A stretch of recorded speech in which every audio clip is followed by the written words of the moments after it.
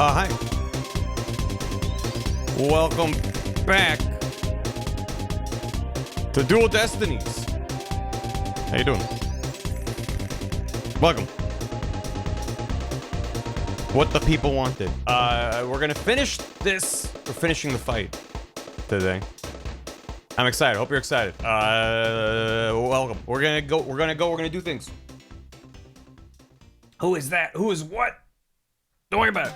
Am I ready? No. Probably not. Oh god. Oh god. Well, thank you. Hold on. Give me a jam. Give me a jam. Give me a... These are all jingles. Anyway. Dark Age of the Law. Someone should turn on a light. Yeah, there you go. Let's get going, because I have no idea how much is left, and I would love to finish it today. But yeah, let me get caught up on stuff. Hello. Jam, Professor. It's good. Is this Billy Hatcher? And you play Giant Egg? This is the Diddy Kong Racing soundtrack. Similar kind of vibes though. How about like this game? I've liked this game a lot. I'm enjoying it a lot. It's I don't know. Is it my favorite game in the series? No, but it's not like a huge step down or anything. It seems very comparable. It's had a lot of fun moments, a lot of fun characters. I think a lot of it is me just very endeared to the animation. But can you blame me when it's this good?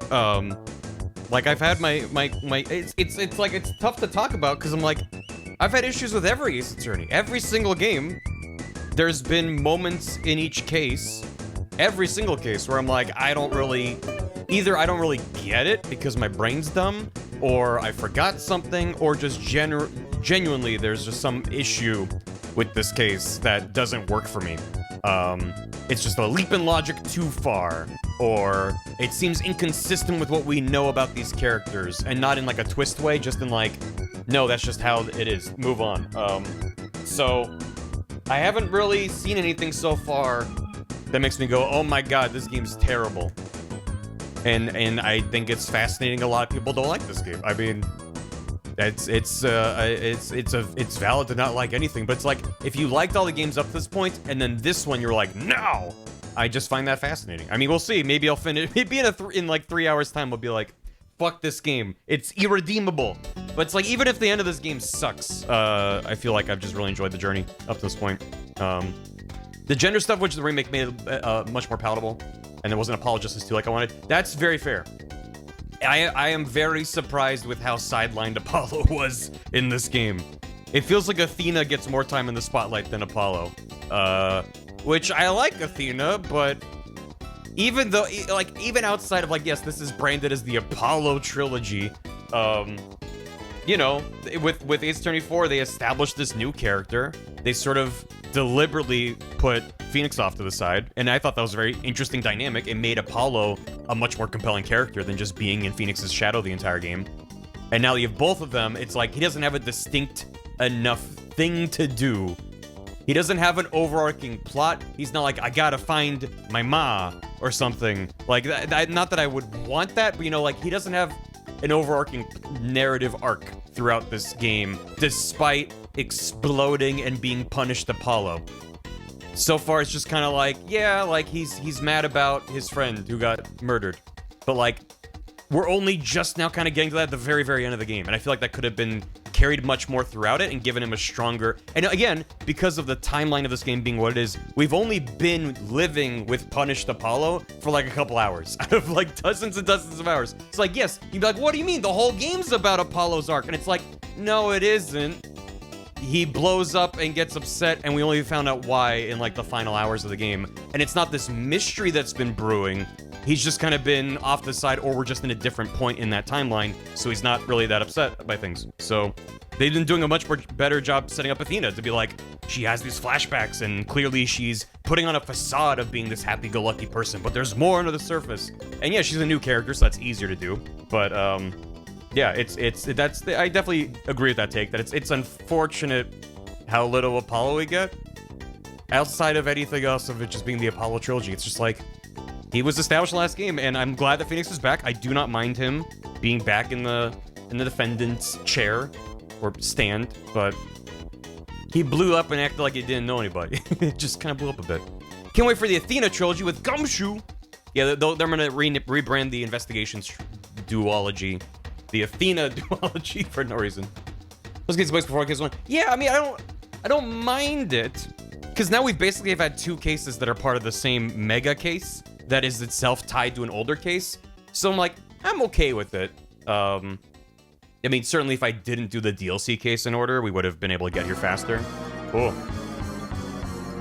Ace 36 is more of an apologist this too. Well, I've heard, from what I've heard, people have mixed feelings about this game, and it seems like Game 6 is sort of universally, maybe not universally, a lot of people seem to dislike 6. So I'm very interested to get there when we get there. That's not gonna be, you know, soon, but yeah, it's like, at this point, I really need to experience an Ace Attorney that everyone hates, because it's gonna be great. It's your favorite? Well, I look forward to playing it. Listen, I went into this one with not low expectations, but just like hesitation, and I've been enjoying it. It's been good. Like the gimmick in 6 over Athena's gimmick. Yeah, Athena's gimmick has been a disappointment, because I think it's very neat. I think it provides a fun change of pace in the case. I like that you don't get punished for being wrong. It kind of feels like the Magatama sequences. I guess that's, to be fair, like, the Magatama sequences and the... I mean, if you fail the Magatama, it just usually takes you all the way out. It seems like they kind of fixed that in this one.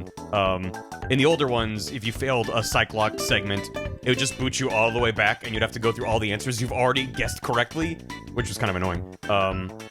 Viz, how we doing? We're gonna finish the game. But then also, Apollo's perceive segments, I don't think you could fail those. You could just be wrong, and then I don't think you'd be punished for it.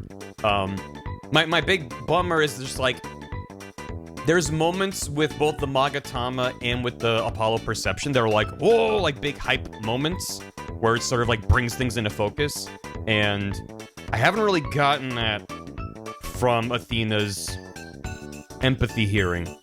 I don't know if I think it's more of just a narrative failing than a mechanics failing. That, like, there's moments where, like, wait, you're not upset here when you should be. And they're like, oh, you got me. And they tell you more. But it hasn't been like, oh, this changes everything. Or like, oh my god, he's got a skull on his hand. Like, something that's just completely insane.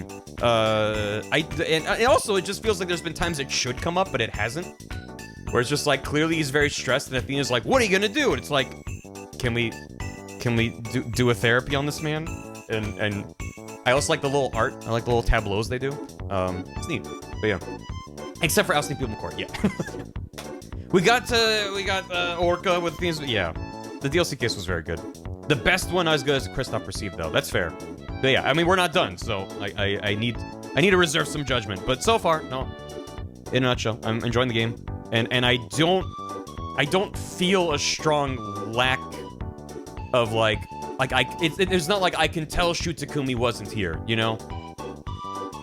If anything, maybe they overcompensated. They knew people would expect complete, just bonkers cases, and, like, there's been some bonkers cases, so it's like approaching self-caricature. That's kind of the risk, is, like, if the original creator's involved and it becomes self-caricature, it's like, oh, okay, well, you know, you can justify that in one way or another. But it's like, if he's not around, other than maybe, like, a consultant a couple times, they can just go in a direction where, like, I don't know if you would have done that, but, like, yeah, I don't know. It's funny, it's charming, it's endearing, it's emotional. It's good. I'm enjoying it. Oh, sure, it'd be a plot point that we have to get to Nate to speak with his voice over his keypad, so we can Moon Matrix him. That'd be kind of nice. If, like, by using the text-to-speech, she's like, I can't listen to him because the emotion isn't carrying through in the same way. It's just the words he's using, not the hidden meaning or whatever. They could have done something with that. I didn't think about that, but you're right. Wasn't here for triggers warning? That's true. Someone mentioned, there are people mentioning, so if anyone has, if there is a trigger warning necessary for stream, let me know. Trigger warning, content warning for this case. Do you have any more specifics to share, so people know if this is a bad time for them? Obviously, try not to spoil anything, but, like, if it's, like, you know, mentions of etc., then I want people to make an informed decision about if this VOD will be for them, or the stream will be. Let me know. I'm gonna get caught up on alerts as you discuss that. Blood, matricide, child neglect. Gotcha. Quite graphic. Okay. I can update the Moobot command. Some pro ZD means I can share how it back. If you need a permit, let me know. A lot more blood than previous games. Okay.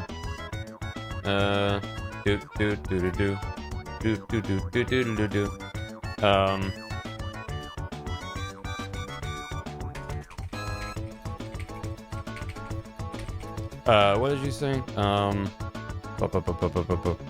Matricide, child neglect. Matricide, child neglect. Great. Alright. I have updated the PTSD 2. Got it, I can update that. But I've updated the CW content warning command. So by all means, please take advantage of that. And stay safe out there. Let me make sure that's fine. Did I have to do the outside part? I'm working on it. Things are getting intense. It sounds like it. PTSD. Gotcha. There we go. All right. Should be good. Thank you. Okay. First of all, in between streams. Hi from Vodland. Hello from Vodland. Hello to the VODs. We're gonna be putting the drama in there. Yeah, no, I mean, these games don't shy away from more intense subject matter. And something I appreciate about it is that for how lighthearted and silly and goofy and wacky a lot of the cases are, almost always, with few exceptions, the root of the case is some, like, horrible human drama. And that is what it's like. You peel back the layers of clown makeup and you're like, oh, there's a person, there's a soul in here. And like, to me, that's like Ace Attorney's peak. The root! Exactly, game. I like the last case split. I mostly like it. Mostly. It feels a little bit weird pacing-wise, because it felt like the last case was like weirdly truncated. But now we're getting more into it here.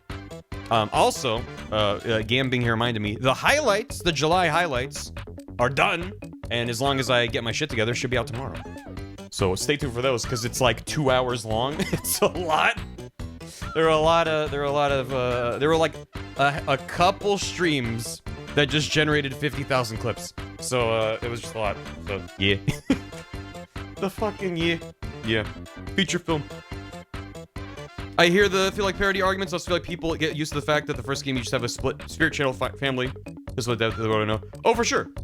That's why I'm not saying this game has become a self-parody. I think that it's such a difficult thing because the very first game in the series had completely bonkers, illogical things happen in it. And it very rapidly just kind of devolved in a way that I very much have enjoyed. That's the risk that they run with going, hey, people might be expecting a certain level of crazy, and we have to deliver it. They could jump the shark. I don't know where that line is. I mean, we've had a spaceman get stabbed, you know, and we still don't really know what happened. So, we'll see. Maybe we have to fight the moon. It's an Ace Attorney 6. Ace Attorney 6 is when you jump the shark. Well, jump the orca, not the shark, yeah. Not the moon. I hope we fight the moon. I hope we get to sue the moon. But anyway, in between streams, Chaotix and Giderick subbed and resubbed. Thank you for that. Hope you enjoy things. Lucy and Chat, thanks for 11 months, almost a year. Senator Surbot, thanks for 100 bits. Beep boop. Duke, thanks for 153 bits. I start my new job at the same employer on Tuesday. Nicole, yippee. Due to the new real early starts, I may not be able to catch a couple of streams a week. Still be around to scamp when I can. I'm excited, terrified, a little hungry, actually. Get a snack. I hope it goes well. Thank you for the bits. Kids on a Civ, thanks for gifting a sub. To Orize 0. Smash, thanks for 100 bits. Animal Crossing Pocket Camp is shutting down. They're actually developing a pay-once offline version where players can transfer their game data. It's excellent in terms of game preservation, actually being able to keep playing the game. I only hope Mario Kart Tour and Fire Emblem Heroes get the same treatment. And also Dr. Mario World, Charlie Lost Gather. Yeah, I'm always a fan. I mean, it sucks that they're making it a paid feature instead of a free feature. There should be a free transfer to an offline version and then maybe a paid version that's like a one-time fee that comes with some extra stuff. I don't know. It kind of sucks that they're paywalling. You can keep your stuff. I don't know the details. Maybe there's a free version. But regardless, yeah, no, it's good that if they are shutting it down. I'm dreading the day that Hitman servers go offline. Because every time I'm playing Hitman and there's a blip in internet and it goes, you're offline, you can't access any of your saves except for your offline only saves. And you don't have access to like half the game. I'm like, why? It's a single player. Why? I don't. If IOI's next game, which is supposed to be a James Bond game, if it has the same online only requirements and is also single player, I'll be like, okay, this is actually indefensible at this point. Because for a long time, a lot of Hitman fans like me were like, well, you know, the first Hitman game in the trilogy was published by Square Enix, and maybe it was like a top-down mandate that they wanted some kind of server stuff. And then I think Warner Brothers helped publish the second one, and then they went to self-publishing on 3. And by the third game, which was fully self-published, also having the same online-only requirements, it was just like, maybe it's just because the back end is like maybe it's just like more work than it's worth to kind of untangle it at this point. But now if they have a brand new game built from the ground up that has the same exact system, we'll be like, okay, something's very wrong with the management at IOI. I don't get it. I don't understand. Like, it's just such a frustrating thing. Anyway, kind of peaked the blood money. I mean, I love the Hitman trilogy. That's no secret, but it's such a frustrating thing to be like, I'm not playing all. You had an online mode. I played it once against Todd on stream even. It was fun. And then it went away. It was a beta. Anyway, it's mind-boggling. Anyway, Sketchy Pixels, thanks for 80 bits. We gotta save Athena. She's in the prison, spinning around with Maya. I did think it was very fun. I do like the way that this game has brought back characters. Not everyone. It's like Edgeworth coming back was a fun surprise. Maya having like a note, but having Pearl come back in a big way. You know, it's like they know what we want, and Gumshoe hasn't come back. Like it's been. I think it's well done. It's not just pure fan service, but it's like no, it's still the same world, but some of these characters are in different places and different parts of their life. It's just neat. Edgeworth X Gumshoe needs to happen. No, it's Gumshoe X Dick Lobster. Oh no, Lobster Cop. the pair is Dick Lobster. That's the OTP. Sad. Mm-hmm. Clavier showing up for 0.3 seconds is weird but fun. Mm-hmm. Yeah, I very much enjoyed him until I heard him speak, and I was like, that doesn't seem like at all how I thought he would sound. And even including like his vocal quips of like objection, you know, were very different. So, Dick Lobster, yeah, Lobster Cop from Frog Detective, and Dick Gumshoe, Dick Lobster. But yeah, Tornado Owl, thanks for 10 bits. Sorry if it's mentioned, we talked about the DK64 vinyl remix briefly. Definitely seems neat. Definitely planning on checking it out.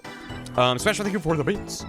With having established and developed characters like Athena and Simon Blackwell, as well as bringing back Phoenix, feels like Apollo didn't get the chance to tell his story that was teased at the end of the last game. Do you like what they've done with these characters? Disappointing that Apollo feels like he's not getting his chance as the new series protagonist. Well, yeah, I guess that's part of his. I wouldn't expect him to be the protagonist, but to be one of the main protagonists, and it feels like he's had the least to do, despite having the most crazy transformation in this game. He's had the least to do up to this point of like the main group of people. I'm not asking for him to have more importance than Phoenix, but like comparable. And I'm not distraught over it. I'm not like, oh man, it does stand out if I think about what are things that I wish were different about this game. I think there's definitely an opportunity to give him more to do, but it's going. The last game of the series before Dual Destinies was 6 years ago. This kind of had to be a soft reboot while still continuing the best game story. That's a fair point. Yeah, because you have basically a pretty steady clip of releases from the first Ace Attorney to 4. And then Shutsukumi worked on, I think he was working on Layton versus Phoenix at this time. And then went on to Great Ace Attorney, if I have my Wikipedia article in my head straight. So yeah, no, it was a big jump from like the early DS or like mid DS to now a 3DS game. So yeah, it was definitely a bit. Both investigation games were between 4 and 5. Did Shutsukumi work on those? What's he up to now? I don't know. The last time I checked, he had apparently worked on a couple quests for the Monster Hunter like Pokemon game that I never played, where you ride around on Pokemon and stuff. Wild. No, not Wilds. He's vibing. He did Grace Attorney and then worked on a couple stories. Thank you. Yeah, he worked on a couple quests. Shut your heck. No. Yeah, he worked at a couple quests on stories, and that was years ago. So I hope either he's been cooking and knows something to show soon, or, as I've said before, I hope he's just like sitting on a beach somewhere with like a big coconut with a straw in it, and he's just living his best life. I hope that he's not like, you know, in development hell on something. I hope it's just going well, or he's doing nothing at all. Nothing in between. I wish the best of him. Last day's there. But that people are like, oh, maybe something, because Capcom's been doing these re-releases. They're doing investigations now, which seems to not have been as expected. So either it's just Capcom continuing to just be great and making these games accessible, or they're also building up hype for something else. Come on, get your clown makeup ready. Ace Attorney X Silk Song, here we go. It's like Nintendo releasing Month 3 for Ace Attorney. For investigations too. Just like, didn't think it would ever happen. We'll see. They're made by the same writer team that did 5 and 6 for making a new mainline Ace Attorney. They decided to work on a spin-off match. Feels like something coming. It's an open secret. It's on the table. Being in works was leaked during the big Capcom leak a while back. Okay. So I guess we'll see. At least at some point, it seems likely it was in development, and maybe it still is. Maybe resources were diverted to something else. We'll see. I would love it. It would be wild to, after all these streams, to play a new Ace Attorney. But I still have plenty of other cases to get through first. Dizzy at Beans, thanks for 28 months. Kurzek Jive, jamming out. Smash thanks for bits. I love how the highlights keep getting longer and longer. Well, shoutouts to Gam. Go follow Gam. Dude does great work with them. It is an honor and a privilege to have Gam shitpost on my behalf. Quibbly, thanks for 25 months. Currently catching up in Vodland. Been great to see Ace Attorney madness again. We're not out yet. I mean, if yeah. At this point, this will be the 5th Ace Attorney game I've played on stream, and there's still Ace Attorney 6, potentially the investigation games, the 2 great Ace Attorney games. Like, we're maybe halfway done with this franchise, and probably not even halfway in terms of hours, because I think the later games are even longer and longer, so do what I can. Appreciate it. Lord Norvam. Forgot about Layton. I mean, I consider it a spin-off, but yes, you're right. Layton as well. Yeah. Anyway, let's play a video game over here. Yeah. No! Alright, what do you want to talk about? Quick, someone give me a subject that I'll talk about for another hour and a half. So don't play the video game. If Investigation Council is Layton, fair enough. Fair enough. Farts. Oh my god. Farts are so funny. What's your favorite movie? I don't really know. Stamina. Oh my god. I was like, I can't, I could go at a fake rant, and I was like, well, actually, Quaternions. Oh, I do love Quaternions. I did play 2 games of Deadlock, the other day, which does have stamina, but it's the kind of stamina I'm mostly okay with, because it's meant to just heavily restrict your movement options during combat, so. But yeah, no, Gam was there. I didn't rage uninstall, but I kind of rage quit. We played 2 games, and I was just like, I'm not having fun. It's not for me. Well, I mean, I'm not giving up on it yet. I do want to give it another go before I uninstall. Well, for one, I'm not a MOBA player. I've never jived with MOBAs. They've never fit in my brain properly. And on top of that, I played through, so when you boot it up, you get a tutorial. Well, you don't have to. I did play the tutorial. It's just like, here's how to move and use your abilities. And then there's one that's like, here's the structure of the game. And then there's one that's more about the flow of the game. And they're like, okay, you're ready. Hop into a game. And what I discovered is that tutorial prepares you 1% of what you need to know to play that game. So, I just, as soon as I was actually in it, I was just making back-to-back-to-back bad decisions and bad plays and dying repeatedly and getting obliterated. And the nature of a MOBA is all about this, like, steamrolling. So as soon as the other team got an advantage on us, it was basically over, but it's like you have 20 minutes of the match left, and it just feels so bad to just every single matchup you're underpowered, and it's like, what am I'm doing everything wrong, so I don't know where to start.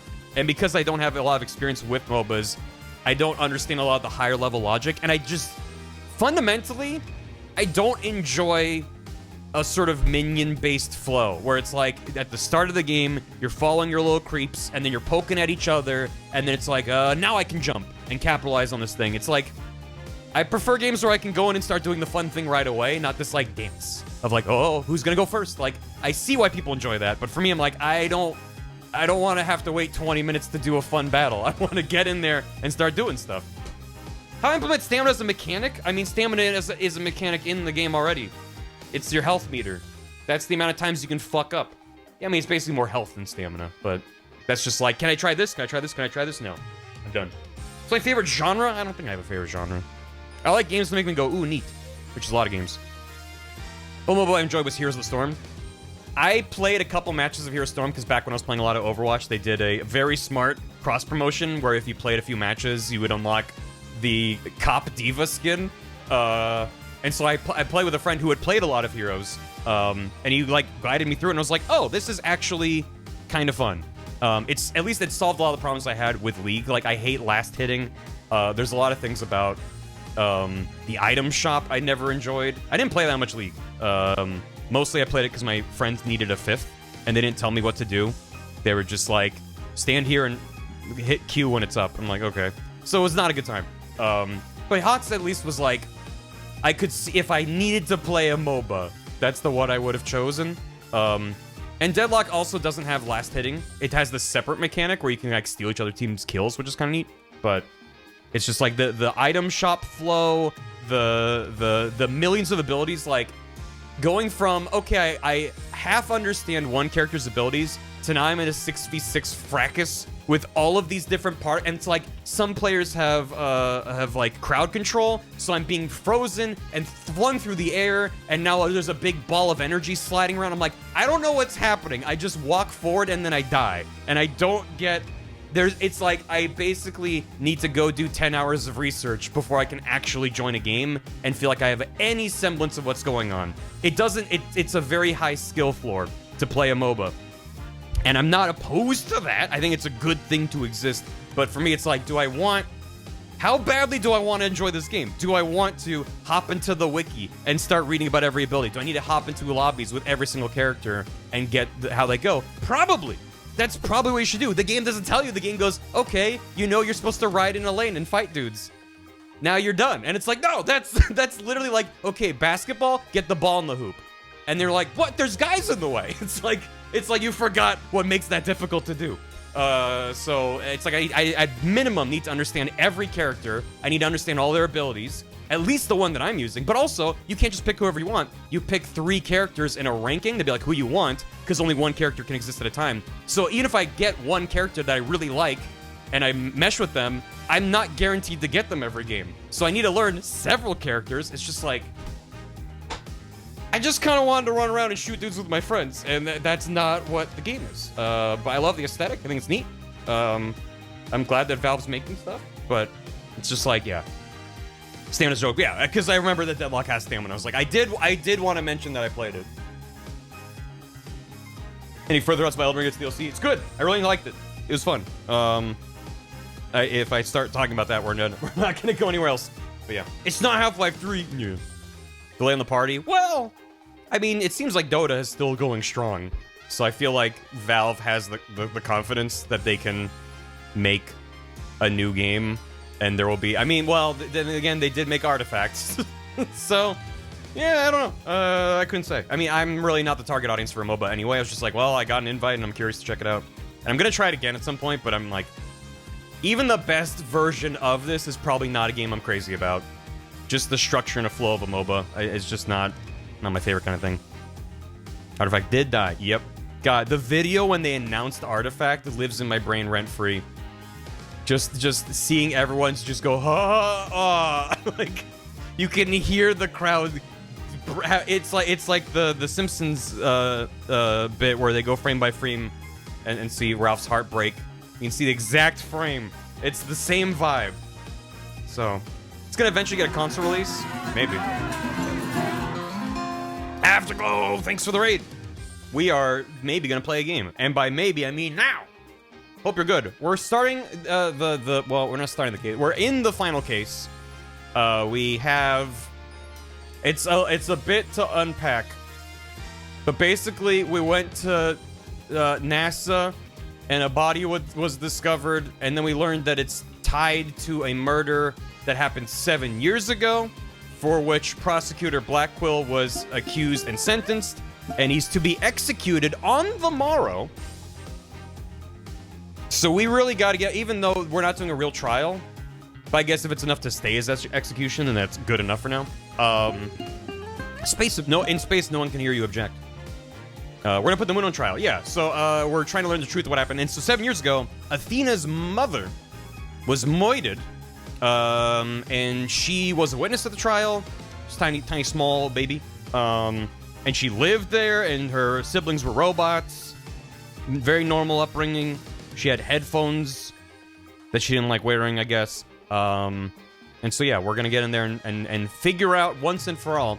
Oh, and also Simon Blackquill has been on the hunt for a so-called phantom for 7 years, who he says is or at least seems to, he's not cooperative with us, naturally, but seems to think that there's some sort of phantom who's responsible, the Phantom of the Opera.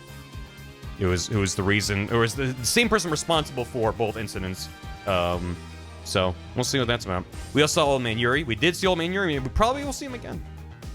Is there gonna be a guillotine in the chorus? They're just building it around Blackquill during the case. Oh, well, yeah, but he's not the prosecutor of the case. It's Edgeworth.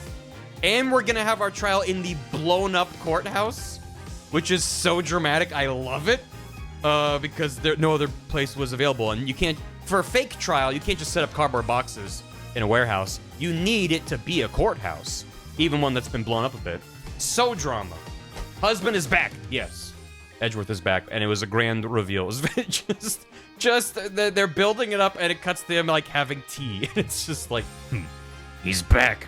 I can only imagine if this was someone's first Ace Attorney, just being like, why is this getting an animated cutscene for just this random dude to show up again? Like, you understand, like, oh, he's got to be a returning character, but like, what a weird way to bring a character back. It was good. And also, Brushell's gonna be in the court for some reason. It's good. Fast got him speeding in his car. Yeah. As soon as I saw the chess set, oh yeah. I mean, when they're like, we're bringing back an ace prosecutor, it's like, it's not a very long list. So, Blackwell sounds like an alternate for Charlie Hedgehog. I'm mad about it. Didn't they say there's a Sonic 3 trailer coming out soon? I'm excited to see Shadow Hedgehog in lovingly rendered movie CG. That's gonna be a disaster. I can't wait. Keanu confirmed officially.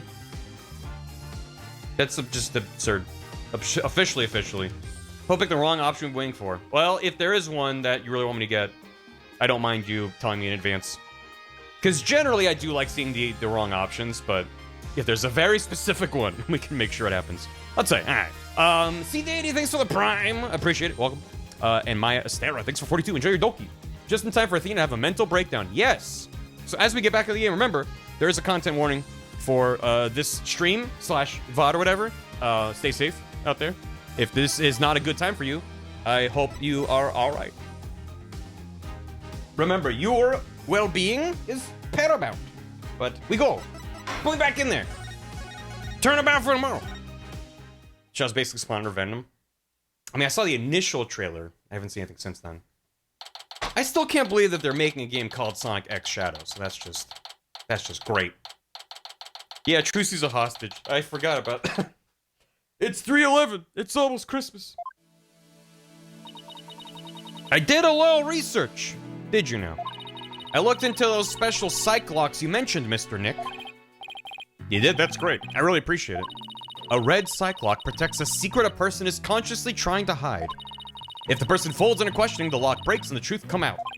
Yep, that's exactly how I got the truth out of Detective Fulbright and Director Cosmos. But a black psych lock protects a secret from the deepest place in a person's heart. A secret that the person isn't even consciously aware of. So even they don't know it's there. Athena isn't trying to keep anything from you on purpose. For some reason, part of her heart and her memories are sealed off, even from herself. Okay, so all I have to do is break the psych locks. According to my research, a black psych lock is like a heavy chain wrapped directly around one's heart. If they're ripped off by force, it could cause permanent damage to their soul. In other words, if I'm not careful, I could traumatize Athena for good. Okay. So if I have a Magatama sequence, don't fuck it up. Pearls, could you stay by Athena's side? Athena brain damage arc. That's a separate branch of the timeline. She must be suffering under the weight of such a heavy burden. All right. But will you be all right by yourself, Mr. Nick? I'm up against Edgeworth. I have to be able to give this trial all my focus and strength. And you can't do that if I'm there. I'll just hold you back. No, that's not it. I just meant I can relax and concentrate if I knew you were with Athena. You're the only one who can do it, Pearls. All right. I'll do it then. Good luck, Mr. Nick. Thank you. Good. God, she was gonna hold me back. Now that my mind is at ease, I'd better get ready. I'll just tidy up the evidence and take out what I don't need. No, my cool evidence. I've been making a collection. Right, her hearing. So from a real moon rock. I forgot about the moon rock being important. And if we go even tangential to Ghost Trick, I'm gonna start screaming. It's time to end this nightmare that started 7 years ago. Yeah, no. It seems important. Being personally fair, it's here, she's fun. She's good. December 20th, courtroom number 4. Defense, prosecution, and judge. There are even people in the gallery. Really? The roof has been completely blown off, and the walls have collapsed. Thank you for the bits. But today, this ruin is my battleground.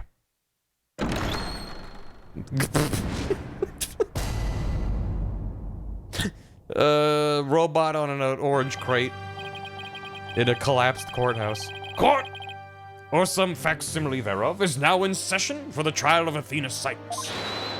Hold it. Not a facsimile, old man. This is a proper official trial. Take this more seriously or you'll start hearing the bones of the hostages snap. Please try not to upset Miss Blackwell, I'm begging you. Court is now in session for the very serious and very proper trial of Athena Sykes. Oh, look at him. Oh, he's got that DreamWorks smile with the one eyebrow up. This is no trial, it's nothing more than a ridiculous farce. Edgeworth, please! What did you say? Edgeworth, did you not hear what I just said to his honor? However, this ridiculous farce has a very important meaning for our legal system. Recall the case of the Yor-1 incident in which a prosecutor was found guilty of murder. That case ushered in the odious dark age of the law. I see what you're after. If we can find the real truth behind that case today, precisely, the darkness will be dispelled and glory shall be restored to the court system. I'm sure that's what happens, and then Ace 26 is just like a bunch of cooking mini-games, and crime is no longer a thing. Prosecutor Edgeworth, you sound as if you know something of this truth. I do indeed. A new suspect has emerged in the UR1 case. Cooking Daddy. Well, yeah, for 7 years, Simon Blackwell has refused to speak in order to cover for someone else. Brace yourself, Phoenix. Here it comes. I'm sorry, Wright, but the situation is what it is, and I must do what I must. The prosecution moves to indict Athena Sykes on the count of murder in the 1st degree. Oh. Did she do it?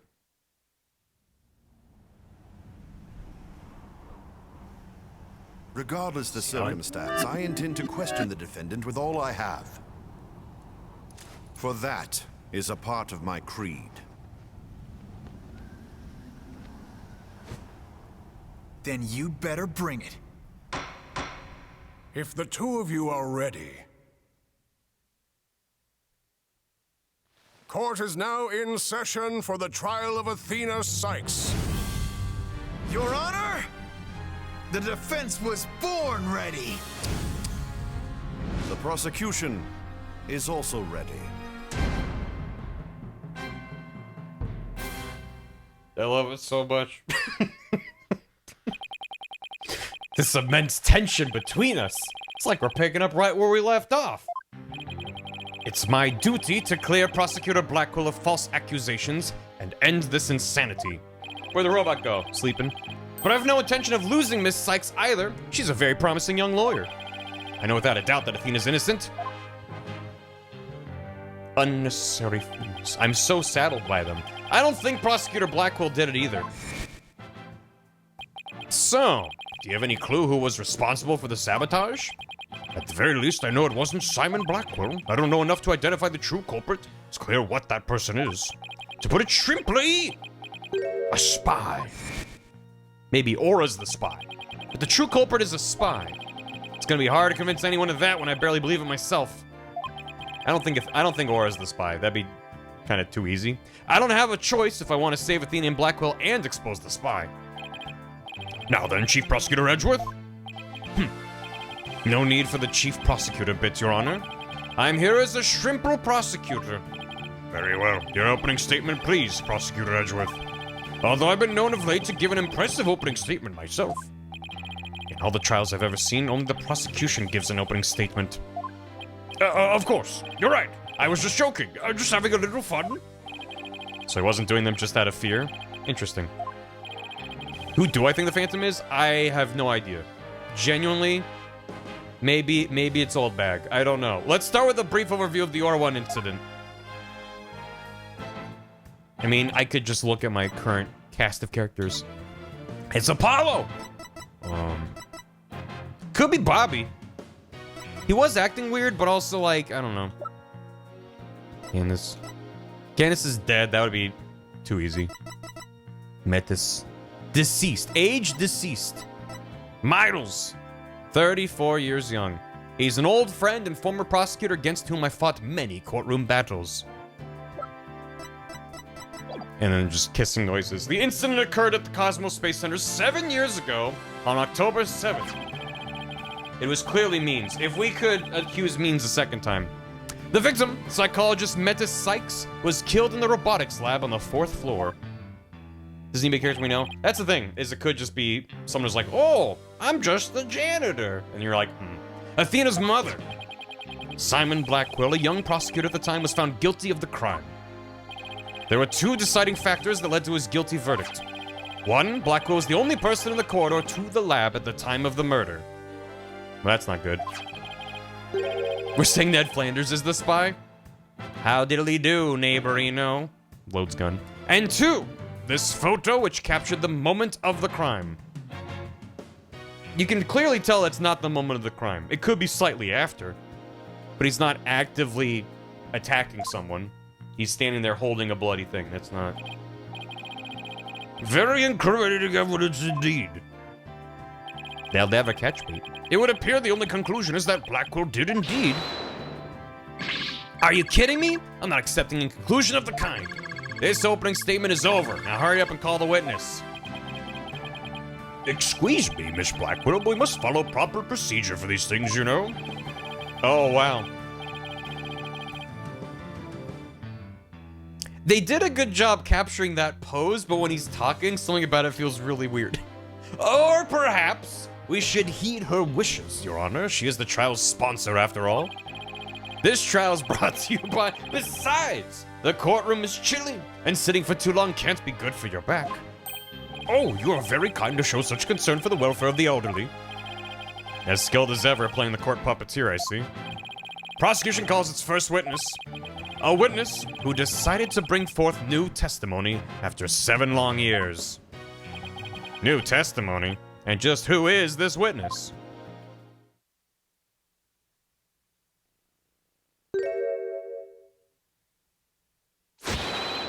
Bobby Fulbright's the name. In justice we trust. What are you doing here? I'm just here to speak for the hostage taker, Miss Aura Blackwell.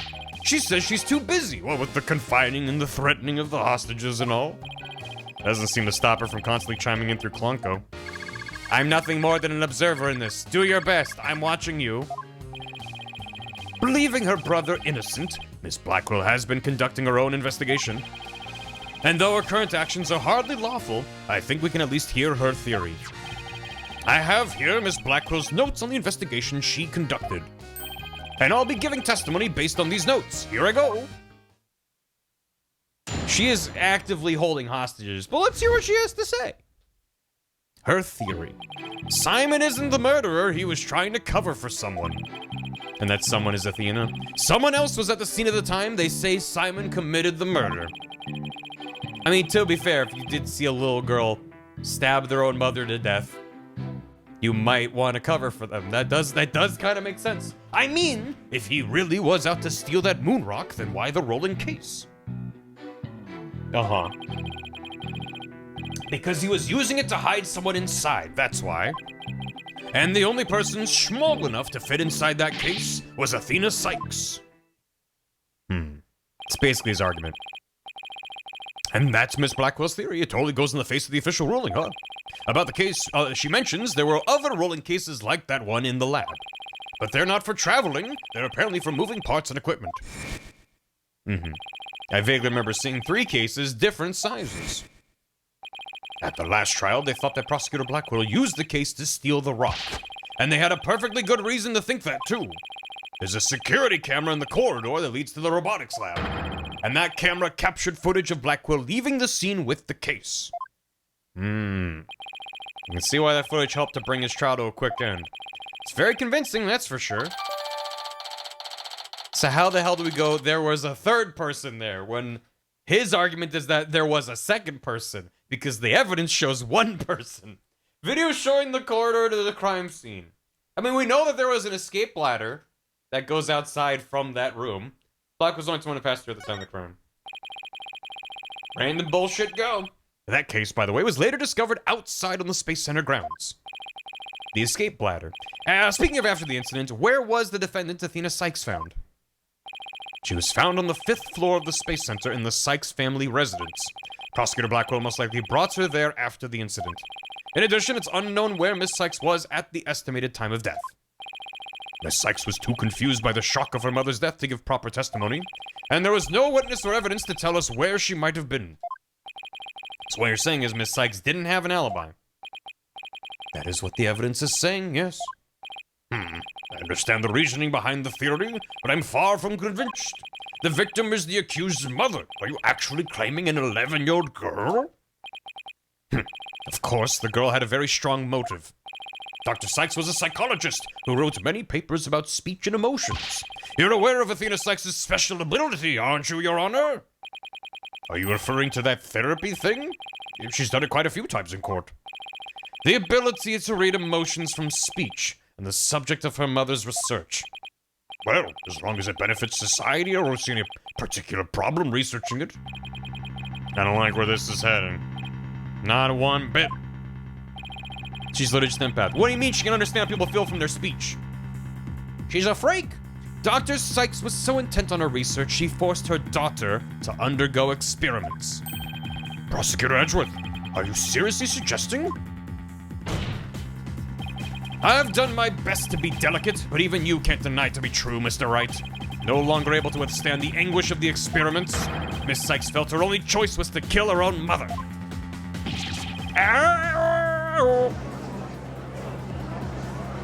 All the rubble. Order! In the court, what a tragic story. I hardly want to believe it myself. But we must proceed, Mr. Wright, if you could. Detective Fulbright, refer to the notes. He read a statement, and I'm going to cross-examine him on a statement that he didn't write. This is good. Simon isn't the murderer, he's trying to cover for someone. Hold it! Nuh-uh. Why is Gorham destroyed? Because it blew up. So Prosecutor Blackwell willingly accepted a death sentence to protect someone else. That is precisely what Miss Blackwell appears to believe.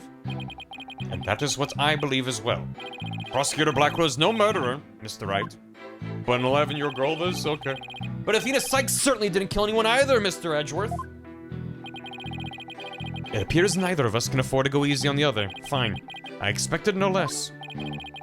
Oh, I remember this tense atmosphere. It's so invigorating. I'm only reading notes here, but yeah. I feel extra invigorated too. Let's keep going.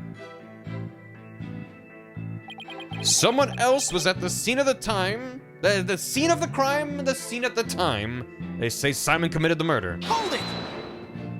The judge is us. But that's just speculation. Objection! No! Miss Blackwell has proper grounds for her claims. Objection! Edgeworth has no reason to believe he can beat Phoenix in a case like this. He walked into the funhouse to see Phoenix. Well, he said he was going to help us find the truth. So I'm inclined to believe Edgeworth doesn't actually believe that Athena did it, but he's playing the role of prosecutor to give us someone to be like, well, here's the flaw in your logic there. Here's the flaw in your logic there, to drive us to the truth. So, yeah. Then why, which is great, why didn't you say so in the first place? Objection!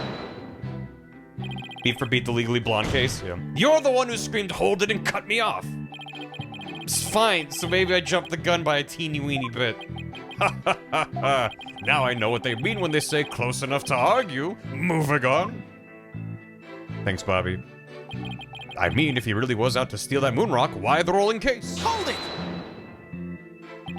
This rolling case, I suppose you mean this one. That existed in the photo with Prosecutor Blackwell in it. Close enough to kiss? Even Bobby knows. Everyone knows. But what was absent when the crime scene photos were taken.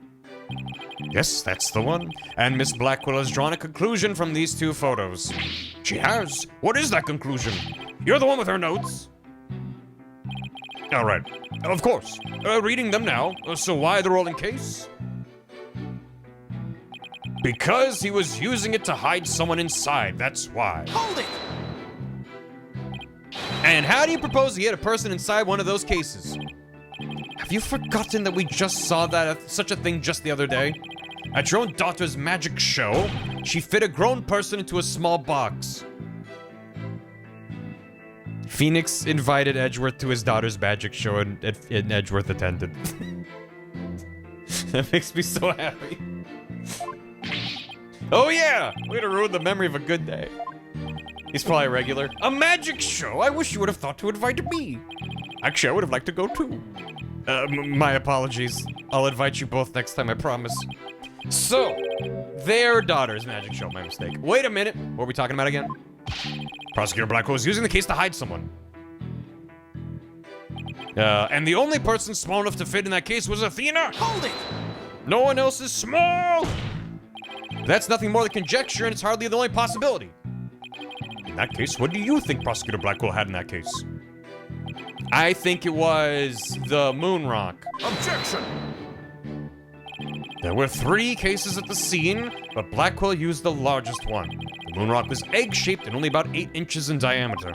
It wouldn't have made any sense to use the largest case there just to move that rock. Objection!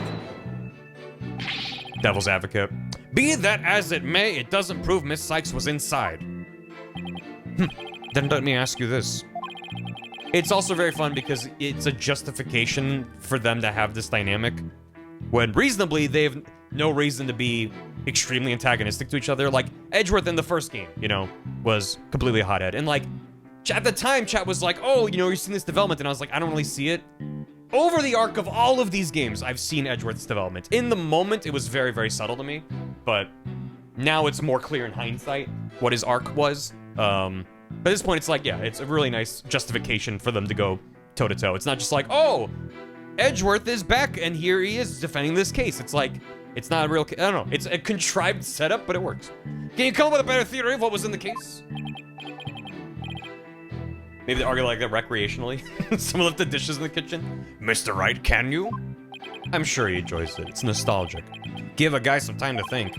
Let's see. Should I try to bluff my way through what could have been in that case? Let's say don't bluff. Yeah, first. I better wait and see how it goes.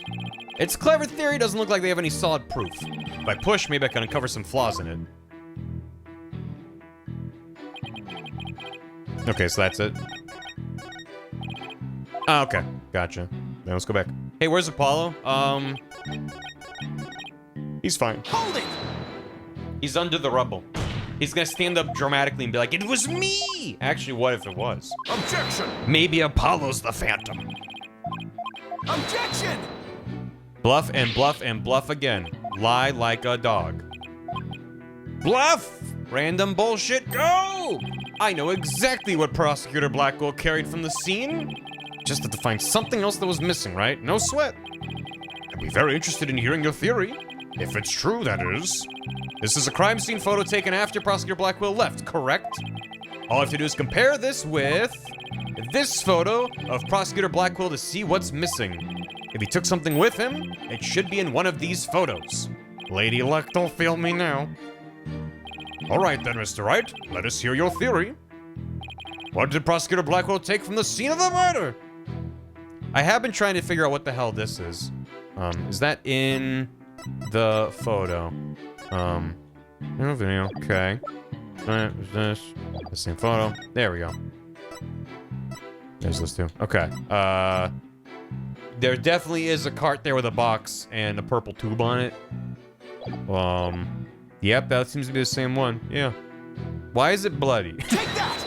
Were they assembling Evas? Please notice that there's a robot part on top of the cart in this photo. However, in this photo taken after the crime, the robot part is gone. The thingy-majig. Why does it bleed? In other words, this part is something that was taken from the scene of the crime. Robo-blood? They're selling Gundams. You do appear to be right. I don't see it in the second picture. It's just a piece of junk. How important could it be? Is it really just an insignificant robot part? Speaking of which, what are you looking at? I'm gonna start charging it for each glance per eyeball. Stingy, stingy. What happened to the age of free previews? Huh? What? I mean, like, what a way to phrase that idea. Your Honor, about this robot part. Doesn't look like it could be an arm from that robot there? Well, now that you mention it, it does, doesn't it? But the case is still too big to be practical for just the moon rock and the robot arm.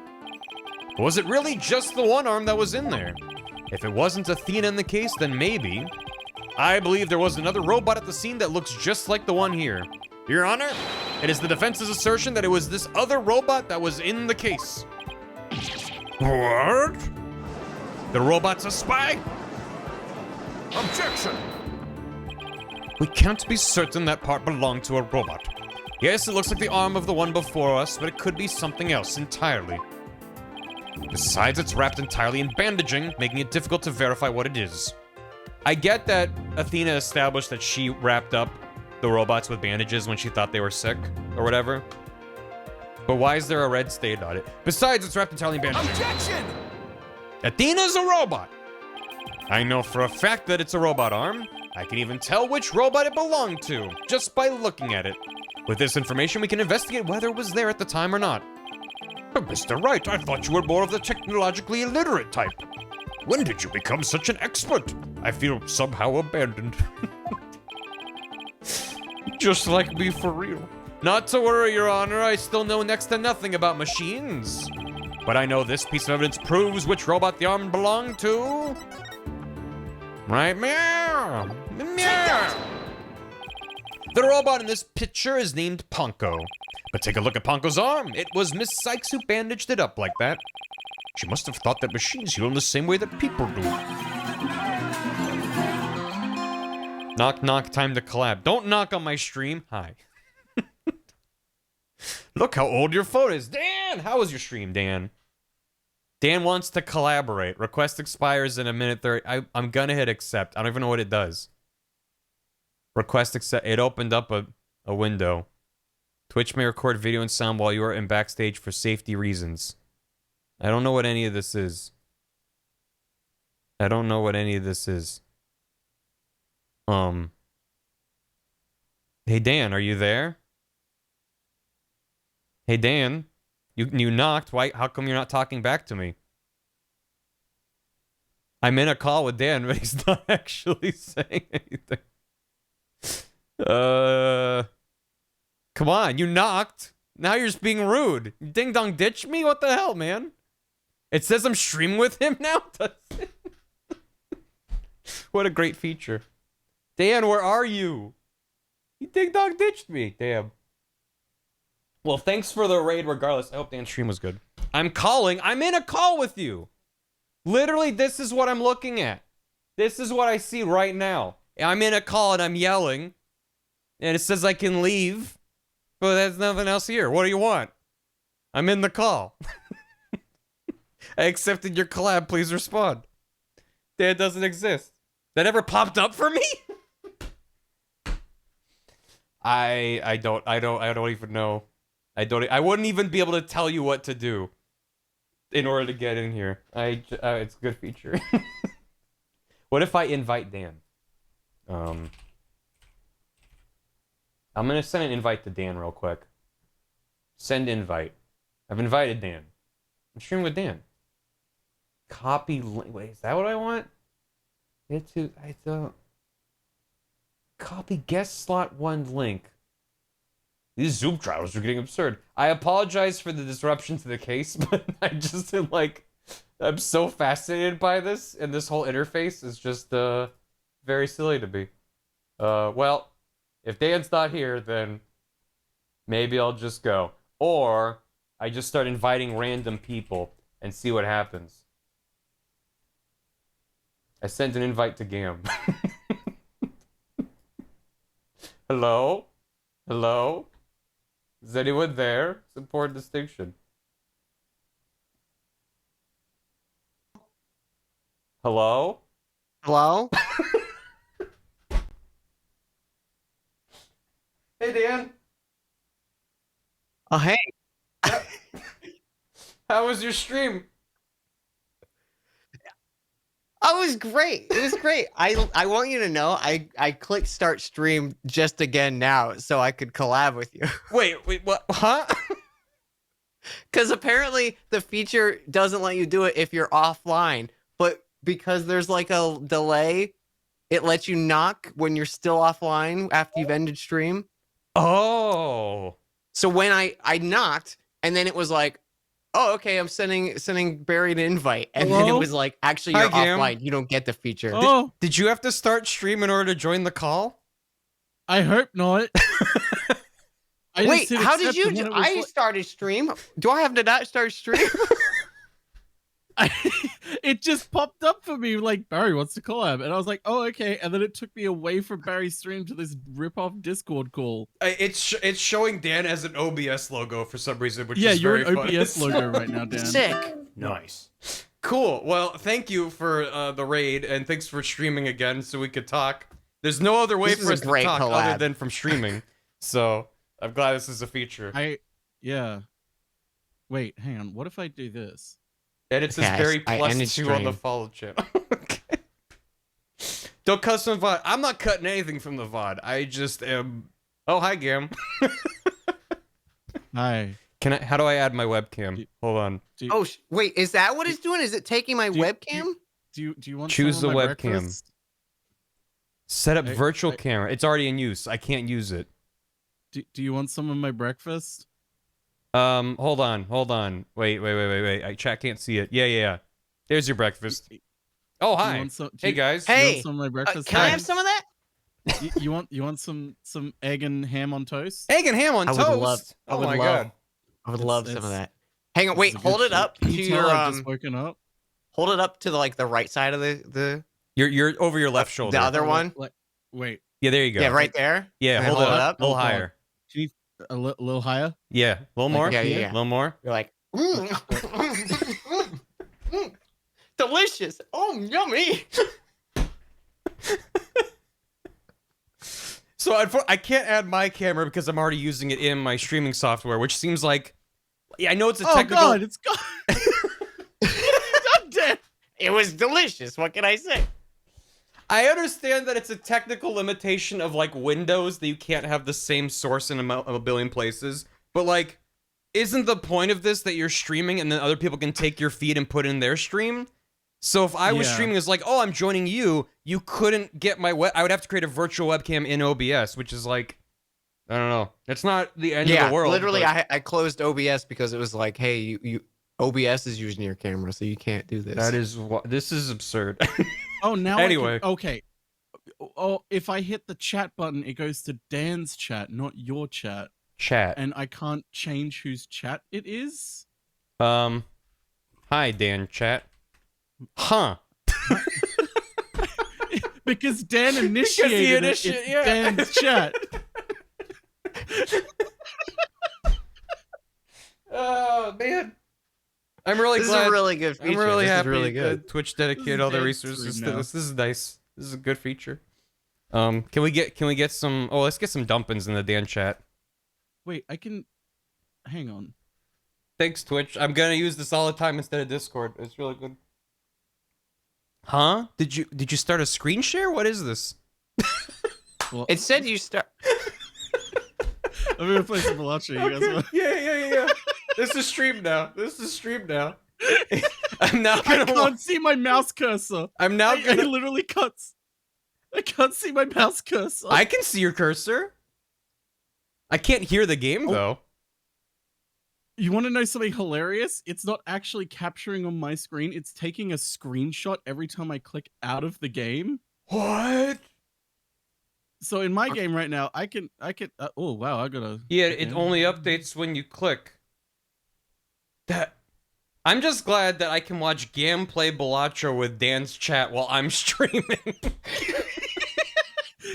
Thanks, Dan Clancy. Thanks. Wait, can I stream a game too? Can you?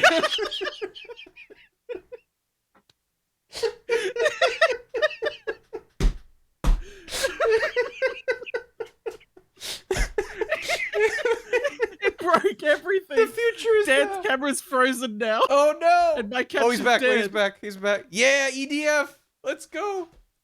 Wait, my capture's gone now. Can you start your capture? Is it- Only my capture. You're not my chat and my capture. We can only do one capture? Oh my god. I'm crying.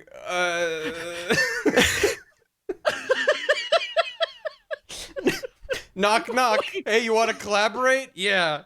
What do you have in mind? I'm taking over. I'm taking over. Hey, Barry, knock, knock. You playing Ace Attorney? No, you're not. I'm No. playing EDF. Not anymore, you're not. This is the dark age of Twitch. This is what the people want. Yeah, that's what I want. I mean, Dan's capture's Barry, working.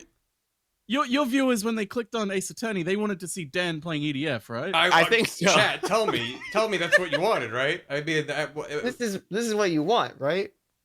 I can't imagine there's a single person watching this who's mad that I'm not playing Ace Attorney right now.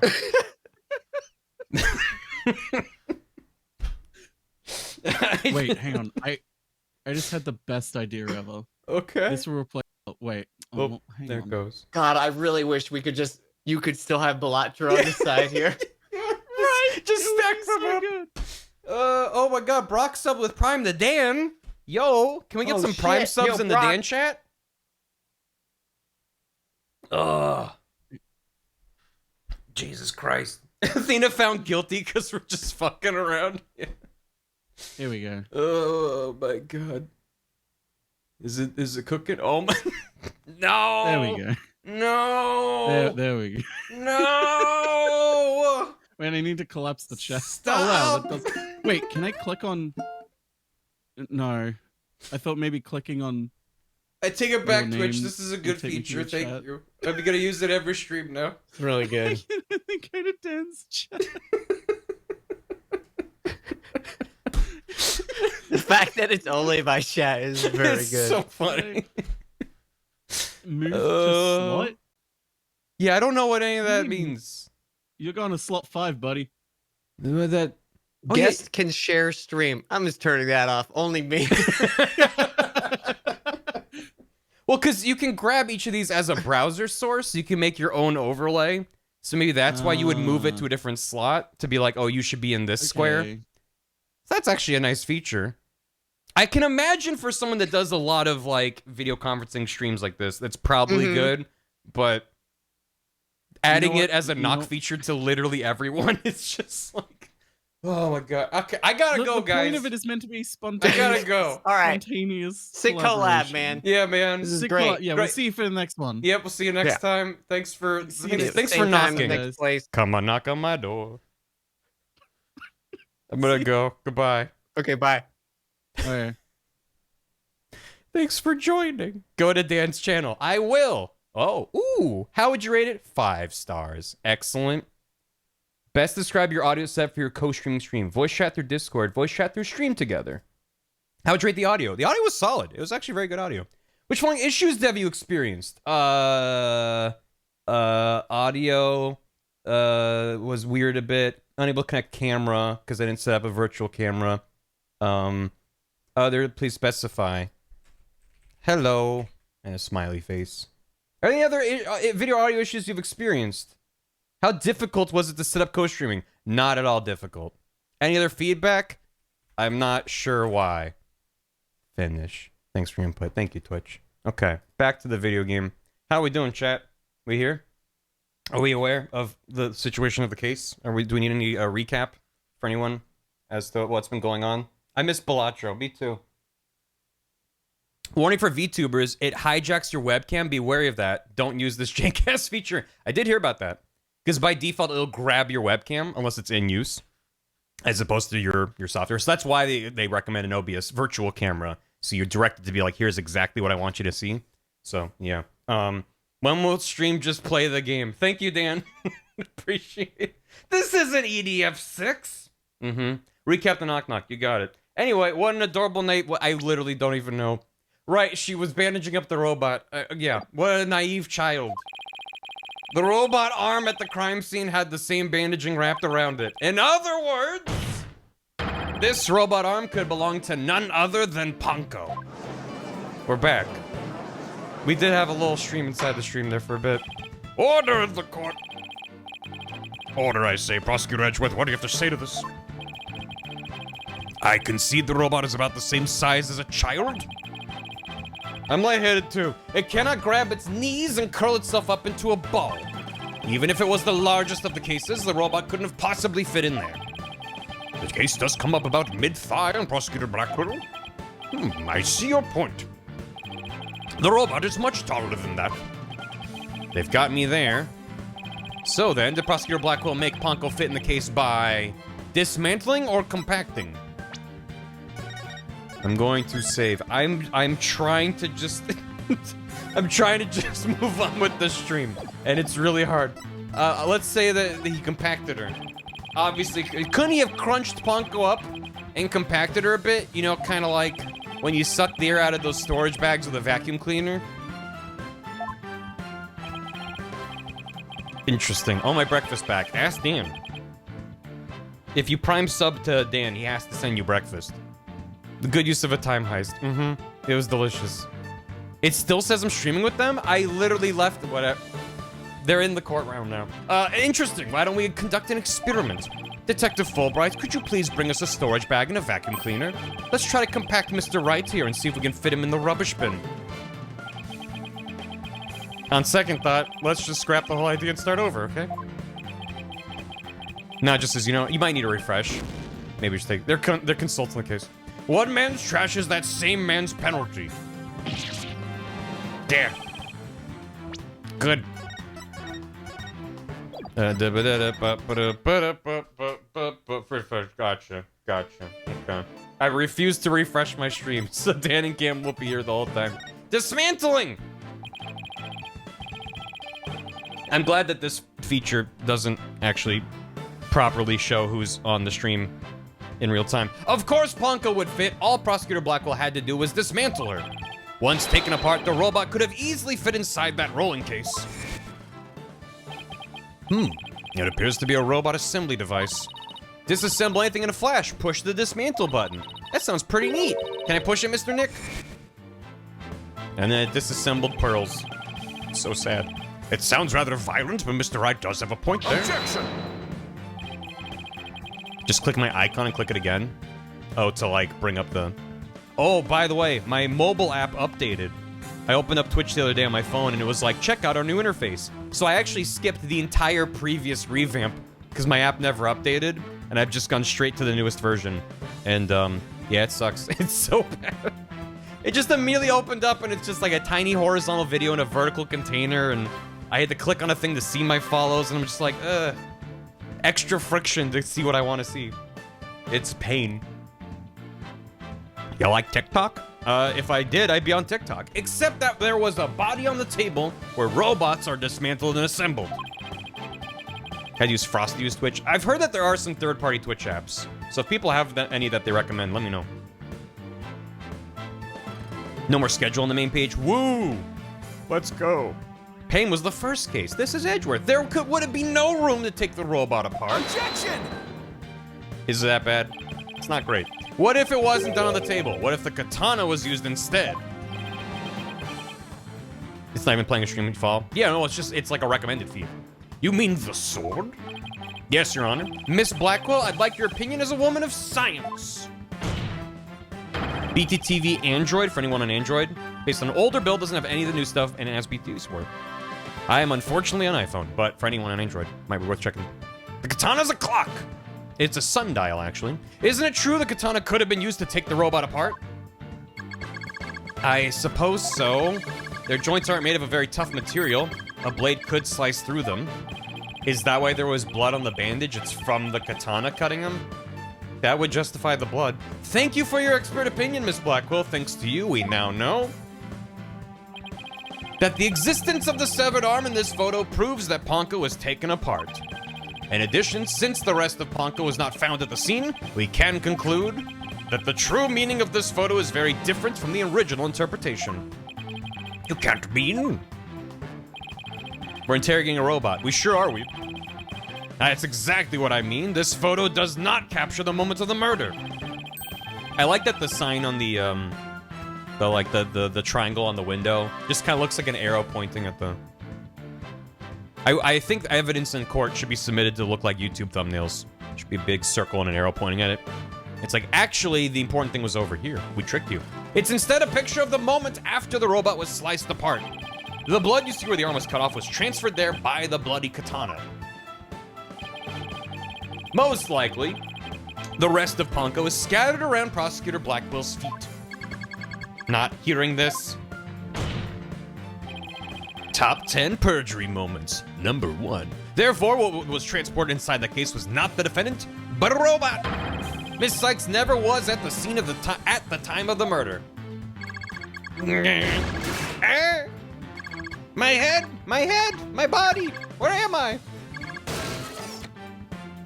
They're back. Maybe I won't miss number 2 in the Hall of Circle. It was a sneaky 2. Order in the court. It's true that Ponko was found in pieces after the murder. Okay. And I'll admit I repaired her myself afterwards. Nice. Random bullshit go works again. There's a bloodstain on the end of the robot. Yeah. Taking the robot apart. I'm finally making some progress.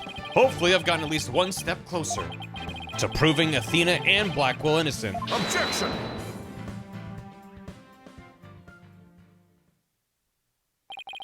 Well played, Mr. Wright. You've made your point abundantly clear. I concede that it wasn't the defendant inside the rolling case, but the robot. All right, what's going on here? It's never good when he plays things this straight. Does the prosecution withdraw its claim that the defendant was carried from the scene? No, Your Honor. My claim hasn't changed. Objection! Where's Glasgow? He took them off at the beginning of the case. But Ponko and Miss Sykes couldn't have both been inside that case. Objection! Are the people in the gallery? Mm-hmm. They sure are. The notion that the case was used to carry Sykes was Blackwell's theory. I've been of a different opinion from the outset. Now I finally have the opportunity to voice my theory. Oh, it's just so funny. Thanks to the defense. Edgeworth. He's been one step ahead of me this whole time. In that case? No, not in the case. How do you propose the defendant left the crime scene? Shrimple. The footage only shows Prosecutor Blackwell from behind. What's more, he's holding his arm in front of his body as if he were holding something or someone. What? That's hardly evidence. He thinks he's carrying her in one... I mean, he's walking very casually for someone carrying another person. She was 11. That's not a baby. That's not like someone cradling your arm. That's a small person. He wouldn't just be like, doo-doo-doo, walking along on the tip of his finger like a Harlem Globetrotter with a ball. I have proof. The surcoat Blackwell was wearing. The victim's blood was found on the front of it, and the stain had a highly distinctive shape. A blood stain with a distinctive shape? Please continue, Edgeworth. 7 years ago, the defendant was known to constantly wear a certain item, of which there is only one in the world, a special pair of headphones made just for her. She always wore these big, heavy-looking headphones. She said her mother made them for her as part of her research. Now you can hams on mobile, let's go. Analysis showed the bloodstain to be in the exact same shape as these headphones. In other words, this was no mere blood splatter. The blood went from the victim's body to the headphones, and then was imprinted onto Blackwell's coat like a stamp. A most gruesome stamp indeed. There is a lot of blood in this case, huh? Blackwell carried Sykes, who had been hit by splatter, away from the crime scene. This proves that Athena Sykes was without question present at the crime scene. And that concludes the prosecution's argument. His bow is very good. She had wearing them. Why don't you take them off while murdering her mom? Maybe the headphones were like, kill her. Maybe that's what was in them. They were programming her like a robot. If the defendant was indeed of the scene, it deepens the suspicion against her. Objection! But we've also shown that the robot was there at the scene as well. Objection! I hope you're not making the ridiculous claim that a simple robot was the real murderer. I don't really think that, no, but you can't say the possibility isn't there. Detective Fulbright, was the robot questioned at the time? No, I don't see any record of it. I believe it was considered unrelated to the case. But as it turned out, the robot was actually integrally related. Integral to the case. Your Honor, the defense would like to call Ponko to the stand. A robot witness? But as long as it's not a female robot witness. Order in the court. Prosecutor Edgeworth, what do you think about this? Mr. Wright has called all manner of witnesses to the stand over the years, so why not a robot? I hear just a few months ago, actually like a few weeks ago? No, a few months ago. Didn't he have a Zoom call with a whale? This was an orca, not technically whales. Why not a robot? Nothing surprises me anymore with him. Very well, I will allow the witness. Bailiff, summon the robot! The robot named Ponko. It was over Twitch, right. We used the new Stream Together feature. Witness! Please state your name and occupation. My name is not Witness, my name is Ponko! I realize that, but when you are at the witness stand, you are the witness. No, I'm not, I'm Ponko. Say it with me, Ponko. What an utterly inflexible little robot. You're the last person who should be calling anybody inflexible. Also, your eyeliner is running. Edgeworth, you might want to take a look at that. You remind me of my grandchild who just learned his own name. Oh, how precious. All right, Ponko. I'm going to ask you some questions. It's sexy kind of. Something, reach and flexibility. Questions! You have questions, hooray! What are your questions? I want to know if you were there at the scene of the murder of Meta Sykes. It was 7 years ago on the 7th of October around 2 p.m. in the robotics lab. Certainly, just one moment. Searching data. Search complete. What happened in the courtroom? Exploded. I was there in the robots lab. It would seem this robot's testimony is necessary to this case after all. This is great. I just knew Ponko must have seen something important. A murder committed right before this poor little girl's eyes. It's inexcusable. The judge seems ready to adopt Ponko as another grandchild. So, little Ponko, do you think you can give us your testimony today? What the robot saw. What that robot doing? What I saw. Beep boop. I went to the robotics lab about 2 p.m. for my regular recharge. Just as I was about to charge up, Athena came in and hugged Mommy Metis. And then Mommy Metis fell down. After that, I was recharging, so I don't know anything. After I charged up, I was cleaning the room, and Mr. Simon came in. And then an error occurred. There's no data after that point. I am imagining Blackwell came in there and Ponko was just mopping up a pool of blood. Just do. Oh, hello, Simon. How you doing? And he's like, what the hell? Well, it sounds like the defendant was without question at the scene. However, it doesn't appear the witness saw the actual moment of the murder. I disagree. This testimony shows that the defendant did indeed commit the crime. But at the end of the day, we mustn't forget that this witness is still a machine. Being a robot, its understanding and capacity to express itself are limited. So what are you suggesting? The witness's statements need to be interpreted. For example, the terms hugged and then later fell down. Adults don't usually fall down after being hugged by a child.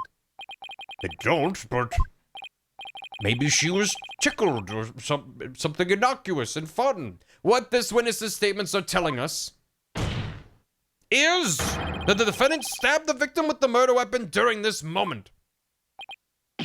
What? Drove a katana through her heart. With a hug?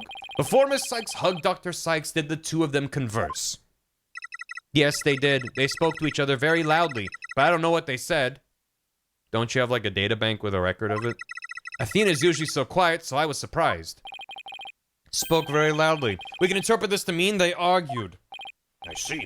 Murder after a heated argument, and then the victim fell down. I agree, it does sound like a reasonable interpretation.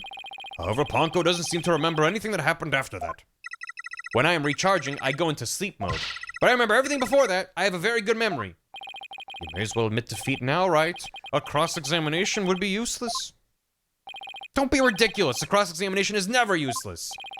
Sometimes useless. Until now, think about it. Robots don't lie. No, but they do hallucinate. This robot is both an important witness and valuable evidence at the same time. Nevertheless, I will have my cross-examination. I see you haven't changed. You never were one to worry about wasting time. Very well, even if it may be a waste of time, you may proceed, Mr. Wright. I'll show you both just how fruitful any cross-examination can be. Do they dream of electric sheep? Do they? Do they, Gandalf? I went to the robotics lab to charge. Hold it! Yeah. Your regular recharge, what is that exactly? A dream of electric orcas? I have to refill my battery's power, else I stop working and die. I go to the lab to do that. So that recharge occurred around 2 p.m. around the time of the murder. That's right. Oh, oh, you gave the robot such big sad eyes. Oh, it's very good. Thank you. Who, me? I didn't sweat this no murder. That's right, I go every day at 2. They make a Barry robot. Just as I was about to charge up, Athena came in and hugged Mommy Metis. Hold it! Hugged her, huh? Which Edgeworth took to mean stabbed her with a weapon. You said the two of them were talking before Miss Sykes hugged her mother, is that right? Yes, they were talking very loudly, but I couldn't tell what they were saying. Couldn't tell? Even though they were speaking so loudly? I'm only allowed to listen to voices that are directed at me. If it listened to every voice, it would be little better than a mobile eavesdropper. Well, that explains why some of Ponko's testimony is so vague.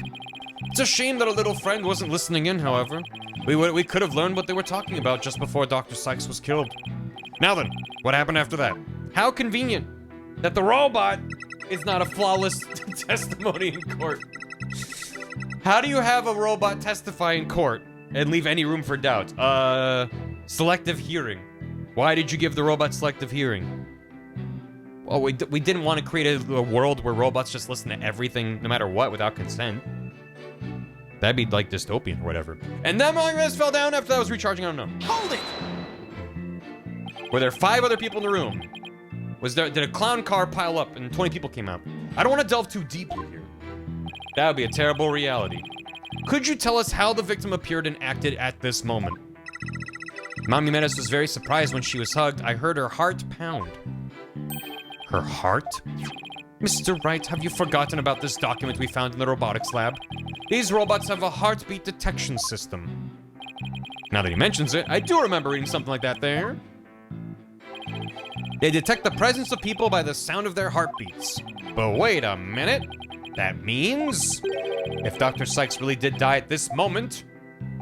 Ponko, how was Dr. Sykes after she fell down? Could you still hear the sound of her heartbeat? Let's see, the moment she fell, her heart was pounding. After that, I don't know. I started recharging just then. Of all the unlucky things, unlucky timings, if you had heard anything after that, it could have possibly proved the hug wasn't actually the moment of the murder. I'm very sorry, I'm afraid I don't know. I'm very sorry. The robot is designed to go into sleep mode automatically, so it can't be helped. But it does appear it detected an increased heart rate at the moment of the stabbing. After Mommy Menace's heart started pounding in surprise, she fell by the window. It was the round window on the workbench side of the room. The workbench, huh? Ponko must be talking about that table to the right of where that giant robot is now. Over there? Is there something critical in Ponko's statement just now? Yes! Thank you for the bits. Your Honor, I believe the statement is critical. I'd like to add to her testimony. Very well. Ponko, could you please add that statement to your testimony? That's a good little girl. He likes the little robot. Mommy Menace fell down near the round window on the side of the room. Hold it! It'd be dumb enough to be legit, so I'll keep it to myself. There are 2 round windows in the robotics lab. Which one did you mean? The one on the right, near the hanging scroll. That hanging scroll is Mommy Menace's prized possession. Okay, in the pictures of the crime scene from 7 years ago, there's definitely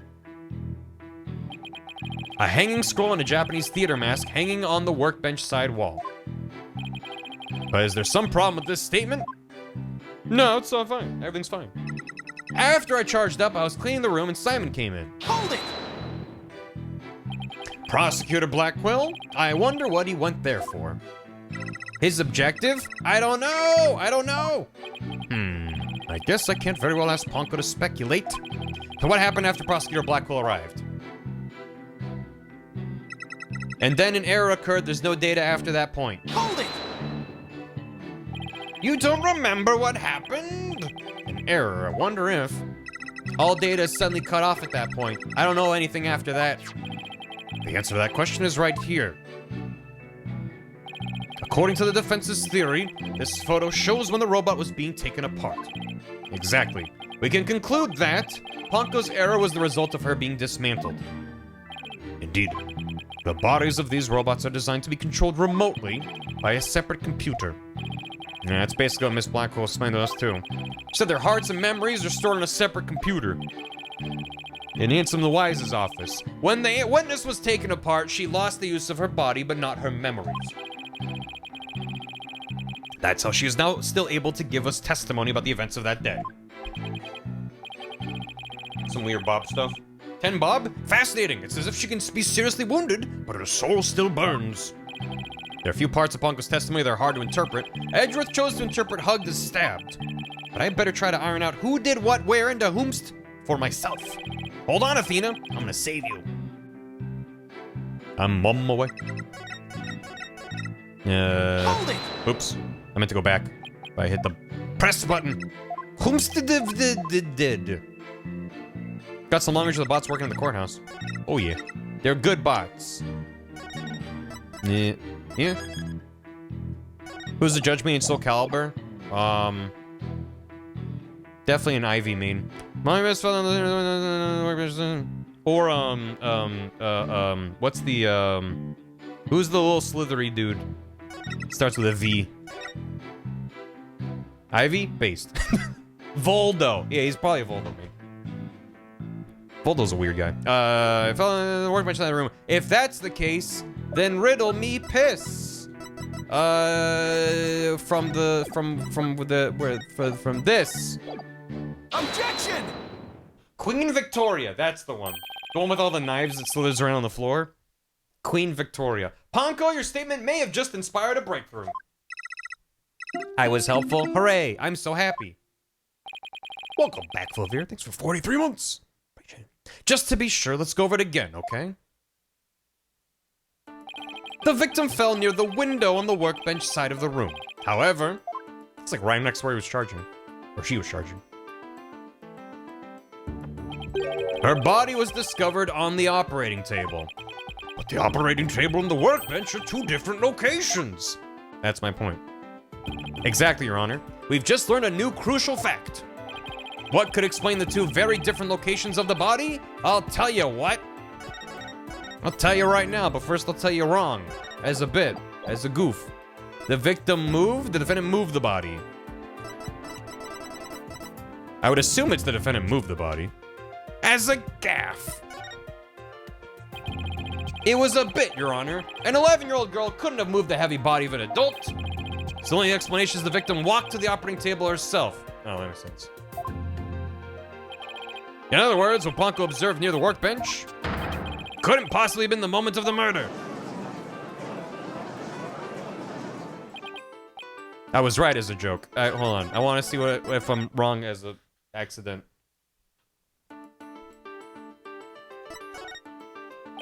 I forgot the defendant was Athena. I was thinking like maybe the robot moved her. The fact that the body was observed in 2 different locations indicates the defendant moved the body. That does seem like a plausible explanation. Is that really your final answer? Huh? Oh. He's right. A little kid couldn't possibly move an adult body like that. And the last thing I want to do is cast more suspicion in Athena's way. Mr. Wright, your response? Can you just forget I ever said that, Your Honor? Please? I can't and I won't. Here's a reminder for you! Oh, I need to think this through. What could explain it? That makes sense. Let me try again. I got it right. There we go. It says I'm streaming at the end game. Yeah, they're in the courtroom. She moved! Check out my badge, Your Honor. Look at the shiny.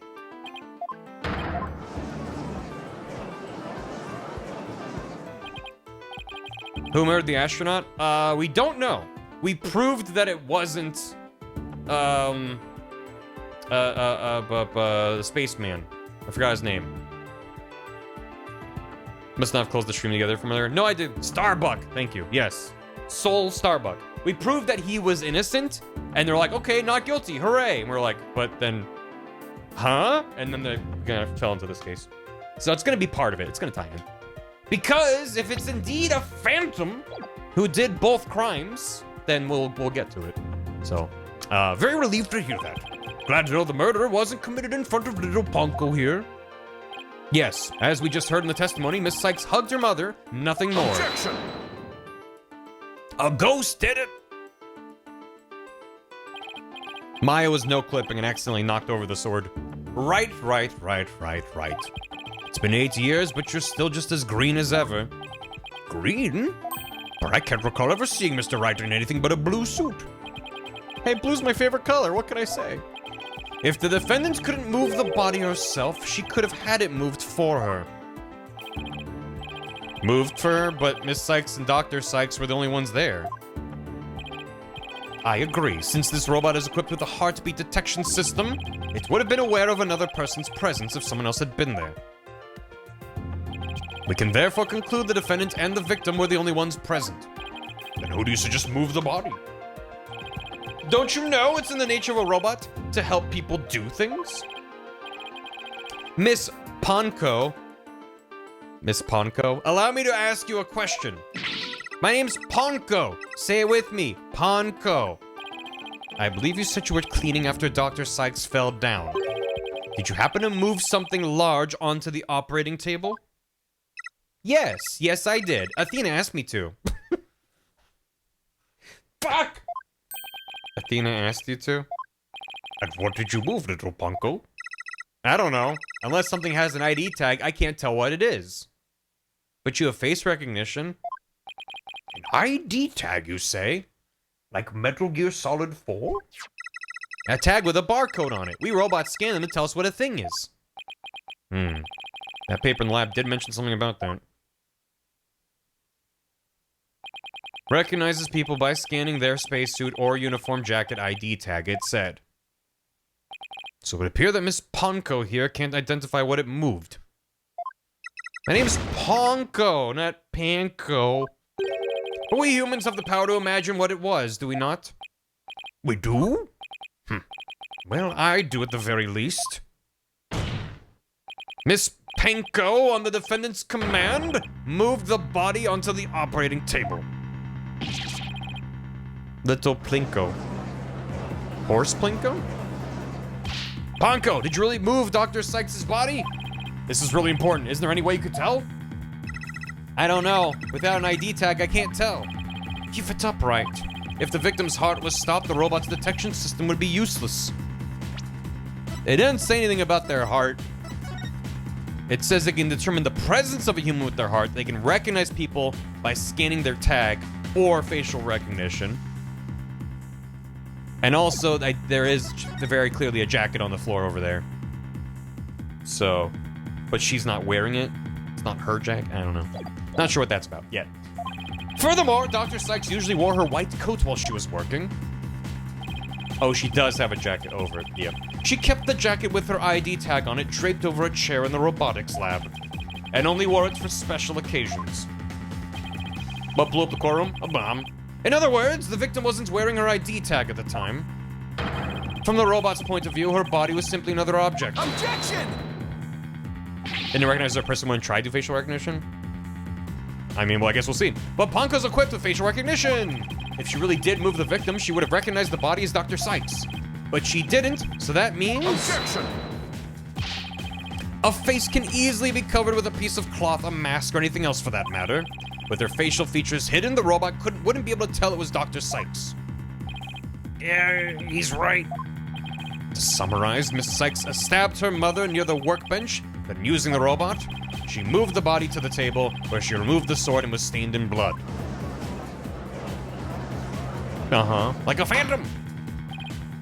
Maybe the mask flew off the wall like a Phanto from Mario 2, and she said a Phanto did it, and they heard Phantom because she was small, and it all goes back to Mario 2. If that's the case, then I have a question.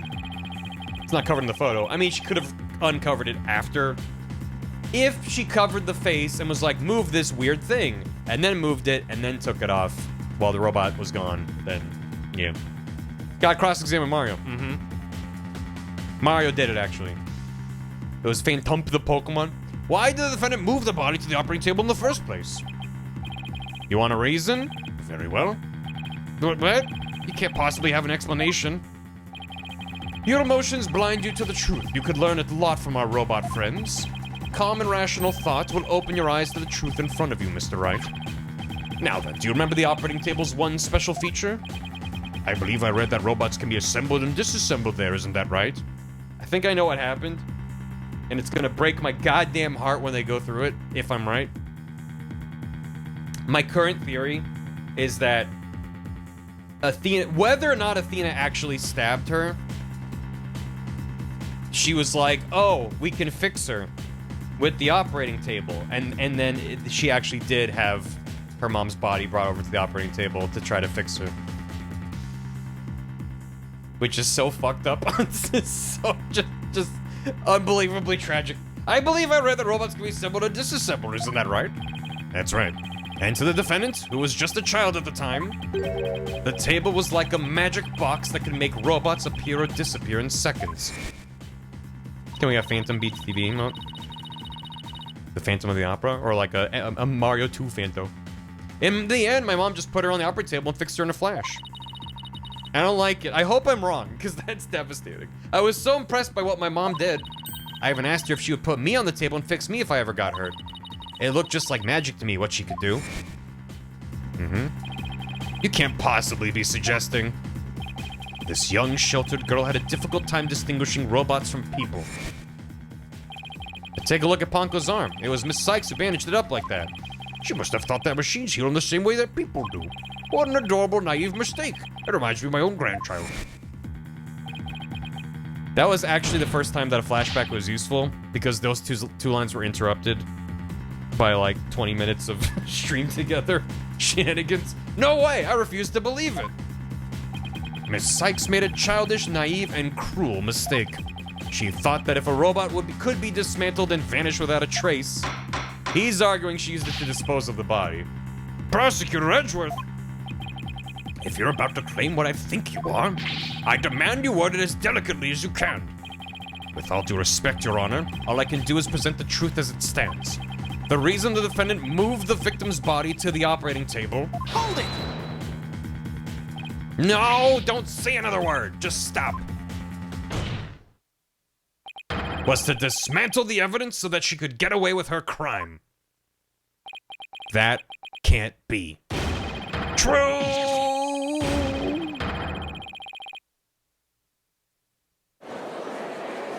True. Ba-da-da-da-da-bum. That much is true. Order in the court. Order, I say. Edgeworth, she was just a little kid. How can you say such a horrible thing? Horrible? Like I said, you're just as green as ever. I came here today as a prosecutor to seek only the truth, no more, no less. My theory is simply the result of a rational consideration of every possibility. Objection! What about all the other possibilities? But dismantling isn't the table's only function, it can make repairs as well. It's conceivable that Miss Sykes moved her mother to the table in order to fix her. I suppose that could be another way of interpreting it. I've considered every possibility. What about this rational explanation? I suppose that's possible. But dismantle or repair, it doesn't matter either way. Then why did you say the worst possible option? What do you mean? After murdering her mother, Miss Sykes may have come to her senses. Perhaps she did want to make it appear as if it had never happened. And that's why she tried to repair her mother. That's one possible explanation. But we mustn't forget the facts of this case.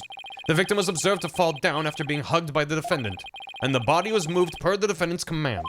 These two facts that indicate the defendant's guilt, remain unchanged. This just can't be true. Mr. Wright, do you have any evidence to refute the prosecution's claim? Evidence. Right, let's see. I can't think of any. I'm afraid I don't have any evidence. Since becoming chief prosecutor, I've learned that the truth isn't always pretty. Now accept the truth, Mr. Wright. Your subordinate murdered her own mother. Your Honor, the prosecution demands a verdict. The hostages have suffered enough. What a terrible and tragic conclusion. If the defense has no counter-argument, I see no need to further prolong this trial. Petra's argument seems solid enough. Come on, there's no way Athena could have ever done anything like that. What do I do? There has to be something, but I can't think of a single thing.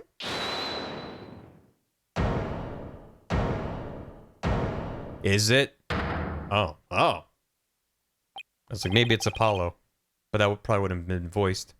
But his could have been voiced. Blackwell? This is quite the farce you're conducting here. I could die from laughter. Prosecutor Blackwell, what are you talking about? What I'm talking about is that your argument is based on an entirely false premise. Go on, we're listening. Could this be the miracle I need? What is Prosecutor Blackwell trying to pull here? Also, how did he get out of prison? I would assume he's only let out for the trials that he's prosecutor on. 7 years! For 7 long years. This case has been on my mind. Not for an instant did I not think of it. Where's Taka? Is he safe? I'm the one who killed my mentor and don't think you can alter that fact now. Your baldness, I will take to the stand, and I won't take no for an answer. Of course, Prosecutor Blackwell. Please go ahead.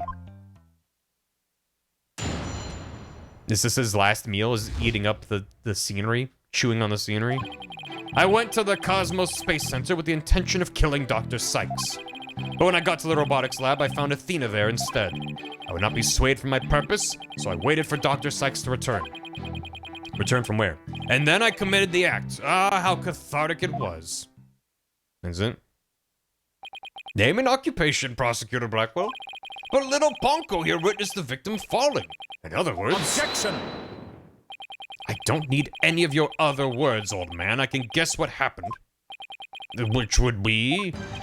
She fell means she fell, merely that. A mother and child fooling around. Perhaps she tripped. Not that it matters. When I entered the lab, there was no trace of Dr. Sykes to be seen. There was no dead body either.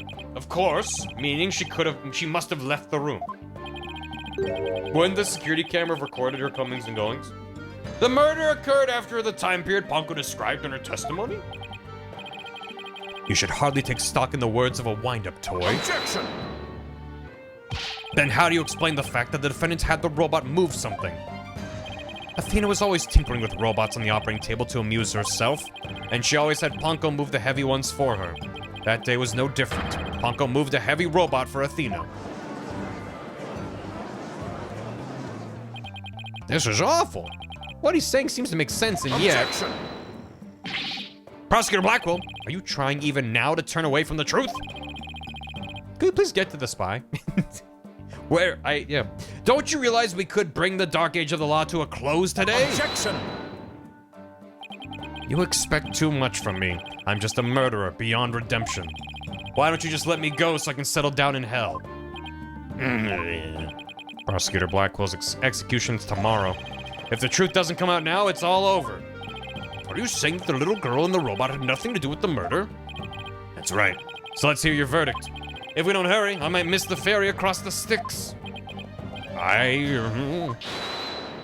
Hold it. Don't you dare, Judge. Don't forget I have hostages over here. And Simon, how long are you gonna cover for her? Miss Blackwell. Forgive me, Aura. I never wanted you to do anything like this for me. But you agreed to this trial. If you have a counter-argument, then present your evidence. That's the rule of the courtroom. Isn't that right, Chief Prosecutor? Blackwell, you selfish. Well, to be frank, I don't like this, but it's my duty to make a decision. If no one has a counter-argument, I will announce my verdict. Is this really happening? Is it really gonna end just like it did 7 years ago? Can we cross-examine Blackwell? I wanted to do it so bad. Even now, I want to fly out of here and go save him. No, I can't tell her. How can I lie to Athena? If I can't prove Prosecutor Blackwell's innocence in this trial, I don't think Athena will ever forgive me. He does like to make a decision. I can't let this happen. I don't like judging. I don't have the evidence to counter Prosecutor Blackwell's testimony.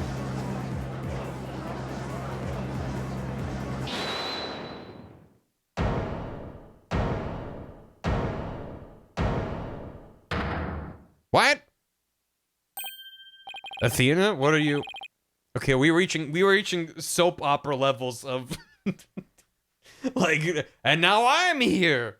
Are you feeling okay? I can hear it. I can hear the voice of his heart.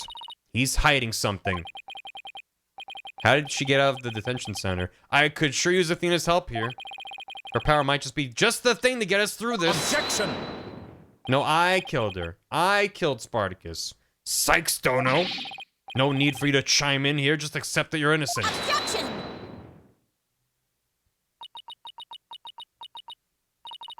These past 7 years, they've been just as hard on me, you know?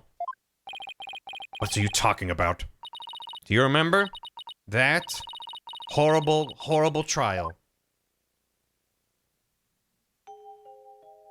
Not the music. You have to listen to me. I'm very small. Yes, you're very, very small. He didn't kill her. His heart is screaming he didn't kill her.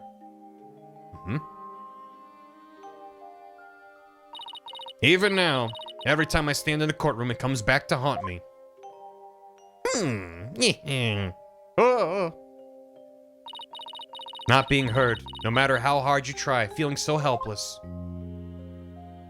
His heart goes meow. Caught in people's stares, so scared it feels like your chest is in a vice. I'm terrified of courtrooms. I want to run out of that door even now. And yet, you found a way to keep your fears at bay and become a lawyer. At 18. Thanks! That's because one day, I came to realize that I had to fight. I couldn't give up. I exercised hard and I studied hard. I wanted to become the strongest lawyer I could be.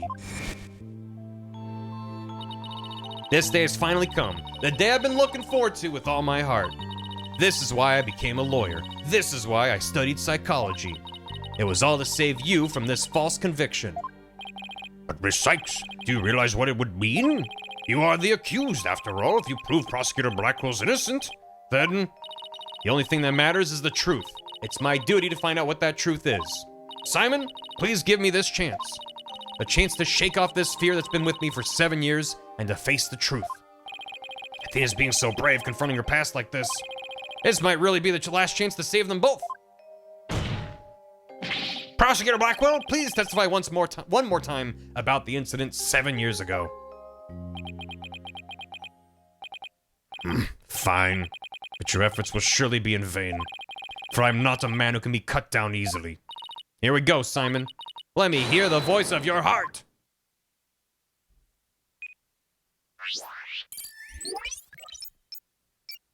Smiley face. There's probably no discord in his heart. It's probably 0. Oh, there is some. Oh! Colonel, I've reached the laboratory.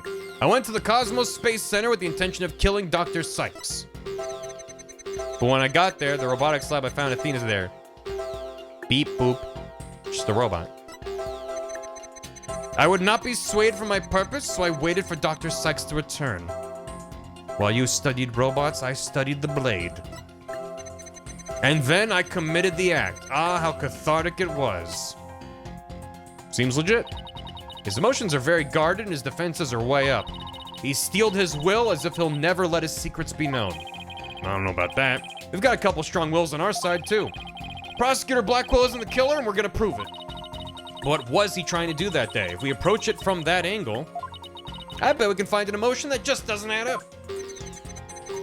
I went to the Space Center with the intention of killing Dr. Sykes. When I got to the robotics lab, I found Athena there. Why are you happy? Got it! Why doesn't the Magatama work in court? Good question. I feel like it has popped up in court before. But, no. This feeling of happiness. Even though the person you were looking for wasn't there, you felt happy. Why is that? Simple. When I was looking for Athena and hadn't found her yet, I grew worried. So when I saw her in the robotics lab, I was happily relieved. Merely that. Okay. Just now you said that you went to the Space Center to kill Dr. Sykes. But the first thing you did was look for her daughter instead? I had no intention of harming Athena, so I wanted to confirm that she was safe first. It was just part of my plan. Nothing contradictory about that. Yeah, I mean, kinda. The second I find an inconsistency, he cuts it down. Simon knows the principles of analytical psychology. There's less noise now, but I don't see any instabilities we can latch onto. It is odd. Magatama gets anxiety in public. I was afraid of that. We'll just have to keep chipping away at him then, bit by bit. Could you update his testimony? You got it, boss.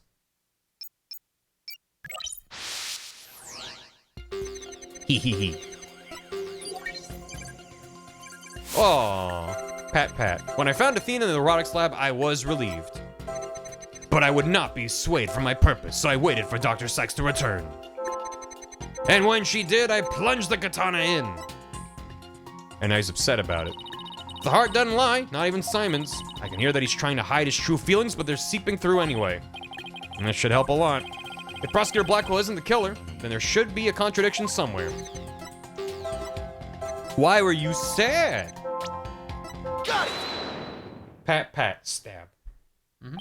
Not even you can falsify your emotions, Prosecutor Blackwell. Look at the cool pose I did. What? When you said that you killed Dr. Sykes in your testimony, you felt sadness. Why would someone who had lain in wait to kill her be sad at her death? Such an obvious attack. Yes, I felt sadness, but it wasn't for her. I felt sorrow for Athena and her circumstances. Yeah, I can't be talking about that, can he? I was just a convenient subject for her research. She was so intent on her research, she forced her daughter to undergo experiments. My objective was to save Athena from an obsessive scientist who treated her own daughter like a research subject. I went to the psychology lab first. That's where I would usually find Athena playing. But that day was different. I heard someone crying in the robotics lab next door. Was Athena being subjected to yet another experiment, I thought, as I went to see. Conveniently, Athena had cried herself to sleep, so all I did was wait and kill. So that's why he was relieved when he saw Athena. But is this story really true? I'm not sure how much to believe. Mr. Wright? How you doing, Athena? Still hanging in there? I'm a lot stronger than I look, boss. Now take a look at this. The noise level actually increased. Huh? It went up? Never seen it do that before. Prosecutor Blackwell's lying somewhere in his testimony. As a matter of fact, he's piling lie on top of lie in an attempt to make the claim sound more believable. Numbers can go up? He's trying even harder to suppress his true feelings, and that's what's causing the noise. How in the world should I approach this? An evidence-based approach might work if I can find a contradiction. Otherwise, I should look for an inconsistency in his emotions. There are no flaws in my testimony, and his baldness is prepared to give his verdict. Give up on this lost cause and let the law free me of these chains already. Objection! It's pretty brutal that she seemed generally well-liked by those that knew her, also abusing her daughter behind closed doors. We don't know the truth of what was up with the experiments. All we have so far is hearsay. We don't really know the details.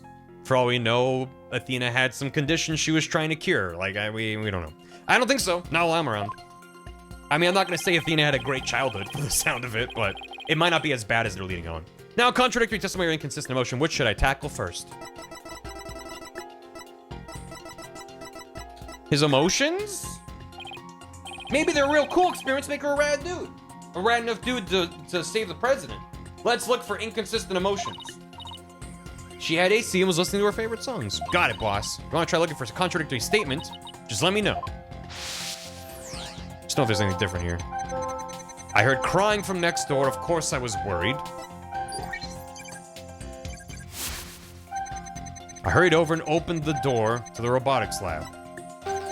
Before I could lead Athena out of there, curse my luck, Dr. Sykes came in. This is a completely different testimony. I refused to hand Athena over, so I had no choice but to kill my mentor. Huh. Just save just in case? Yeah. You can see on usual place motion pointed out. There's really inconsistency. Let's do a little save. Let's take a look at the evidence. Or not the evidence, the testimony. Fine choice. It's so funny trying to lie to someone who can immediately tell that's a lie. Literally no one believes you. Let's compare the testimony with the evidence one more time. I heard crying from next door. Of course, I was worried.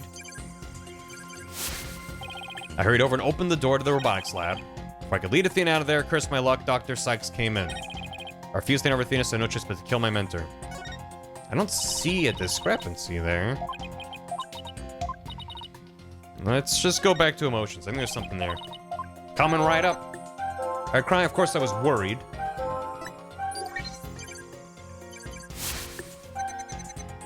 You're surprised. Have a good one, dude. What if he lied hard enough? Got it! Is it that he wasn't sad about her being sad? That isn't anything strange. Okay. Maybe we made a mistake. Let's take another look. Okay. Before I go leave there, because she came in. He's mad about it. Got it! Yeah, I don't know. Huh. Huh. Is it emotion that's missing that should be there? Heard crying? He's upset and surprised. Why was he upset? Is he an empath too? It's very nice that I can try these. I mean, it means you can brute force it, but this means I don't have to worry too much. Heard over, open the door to the robotics lab. He was just surprised. Wasn't he happy before to find her? I don't know.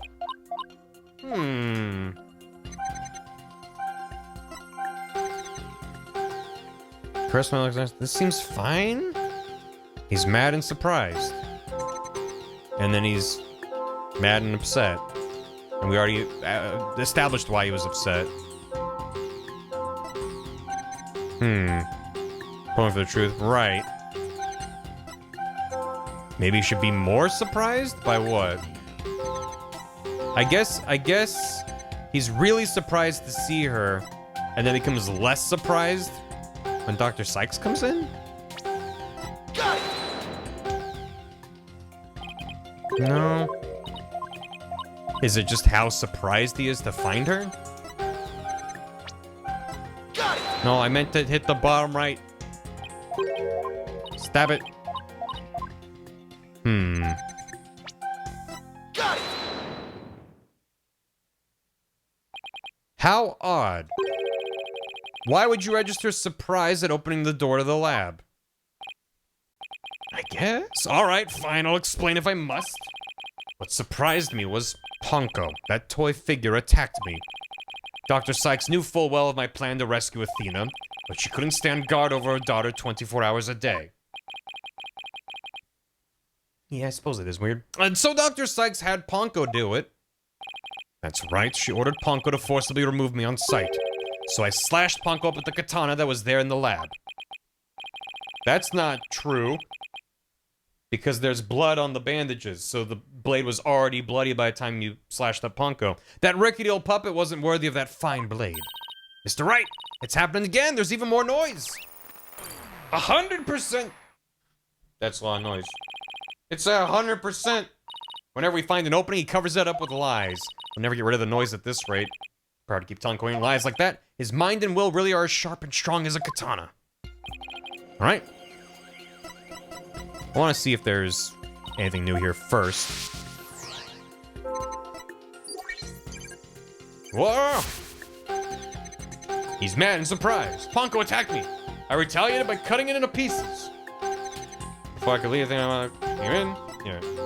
Let's try the evidence. Testimony evidence. Metal Gear Rising. Rules of nature. Zandatsu. I cut it into pieces. You sure about that? You sure about that? You absolutely positive? Oh, that's interesting. Well, what do you have to say about this piece of this piece of evidence? Objection! We got him. Compounding lies with more lies is never the answer, Prosecutor Blackwell. Take a look at this photo. That's the photo of the supposed moment of the murder, isn't it? How many more times must I see that which damned me from my sin? The ironic thing is, I think this picture is actually going to be your savior now. See the blood stain at the end of Ponko's arm where it was severed with the katana? I hope you aren't claiming it's the robot's blood, Mr. Wright. No, we all know that robot blood is white. No, most likely the blood was transferred there from the bloody katana. The katana already had blood on it? So then it must have been the victim's blood. That's right. But if that's the case, we found a glaring inconsistency. Wayland Yutani makes some good robots. You said in your testimony that you cut up Ponko and then you killed Dr. Sykes. I do like how Wayland Yutani makes the robots. They make a robot and then they just fill him with spaghetti and marbles. And Alfredo sauce. And then they're like, there you go. Go out into space. But in spite of that, the victim's blood is already on Ponko's arm and in this picture. But that couldn't be. Exactly. In order for the blood to have transferred from the sword to Ponko's arm, the victim must have been stabbed first before the robot was slashed. In other words, Prosecutor Blackwell, your entire testimony is nothing but one giant ball of lies. It's all spaghetti. Tell the court the truth, Prosecutor Blackwell, now. I always get hungry when I watch Alien. You have no idea what you're doing. His voice. There's so much discord. I'm hearing not one or two, but a bunch of rampaging emotions here. It's hard to describe. It's like a violent whirlpool or something. Whoa, whoa, whoa. Oh, Phoenix Wright, you will pay for this. Never have I been forced to reveal so much, but the rest I'll take to my grave. Nope. Prosecutor Blackwell, you are on the witness stand. You are obligated to tell the truth. What are you gonna do, kill me? We can't really force them to do anything. Isn't that the rule of the courtroom? I'm not saying any more, but you have to. Damn, you got me. All of these complex emotions, they seem to be flowing from one source. I think whatever he really saw that day is what's causing these feelings. Whoa. Following the sound of crying, I opened the lab door. And then, oh my god. I saw it, that terrible scene. Uh-huh. Ponko, Box Lab, Athena, Blackwell. Okay. Before I could lead Athena out of there, I cursed my luck, Dr. Sykes came in. I had no choice but to kill my mentor. This voice, it hurts to even listen to it. He's been living with this pain inside him for all these years. And the root of all of it is hidden somewhere in this testimony, isn't it? That's right. Please hurry. Please set him free, Mr. Wright. I'm on it. What's the problem? Is it him? Is it Athena? Is it Ponko? I mean, he said he saw her crying. Got it! It's me during a bear stream. It hurts to listen to. When you opened the door and saw Athena, you became overwhelmed by your emotions. That boy needs therapy. He's crazier than a coconut. Isn't that right, Mr. Prosecutor? You should know better. And though it's pathetic, I admit I'm terrified to speak of it. Prosecutor Blackwell, Miss Sykes is innocent. I will always believe that with all my heart. Now, can't you find it within yourself to believe in me, too? Athena's innocent, huh? Can you honestly say you believe that to be true? Right, Dono? I give you my word. Now tell me what you really saw when you opened that door. Curse you, Phoenix Wright. Let's go. Let's go. Give it to me straight. It was a tragedy. One I'll never forget. When I arrived at the lab, Dr. Sykes was already dead. She was lying on the operating table while the bloody katana lay on the floor. And standing between the two... Yeah, that's pretty fucked. Covered in blood was Athena. She smiled with a far-off look in her eyes as she sweetly said...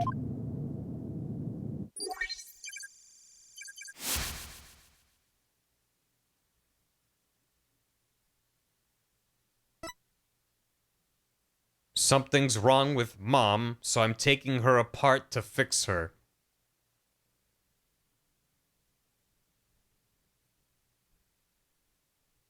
Yeah. That's what I saw. And now you have it. The truth that you so desperately wanted. Not like this. Not like this.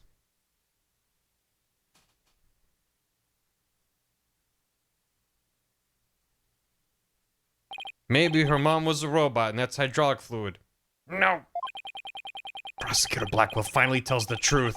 And this is what it is? It's beyond devastating. I tried to take my mother apart? Oh my god. Oof. No, it's fine. She'll be all better. Why is she still here? Well, you know. No! No! No, it's fine. There's a plausible explanation for all of this. It was, ghosts, and that's not blood, it's jam. I'm the one who killed my mother. Athena! As I said, right? The truth isn't always pretty. Murder, disassembly on an operating table, a scientist using her daughter as a guinea pig. Sadly, it appears that my theory was correct after all. Objection! No. Rated M for major sad. It's true that Athena didn't like her mother's research, but you dare cast aspersions on my mentor by claiming Athena was used in such a manner? Dr. Sykes could be awkward with people. She loved her daughter with all her heart. She loved me? Your mother hated to see you suffer because you could hear the voices of people's hearts. She wanted to set you free of your pain, so she worked tirelessly on her research. Yeah. Do you remember those headphones you hated so much?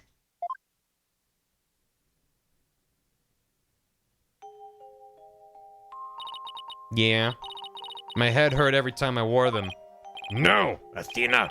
It's just the opposite. They emitted sound waves to nullify emotional input from the voices of people around you. Your power is much stronger than it is than it is now, and those headphones were what enabled you to carry on with everyday life. No, that can't be true. Then why? Why would I have done something like that to somebody who loved me so much? Her love for you was real, that I can guarantee. That's why I knew that what happened had to be some kind of mistake.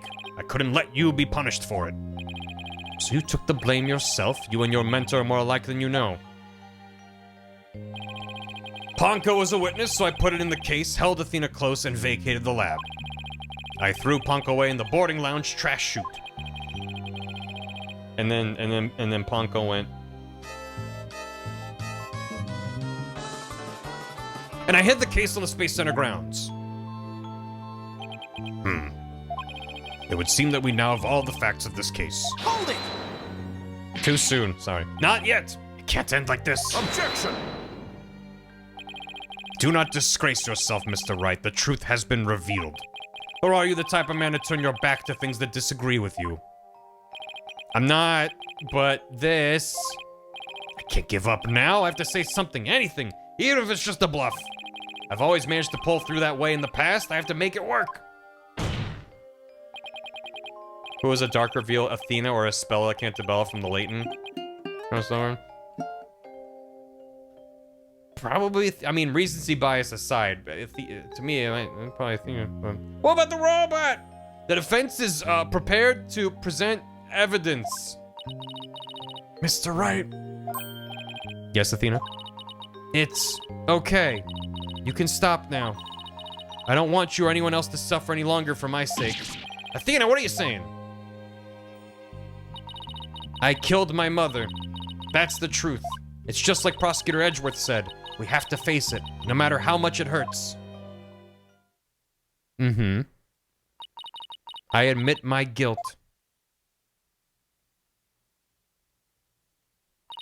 But could I please be granted just one chance to tell everyone what I recall? It appears Miss Sykes is much braver than you, Mr. Wright. What say you, Your Honor? In light of her courage, will the court give Miss Sykes this opportunity to confess? Very well. Thank you, Weed. Then if you would, please take the stand, Miss Sykes. Time to prove that what she remembered tells us the truth about what happened. Thank you for letting me do this, Prosecutor Edgeworth. And thank you, Mr. Wright and Prosecutor Blackquill, for letting the truth be known. Now we can finally move forward, and everyone's suffering can come to an end. Athena! Prosecutor Blackquill will be cleared and the dark age of the law can come to an end. Yes, admit your guilt and bring everything to its conclusion. I killed my mother. My memory's still a little hazy, but there's no question I remember it. I remember the weight of the weapon in my hands, and the feeling of it stabbing in deep. And I remember the warmth of her blood as it flowed down the handle onto my fingers. Your Honor, please find me guilty. I dare say, these are all memories that no one but the murderer would have. I see. Thank you for your confession. I believe this trial has gone on long enough. But before we conclude, does anyone have a counter-argument? Objection! Hazy Maze Cave. I can't see the poll in mod view. Bangers once again. Oh. I do, Your Honor. Next time you present evidence and ask a question about it, get it wrong. Gotcha. Thank you. I do, Your Honor. Mr. Wright? But, Mr. Wright, so choose the correct evidence and then there's a question about it. Okay. But, Mr. Wright, why? I killed her. I remember it now. Any counter-argument now is pointless. Objection! Don't tell me you've forgotten one of the basic tenets of lawyering. Always believe in the client to the bitter end. Athena, you're not a murderer. Objection! Any defense lawyers with spiky hair and a big pointing finger? I said that you never changed, but could you have actually regressed in these 8 years? I won't stand for your childish emotionalism getting in the way of the truth. Emotionalism? Don't lecture me on matters of the heart, Edgeworth. Ho! Because I can see straight into a person's soul.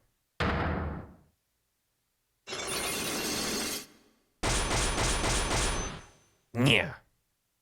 We're gonna get him.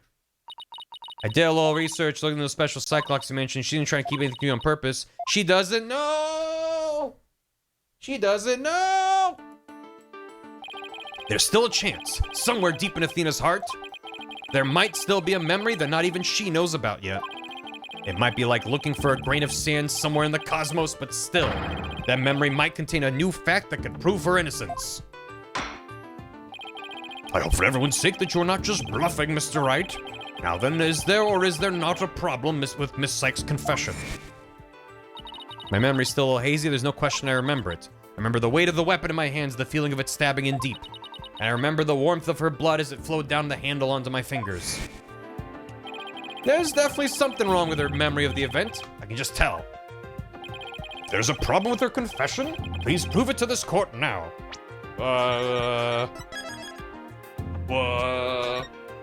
Hey, Queen K. How you doing? You're just in time for everyone to be miserable. We're having fun! We're having fun! This case is fun! What's the problem with her confession? Blood isn't real.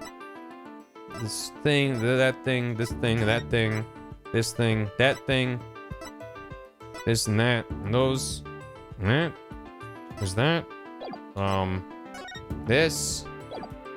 The sword. Find the victim's blood was found only on the blade. Like it wasn't found on her hands?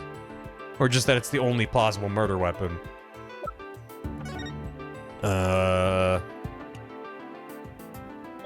What does?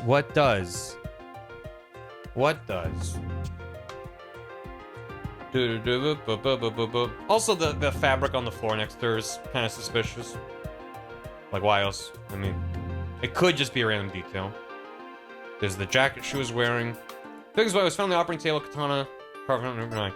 I mean, if she was stabbed on the table, that seems kind of high up for her to have the height and the leverage to commit such an act.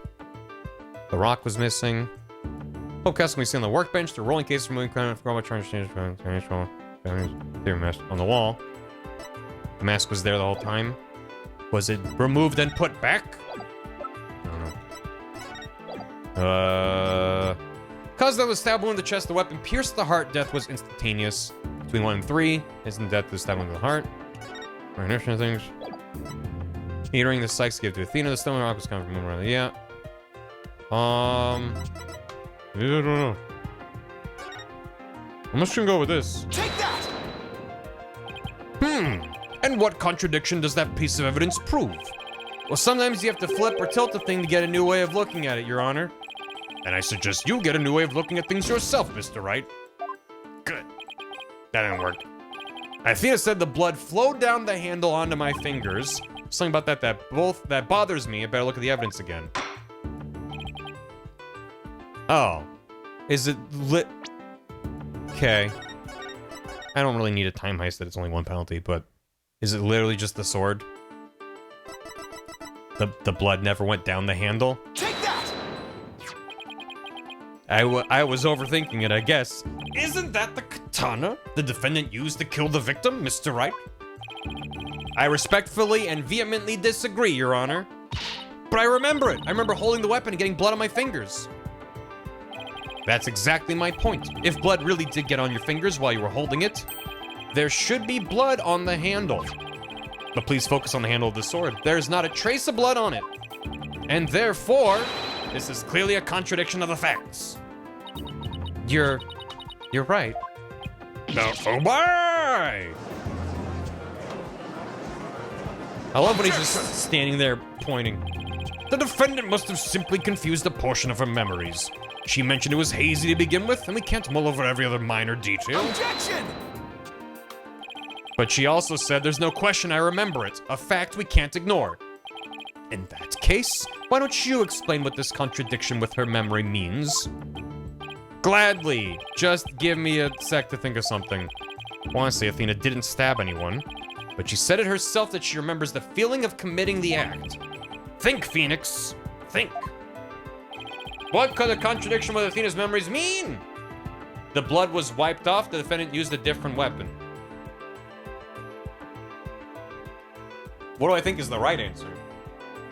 I figure the right answer is that it was a different weapon. So let's go with the blood was wiped off. I mean, I say we can always load the save. The blood was wiped off the handle. Uh-oh. I got the humph treatment. I shouldn't have to explain the implications of your own argument to you, right? But all your claims suggest is that Miss Sykes wiped the blood off herself after the fact. I knew that. I know that bluffing your way through things is your calling card. But your credibility phoned just now and told me you'd tell you to put a sock in it. Yes, Daddy. Oh. Well, there it is.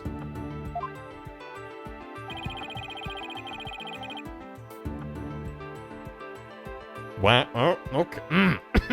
Okay, well, different weapon. Daddy confirmed. Canonically, Phoenix has called Edgeworth Daddy in court. Wow. Good. I'm good. I'm good. I'm good about it. I'm good. I'm good and I'm normal about it. Mostly. Jesus Christ. He just saw him in court and just was like, Daddy? He was like, wait, hold on. Sorry. Then I just came out. I didn't mean to. No, I'm fine. It's just text. It's not subtext. It's just text. Stenographer, can you read that back? Miss Sykes said blood flowed down the handle, but the katana's handle is spotless. Just look at the court record real quick. We're fine. Somewhere Karina Trophy just... Somewhere Karina's just... Miss Sykes said blood flowed down the handle, but the katana's handle is spotless. So, doesn't it follow that the defendant must have used a weapon other than the katana? What are you up to this time? This is it. This time I found just the thing to end Athena's nightmare for good. The weapon that took Dr. Sykes' life was the katana. That much is for sure. So if I can show a possibility that Athena didn't use the katana, it could help me prove her innocent. A different weapon, you say? What weapon would that be exactly? Right, of course you would ask that. I can see you're floundering, Mr. Wright. Did you speak without thinking again, as always? But how did he do that? How does he do that? But I can't back down. Not here, not now. That's right. I did. Because it's so obvious, it doesn't require any thought. Dude is a master bluffer. Did you just speak without thinking again? Yes. Because it doesn't require thought. That's my secret. I don't have any thoughts. Yes, Daddy. Sorry, Daddy. Sorry. Sorry. Yeah. Great. Is it a bluff if it's true? Yeah, if you don't know that it's the truth. His head is always empty. No wonder he never lost at poker. He doesn't have any tells. What did you say? Okay, so maybe that was an exaggeration, but there has to be something. Was there some other bladed weapon in the robotics lab that day? Maybe there's something in one of the crime scene photos. Wait a minute. There is something. There's a high probability that that was in the lab. I don't have that particular weapon here in evidence right now, but I do have a piece of evidence just like it. Other than the katana, this is another blade that may have been at the crime scene. Utility knife? I should save. I was thinking maybe the robot stab. Maybe the blood didn't come from the katana. But Take that! could be another knife. But that's the murder weapon in the Clay Terran case. Yes, this is the knife that took Mr. Terran's life. But there must have been a knife just like this at the scene 7 years ago as well. Toolkits containing utility knives like this are issued to Space Center employees. And a robotics lab especially would naturally have one of these around. Objection!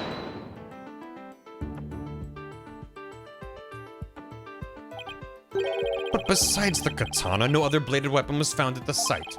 It was in the investigation reports, if you didn't know. Objection! Of course I knew that, once you told me just now. Then here's something else you already knew. There was a toolkit at the scene, but it didn't contain any blades. Here's a photo of its contents. You gonna do that? You're right, I don't see any kind of bladed tool. But it has a red A, which is like the middle part of the logo. And they're out of order, so it's very much obvious that that's what's missing. Fine, but isn't there something odd about the design on these handles? Therefore, there was no other bladed weapon in the room. Objection! Puzzle time. Hit the Leighton music. I disagree. This toolkit contained a knife. A knife? And what proof do you have of that? Don't tell me your eye for art is failing you too, Mr. Edgeworth. We're the last person in the world who should be criticizing my aesthetic sense. Now, you're simply watching out for your ocular health. Please proceed, Mr. Wright. Notice that the handles of each of these tools have a sort of design on them. I see that they do. But what significance does that have? It's clear that one of the tools is missing from this kit. If we rearrange the tools into a specific pattern, we might be able to tell which part of the overall design is missing. Just kiss already, you two. I bought you that suit, right? Thank you. Is that the theory your pitiful sense of aesthetics helped you come up with? Edgeworth, just let it go, man. Show the court then if you would. What pattern or design would we see if we were to rearrange the tools? I mean, it's there. Gex. Is it somewhere else? Gex. I don't know if there's a more obvious evidence that shows it. I guess that's it. It's kind of buried in the evidence there, isn't it? Alright. This, yeah. Take that! Hiya! And what design is this supposed to represent? The GIEXA logo, Your Honor. It's on all the Space Center's documents and pamphlets. As you're aware, GIEXA is the program that operates the Cosmos Space Center. Look at how brightly the GIEXA logo shines in the sunlight above the entranceway. I really dig the stars and rocket motif it's got going. This is also kind of neat because I didn't realize that this was meant to be part of the GIEXA logo. I just thought it was a cool design. So that's pretty good. GIEXA, huh? Isn't that the new name of the Federal Space R&D program? The GIEXA logo. Mm-hmm. They used to call it NASA, but then they submitted a request to Congress as a joke, and it got passed. I think I see it now, but Giatica? Oh no! Oh no! Giatica. Just the tool shown in this photo. Oh! The red A part of the logo is missing. And this is where the murder weapon from the Terran case comes into play. If we were to place the utility knife in the open slot... Ta-da. Spacey McSpace face. Yeah. It would complete the logo. So it would?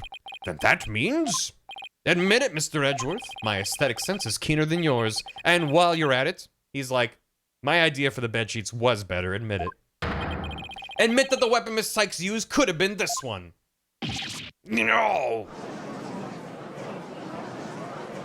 Those throw pillows do tie the room together, Edgeworth. Order in the court.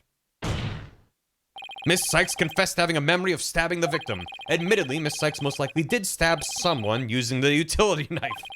She didn't kill her mother, she killed some other person everyone forgot about. However, the weapon used to kill Dr. Sykes was the katana. Therefore, the act of stabbing that Miss Sykes remembers couldn't be that of Dr. Sykes. Very well. Let's suppose for a minute that Miss Sykes did use the utility knife. Tell me, how does that change anything? Come again? What if the katana was only being used as a decoy to conceal the true murder weapon? What if the real weapon that took the victim's life was the utility knife? Don't be ridiculous. Are you changing the premise of your entire argument? Why would they... Why would...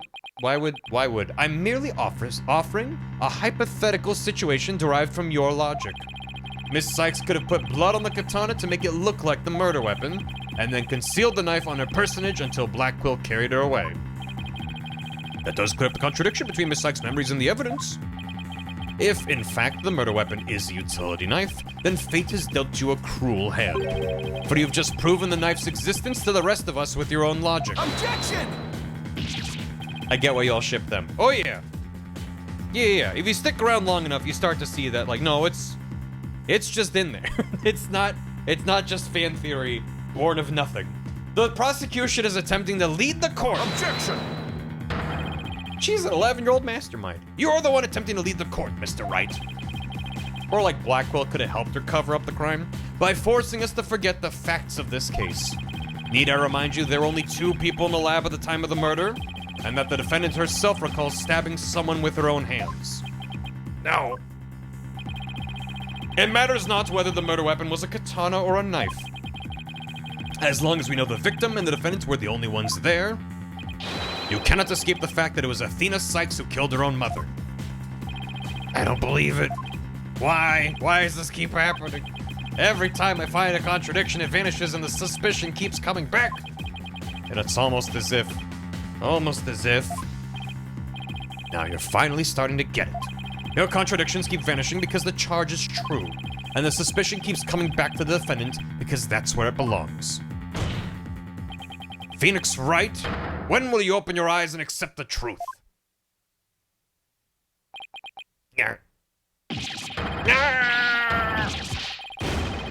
He exploded. and went to space. Yeah, what is Apollo doing right now? Is he just default dancing in the evidence locker? I don't want to believe it. It can't be true. But what if? Did you lose the case while I was gone? No, we're just gonna lose it right now. Mr. Wright, you've fought a good fight. I think you've done all you can do.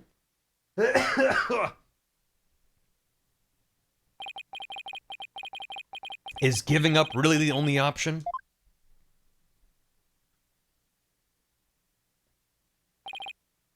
No! Snap out of it, Phoenix! What's the matter with you? Giving in to doubt? I can't look back. Forward's the only way to go! Apollo's playing golf backwards. He's taking balls out of holes and throwing them on the grass. Your Honor, not yet. It isn't over yet. Right. I can't lose sight of what's important. I believe in Athena, and I'll always believe in her. To the very end. Apollo's creating a nation state for all lawyers? Outer heaven, but a lawyer pun. Outer evidence. I don't know. A defense lawyer never gives up on his client. I have to pick myself up and stand firm. Make that brain of yours work, Phoenix. Phoenix? Phoenix? Phoenix. Outer court? Outer objection. Outer court. Kind of. Outer justice? Defense lawyers without borders. Penis. I don't know. I don't see a way. If I don't see a way, I'll just have to go back and look for one. Outer wilds. Time to rethink this case thoroughly.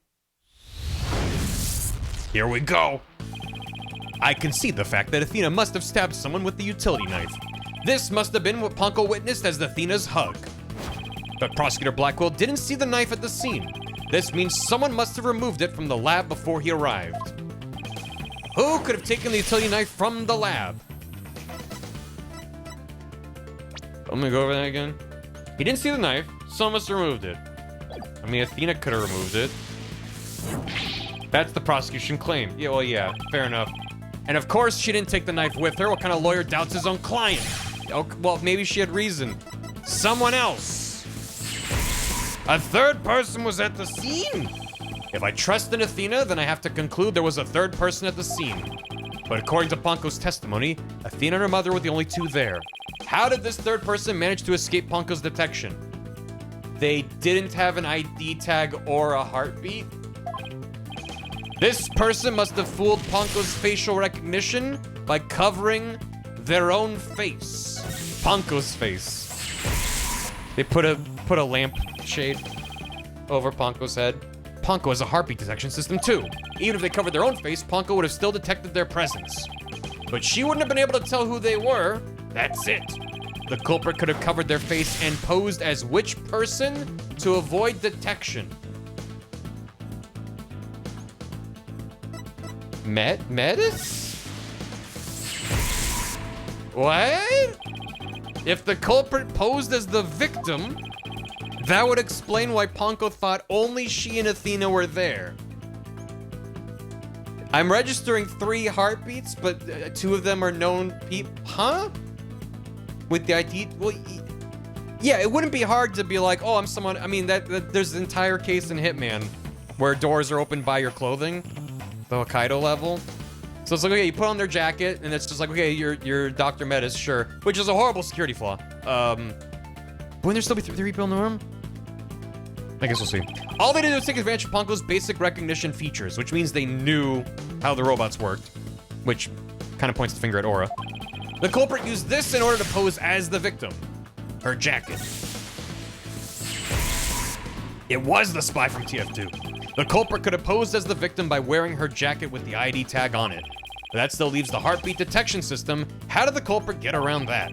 It wouldn't have worked if Ponko could detect the real Dr. Sykes' heartbeat too. Does that mean the real Dr. Sykes was already dead by that time? If that's the case, then who did Athena stab? The real culprit. I get it. They're saying someone came in, murdered Dr. Sykes, put on her jacket, covered their face, and was like, "It's me." And then Ponko's like, "That's Dr. Sykes."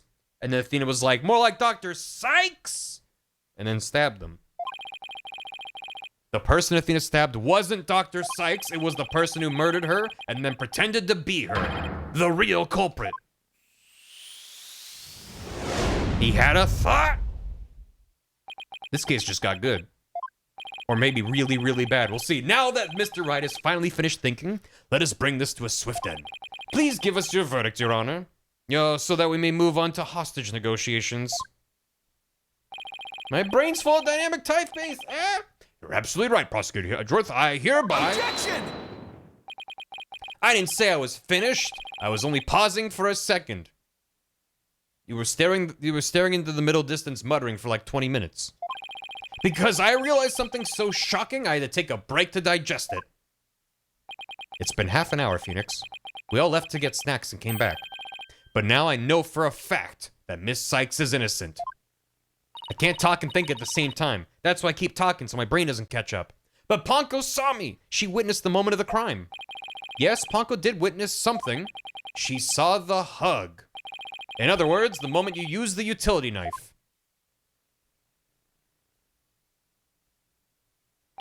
But the person you stabbed wasn't your mother. What are you saying, Mr. Wright? The answer is simple. The person Miss Sykes stabbed was a third person posing as Dr. Sykes. What? Objection! Do you really expect us to swallow that, Mr. Wright? What phrasing? Later, Edgeworth. According to the robot's statements, there was no third person there. Did you really think I wouldn't see through your ludicrous grab for time? Objection! After all we've been through, Mr. Edgeworth, I'm disappointed. Don't you know by now that this smile of mine means I have absolute confidence? You make that pose all the time, regardless of the facts. Clonko's strange malfunction. Mr. Terran, you look pale. Shall I help you to the sick bay? Mr. Terran, that's Apollo. Oh, this hunk of junk here is mistaking Apollo for Clay. Maybe Apollo's possessed by Clay's ghost. He was wearing his jacket. That was another case of mistaken identity caused by a jacket ID tag. All because Clonko couldn't read Apollo's facial features due to that eye patch. Like Mr. Edgeworth said, a mask could nullify the robot's facial recognition, and then all the person would have to do is wear a jacket with the victim's ID tag to pose as her. Objection! Of all the ridiculous theories, what good would a silly disguise like that do? Have you forgotten that the robot also has a heartbeat detection system? If there was a third person at the scene, the robot would have detected them. I'm sorry, Mr. Edgeworth, but that doesn't count for much, I'm afraid. Because by that time, Dr. Sykes' heart had already stopped beating. What? So does that mean? Yes, Your Honor. The person Miss Sykes stabbed? This third person who is posing as Dr. Sykes is her mother's real killer. But that's... impossible! Impossibly! Edgeworth bent over the table like that, kind of has the Wheeze stance to it. But he's really fucking mad. A mask? The person I stabbed was wearing a mask? We're so back! Order in the court! Miss Sykes, did you say something? A mask. Oh. I remember. Athena, what is it? Oh, she's fine. It's coming back. I remember a man with a mask. How could he? What did he do to my mother? My head? Miss Sykes, are you all right? No! By mask to mask? The Black Cyclops. They're breaking!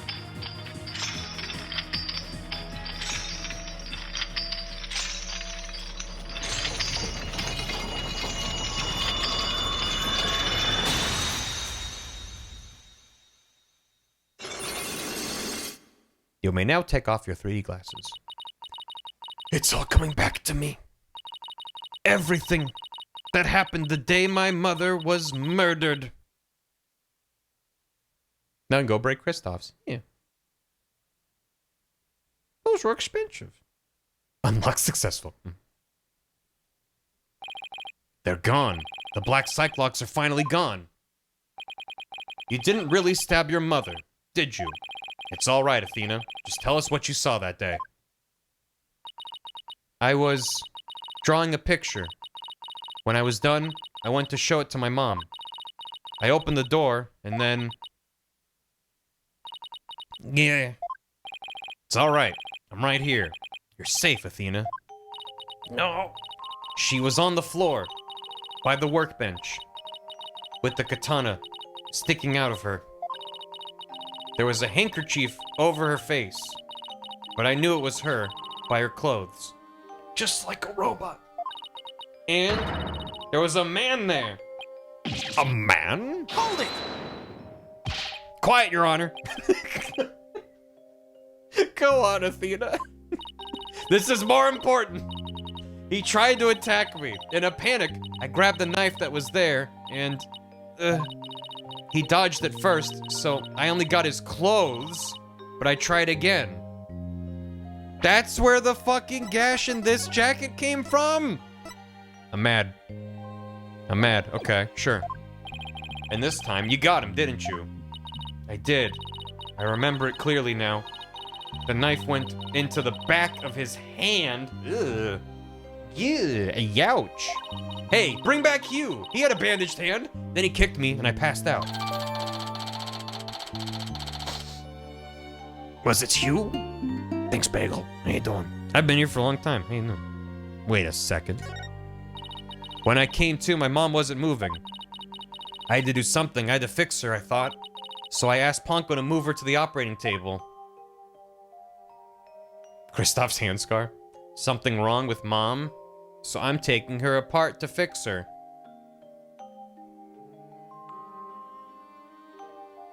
So that's why she said that. Your Honor, as you can see, the defendant has just given us critical new testimony. A man was there before Miss Sykes arrived, a man who covered the victim's face and put on the victim's jacket. This man is the real culprit. Miss Sykes, do you have any idea who this man was? Why didn't he show up on the security camera? No, I'm afraid I don't. A few moments ago, Miss Sykes mentioned a mask. Athena, can you tell us anything else about that? Yes, the mask. It was my mom's Japanese theater mask. Kabuki, what? I think it was the one hanging on the wall of the lab. Oh, this mask hanging here on the wall. It was kind of spooky, that mask. My mom used to tell me that a no mask even has the power to turn an ordinary human being into a phantom. The phantom. It would seem that a new suspect has emerged. And that means that all suspicion against Miss Sykes is...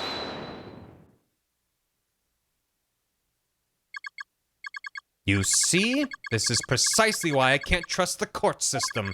Athena Sykes is the murderer. I won't accept any other verdict. Miss Blackquill. This is not good. A new suspect? Where's the proof this person ever existed? Who says it wasn't all just a dream in the little princess's groggy little head? She's right. We don't have any hard evidence of the masked man's existence. Objection! Thank you, Mr. Wright. I'll never be able to repay you for all you've done. But I'm fine now, because I can say with certainty that I didn't kill my mother.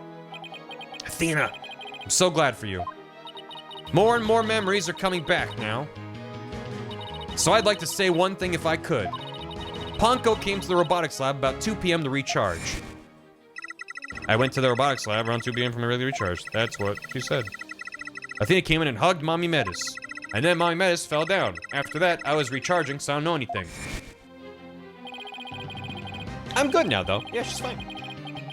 No bum raps! I see where you're going with this. If Mommy Metis was the killer in disguise. Right. Then he must have come to the robotics lab before 2 p.m. Do I have anything here in the evidence that can help me find this person who came to the lab before 2 p.m.?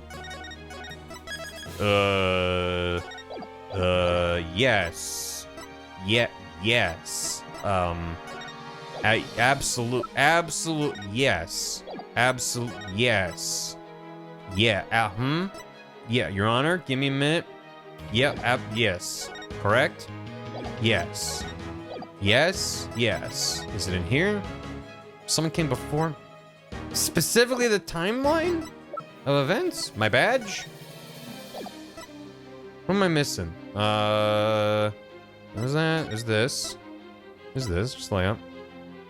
Open to the public, 9 a.m. to 7 p.m. There's that, there's this, there's that. Launch. Okay. Crime scene. Blade. Okay. I don't know what time any of this happened, though. The court record was actually a clock the whole time. Victim's body found the opportunity katana, victim's stuff jacket, and a cart were found nearby. Yeah. We gotta play the Orca video. It's the only way to be sure. Oh,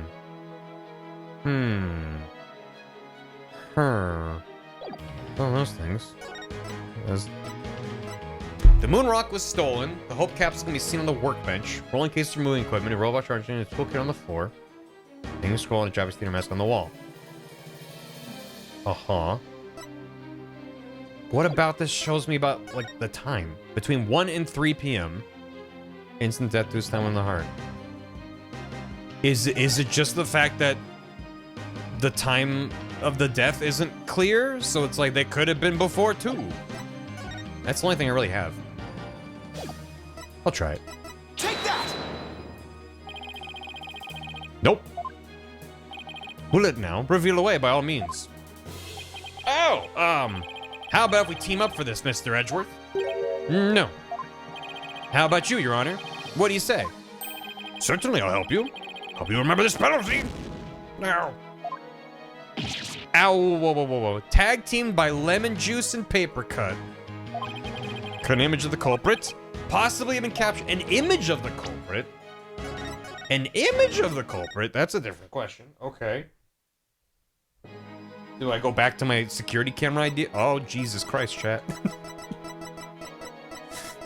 Whenever I look over and see a wall of text, my brain goes, oh no, we've been botted.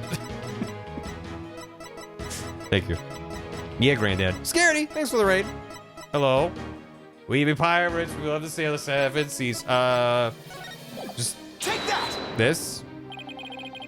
Okay, yeah, so I was, okay, fine.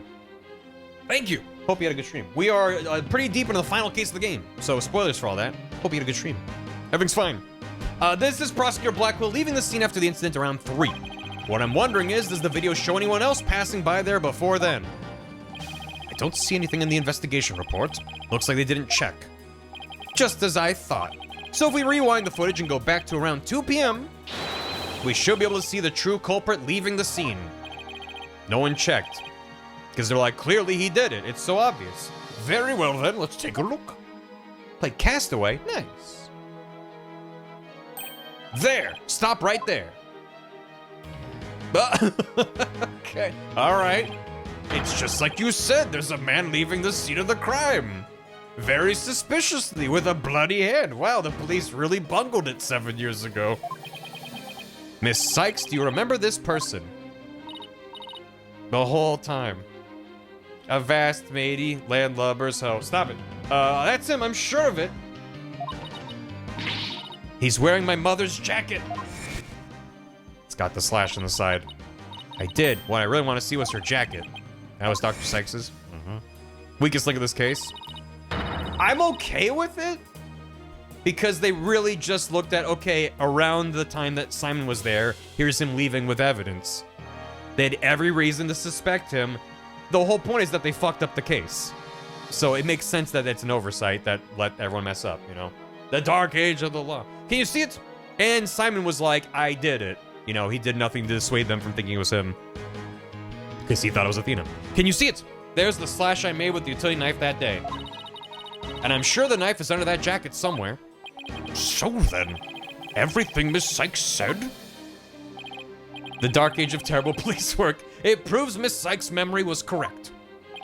Dr. Sykes' killer arrived at the robotics lab before 2 p.m. He killed her and hit her face with a handkerchief. Then he disguised himself with Dr. Sykes' jacket and mask that were there in the lab. The culprit probably knew beforehand that Ponko charged up at 2 p.m. every day. Whoever this is knew the inner workings of this lab, which is highly sus. So he waited for Ponko to come to the lab for a regular recharge. By leaving Dr. Sykes' jacket on, the culprit tricked Ponko into thinking he was Dr. Sykes, thereby making it look like she was alive up to that point in time. All to disguise the real time of death. Objection! Like a spine. It's a nice theory, Mr. Wright, but I'm afraid that it's just not possible. Wait, why not? The victim's jacket is clearly visible right there in this video. And that right there is precisely the problem. The ID tag on the jacket at the scene confirms beyond doubt that it belonged to the victim. If the person who left the lab truly was wearing the victim's jacket, then how could it possibly have wound up back at the crime scene? What's going on? That doesn't make sense. Edgeworth's right. If the culprit was wearing the jacket, how to get back to the lab? Missable bad ending coming up? Do I want the bad ending? The killer brought it back. The victim brought it back. The defendant brought it back. Definitely the victim brought it back. I mean, if you want. Dr. Sykes must have brought it back to the lab herself. I'm afraid she would have had to have come back from the dead to accomplish that feat. Care to explain to the court exactly how she managed it? Objection! Even though the bad ain't do it, but it's not really worth it? Fair enough. Don't be ridiculous, Edgeworth. Everybody knows that's impossible. Exactly the prosecutor's point, Mr. Wright. Your Honor, give me another chance. Give me a chance. Give me a chance, Mr. Edgeworth. They're miserably sad, don't do it. Alright. The defense... I actually don't know what the answer is, but I just knew the victim was wrong. I doubt the killer came back to the scene of the crime. Miss Sykes brought the jacket back to the lab. I see. You're saying Miss Sykes is an accomplice, then? Objection! I believe in Miss Sykes' complete innocence. To the bitter end. With the way things are going, it might very well be a bitter end for the both of you. Why? Huh?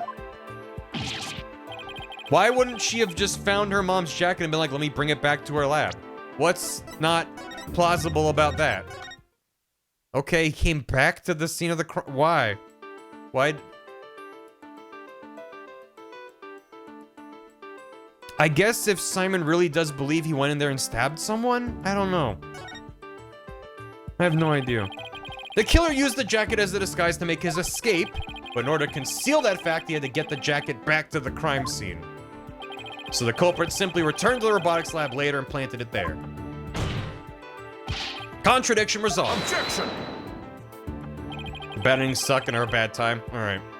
I'll try to avoid them then. Except that it would have been impossible. The only people who came to the robotics lab after the killer were Prosecutor Blackwell and the people who reported the body. And they claimed the jacket was there when they arrived. That's why I didn't pick that as the answer. When do you propose this mysterious man of yours had the chance to return the jacket? A puzzling question indeed. It's a puzzle. When did the culprit have the chance to bring the jacket back? Well, the body was found at the time of the murder. That doesn't... Hold on. I want to see him justify this. At the time of the murder, he came back? The culprit was there at the time of the crime. He could have easily put it back then. Objection!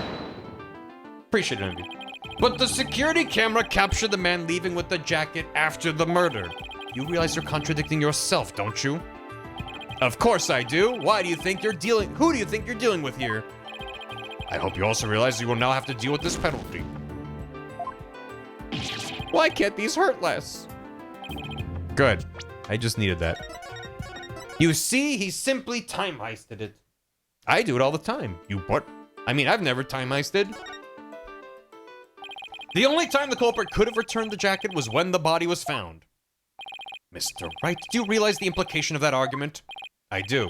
Most people, when they come across a murder, focus their attention on the body. The culprit could have taken advantage of that split second to plant the jacket. In other words, the true culprit of this case, the man known as the Phantom, was one of the first people to discover the body. I would never have thought of that. Do we know who discovered the body? I don't think they've said. I don't remember. Order in the court. What is the meaning of this, Prosecutor Edgeworth? The body was discovered and reported by a group of 3 people. Here we go. They were there to collect the space probe's capsule in preparation for the Hat 1 launch. One of those people had a special bag to transport the capsule in. Oh, you mean the shock-resistant bag? And they brought the jacket in with that? Correct. I suppose if the jacket was in that bag, it could have been returned to the scene of the crime without anyone noticing. Okay, always count on the butts if it stinks. I'll see to it that you get the reports on those 3 people. You will? We should also check the facial recognition database for that robot. If this person felt the need to hide his face with the theater mask, it might mean that his facial data was once registered. Prosecutor Edgeworth, does this mean? I have to admit, I believe Miss Sykes' memories to be credible. You win, Wright. Not that this was ever an official trial anyway. Do my ears deceive me? Prosecutor Edgeworth, are you actually conceding? Let's go. Is it true, boss? Does this mean I can't believe it. It's over. I won! I proved Athena and Prosecutor Blackwell are innocent. Your Honor, I see no need to further prolong this trial. Objection! That's my line.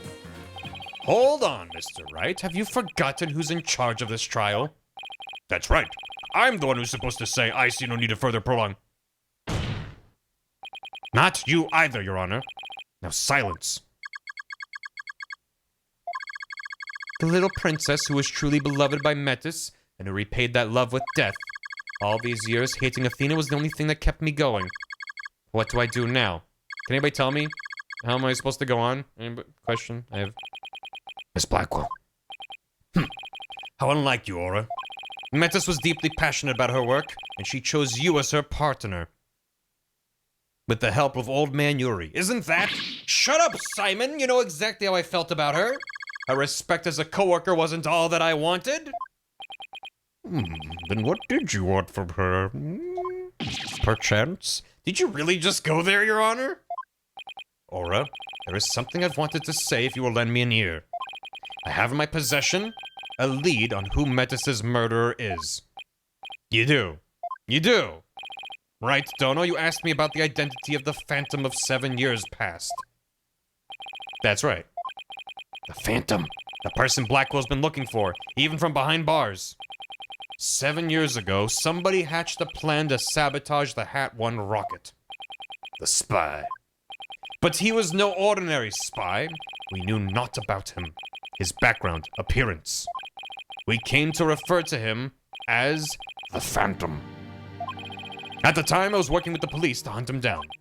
And then one day, a miracle occurred, and I obtained a lead on him. How exciting! What was the lead? A recording of the Phantom's voice, but the quality was too poor for proper voice analysis. Yet, I had hope. Aura's coworker was a scientist who could analyze human emotions. So I asked her to evaluate the recording using analytical psychology. And that scientist was Dr. Sykes. Yes. A spy's greatest fear is to have his true identity discovered. Thanks for the raid, Big T. Wilson D.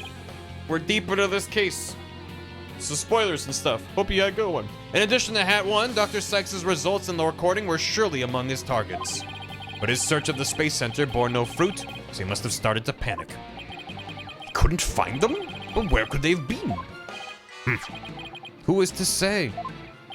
Wow, I bet he's never let that out of his sight all these years. How in the world did you smuggle them into prison? Oh, I have my ways. What's more, my partner is especially talented at that sort of thing. Taka! Let's go! I worked to lure the Phantom in by spreading rumors throughout the underworld. I was even granted permission to prosecute cases to attract the Phantom's attention. Just try to retrieve your identity, you bloody butcher, became my taunt. And what about the results Dr. Sykes drew up for you? Was there any useful information? This song is wild. Here, you can see for yourself. Take good care of it. It's all I've left of my mentor. I will. I better hold on to these real tight. The emotions rarely fluctuate. He doesn't experience feelings like normal people do. That's gonna make an emotional analysis difficult if he's in court. Keep up with the music. Funny that I read that just in time for it to fade out. Psychological profile classified. Emotional output of this voice extremely weak compared to typical voices. Subject deemed to have unique psychological makeup with almost no emotional fluctuation. No emotional fluctuation, huh? A spy who experiences no emotions, not sadness nor anger, and naturally, no fear.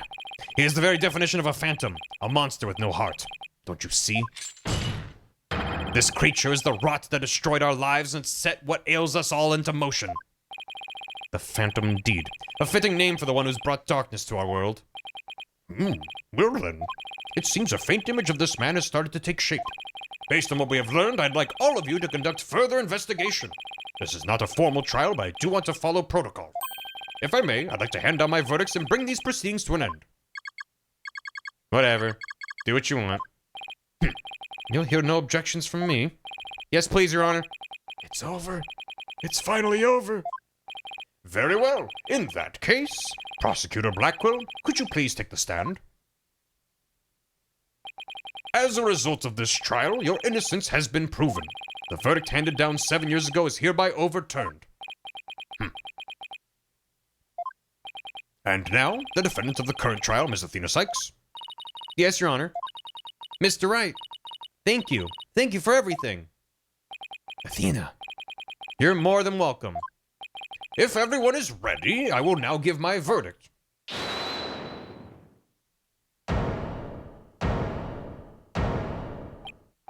You? Nice.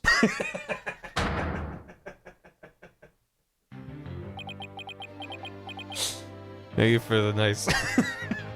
It's Apollo! He's back! Apollo! What is the meaning of this? Apollo Justice Trilogy, he's here. That's his full name. Congratulations, Mr. Wright and Prosecutor Edgeworth. I blame brain damage. No, he's fine. You uncovered the truth from 7 years ago, and you saved Prosecutor Blackwell. An unvoiced objection line? No, they've used it before to conceal who it is. However, I can't allow this trial to end just yet. Although I guess, I don't know if they've done it with one of the main defense lawyers, so maybe. Why, Apollo? Why would you do this to us? I'm enjoying the fake trial to overthrow the two real trials. Okay, well. Yeah, it's a pretty juicy case. It's been neat. Keep the hostages. There's a hostage crisis, Apollo. We could have just rescued them. Let's go. Case 7, let's go. December 20th, courtroom number 4.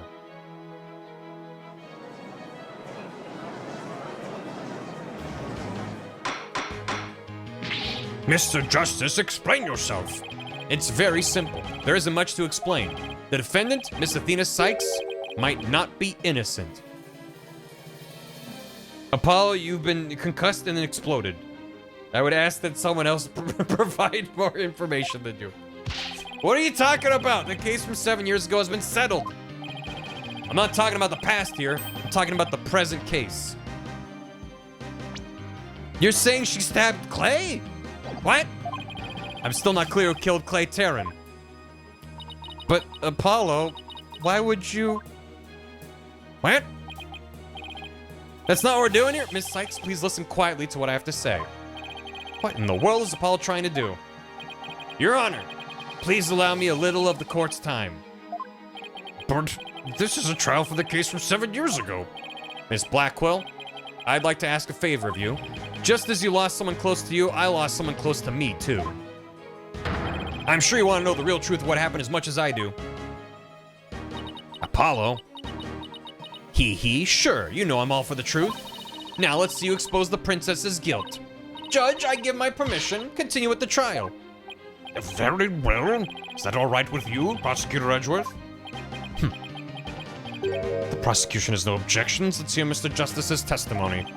I'll have the police's investigation report brought immediately. Not you too, Edgeworth. I really hope it's because you have something up your sleeve.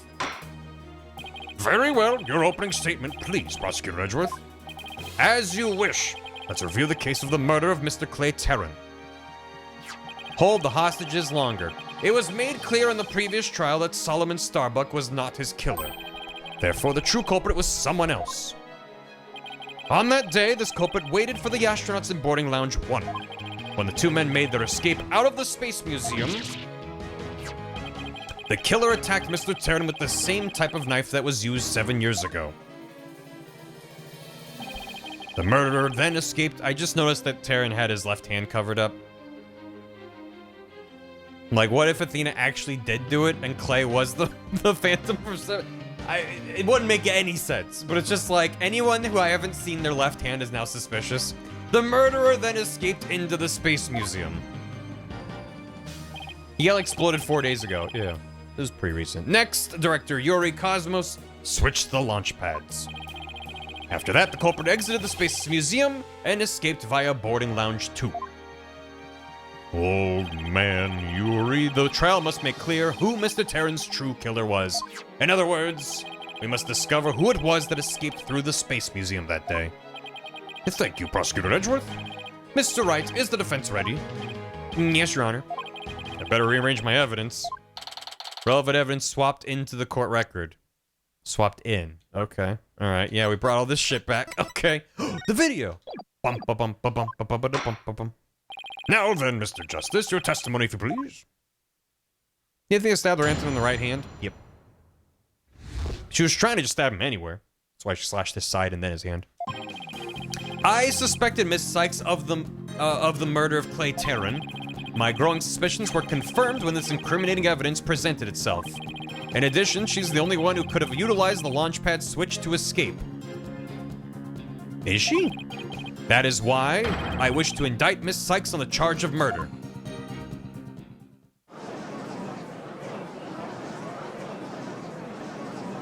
Our hero. Order in the court! Mr. Justice, you realize you are charging your own coworker with murder, don't you? Yes, Your Honor, because that is the conclusion my investigation has led me to. But Apollo, why? How could you suspect me too? Remember all the times we watered Charlie together? Remember the good times. Mr. Wright, your cross-examination, please. I don't get it. Just what did you find out over the past few days to make you think this? Coworkers, am I right? She stole my lunch from the office fridge. Death. Bang, bang. I suspected Miss Sykes of the murder of Clay Terran. Hold it! What first made you suspicious of Miss Sykes? It all started when Miss Sykes and I were investigating the crime scene. When she saw the weapon that killed Mr. Terran, my bracelet reacted. She said she'd never seen the knife before. My bracelet told me otherwise. And then every time after that, my bracelet would react when she talked about the case. Poor Apollo must have been beside himself during that investigation. This is the Apollo got brain damage timeline? Yep. This is the start of that timeline. She cooked fish in the microwave, Your Honor. Guilty. I didn't know what to do or think. I couldn't even sleep. In that condition, I knew I wouldn't be any good in court. So I decided to wear an eye patch so I wouldn't be able to perceive any of her tells. Okay. So that's why Apollo was acting so strangely. But the reason Miss Sykes unconsciously reacted to the knife that way is because she stabbed her mother's murderer with one identical to it 7 years ago. Objection! Also makes me look cool. But that knife was also the murder weapon that was used to kill Clay Terran. I've been playing a lot of Yakuza, and I was working on a cosplay for my favorite character, Majima. That knife was also the murder weapon that was used to kill Clay. My bracelet could have also reacted to her because she knew she was his killer too. I guess he has a point? But my bracelet wasn't the only reason I became sus of her. Majima Apollo. My growing suspicions were confirmed when this incriminating evidence presented itself. Hold it! His favorite's Majima? Forgive me. Innocent, Your Honor, that's not what the trial's about. That's the lighter found in the Space Museum with their fingerprints on it, right? But even if it seems decisive, there must be other facts we don't know about yet. If that's so, go ahead and prove it. Look, honestly, I don't want to believe it's true either. But Miss Sykes was the only one who was in the Space Museum at the time of the murder. Mr. Justice, Miss Sykes had absolutely no motive to kill Mr. Terran. Objection! 7 years ago, Miss Sykes lived at the Cosmos Space Center. It wouldn't be strange if she had some kind of connection to him. Besides, people sometimes kill for motives we can't even imagine. I know you've seen plenty of cases like that in your own career, Mr. Wright. I still can't believe this. How can you actually suspect Athena, Apollo? In addition, she's the only one who could have utilized the launch pad switch to escape. Hold it! Explain. Isn't it possible somebody else used that same escape route? I'm afraid not, Mr. Wright. Why not? Recall there's a security camera in boarding lounge 1 aimed at the launch pad door. It's the camera that captured Terran and Starbuck. There's also another camera in boarding lounge 2. It recorded Mr. Terran's killer, or rather, Miss Sykes, coming out of the Space Museum. A camera in boarding lounge 2. First I've heard of it, but makes sense. Athena said she snuck into the Space Museum the night before the incident, and then was overcome and passed out until around noon the next day. Did the police check the whole footage of this recording? No. No, they didn't really care. I was out until about noon the next day. I didn't even know about the explosions. When I woke up, nobody was around, so I just went out to boarding lounge 2. Hey, you're for the hydrant. That must have been when the camera captured her. And that's what made Apollo suspect her even more, but wait a minute. In that case, it most likely recorded the true culprit as well. Objection! That's a negative on that one too, Mr. Wright. In the footage taken after the incident, Miss Sykes is the only one who appears. Why? What do you mean? Order in the court. That can't be. But if it is, then it's incredibly incriminating. Wasn't it you who proved in the previous trial the way the true culprit escaped was via the Space Museum after the pads have been switched? A fact you previously proved turned down its ear, leaving your client high and dry. I must say, that is vintage Phoenix Wright. But he always gets the innocent verdict in the end, so shut up. That's why I wish to indict Miss Sykes on the charge of murder. Hold it! Yeah. I love the Kristoff post, everything else about this sucks. Yeah, believing in your client to the end is a basic principle of good defense. Shouldn't you extend the same principle to your own coworker? You're probably right. Maybe I'm not even fit to be a lawyer. However, I don't care. This case is special to me.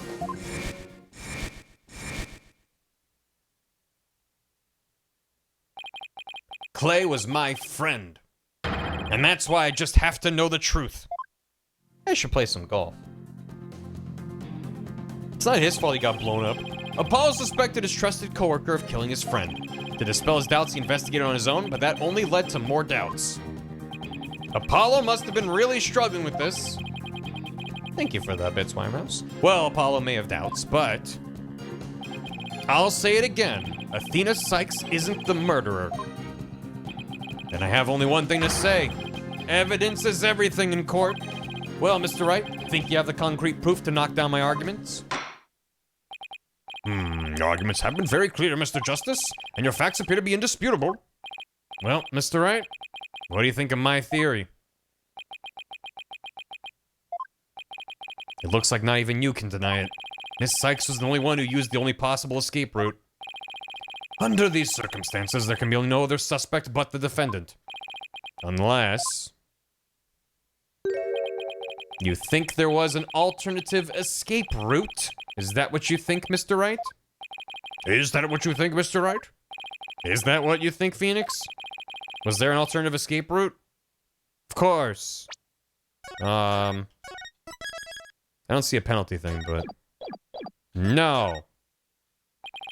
I don't think there was an alternative route, but if I say that, it's all over. Better think this through again. Was there one? Nah.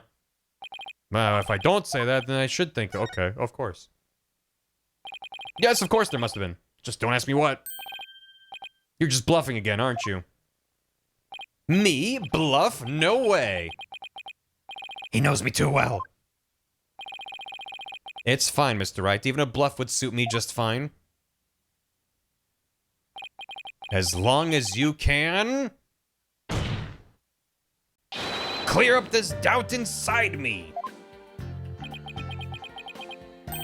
Wait, Is that what this is all about? I want to believe in Athena, I really do. What is faith without doubt? That's why I need to question her guilt, so that once the truth finally comes out, I can really fully trust her. So that you can really trust me? It seems your junior partner has just showed us what trials are truly all about. I believe you're right. We prosecutors painstakingly question every detail in pursuit of the defendant, while we lawyers believe in and defend our clients to the end. When both sides go all out against each other, that's when we discover the truth. And then the gallery goes, aww. Precisely. When the battle is over, we will understand the true meaning of trust. That is exactly what trials are about, wouldn't you agree? Yes, I couldn't ignore the seed of doubt that was growing inside me, so I decided I needed to face it head on. Don't slam your hands on the table, they're bandaged up for a reason. No matter what the truth is that's waiting ahead, I won't be afraid. Your ass is getting fired, Refus. That's so like Apollo, always uber earnest about things like this. Mr. Justice, I vow to dispel every last bit of doubt in your heart. Good, because I want to believe in Miss Sykes again.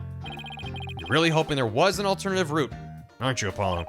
But if I use the process of elimination, there really aren't that many possibilities. Director Cosmos was at the southern exit, leaving only the control room and the corridor to the Space Museum. Which door could the culprit have escaped through? Come on, Mr. Wright, where do you think the culprit escaped to?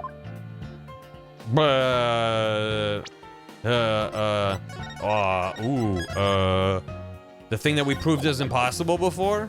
Take that! There? I doubt anybody could have escaped that way. But can you really say with certainty it isn't possible? Yes, I believe I can. I guess you're right.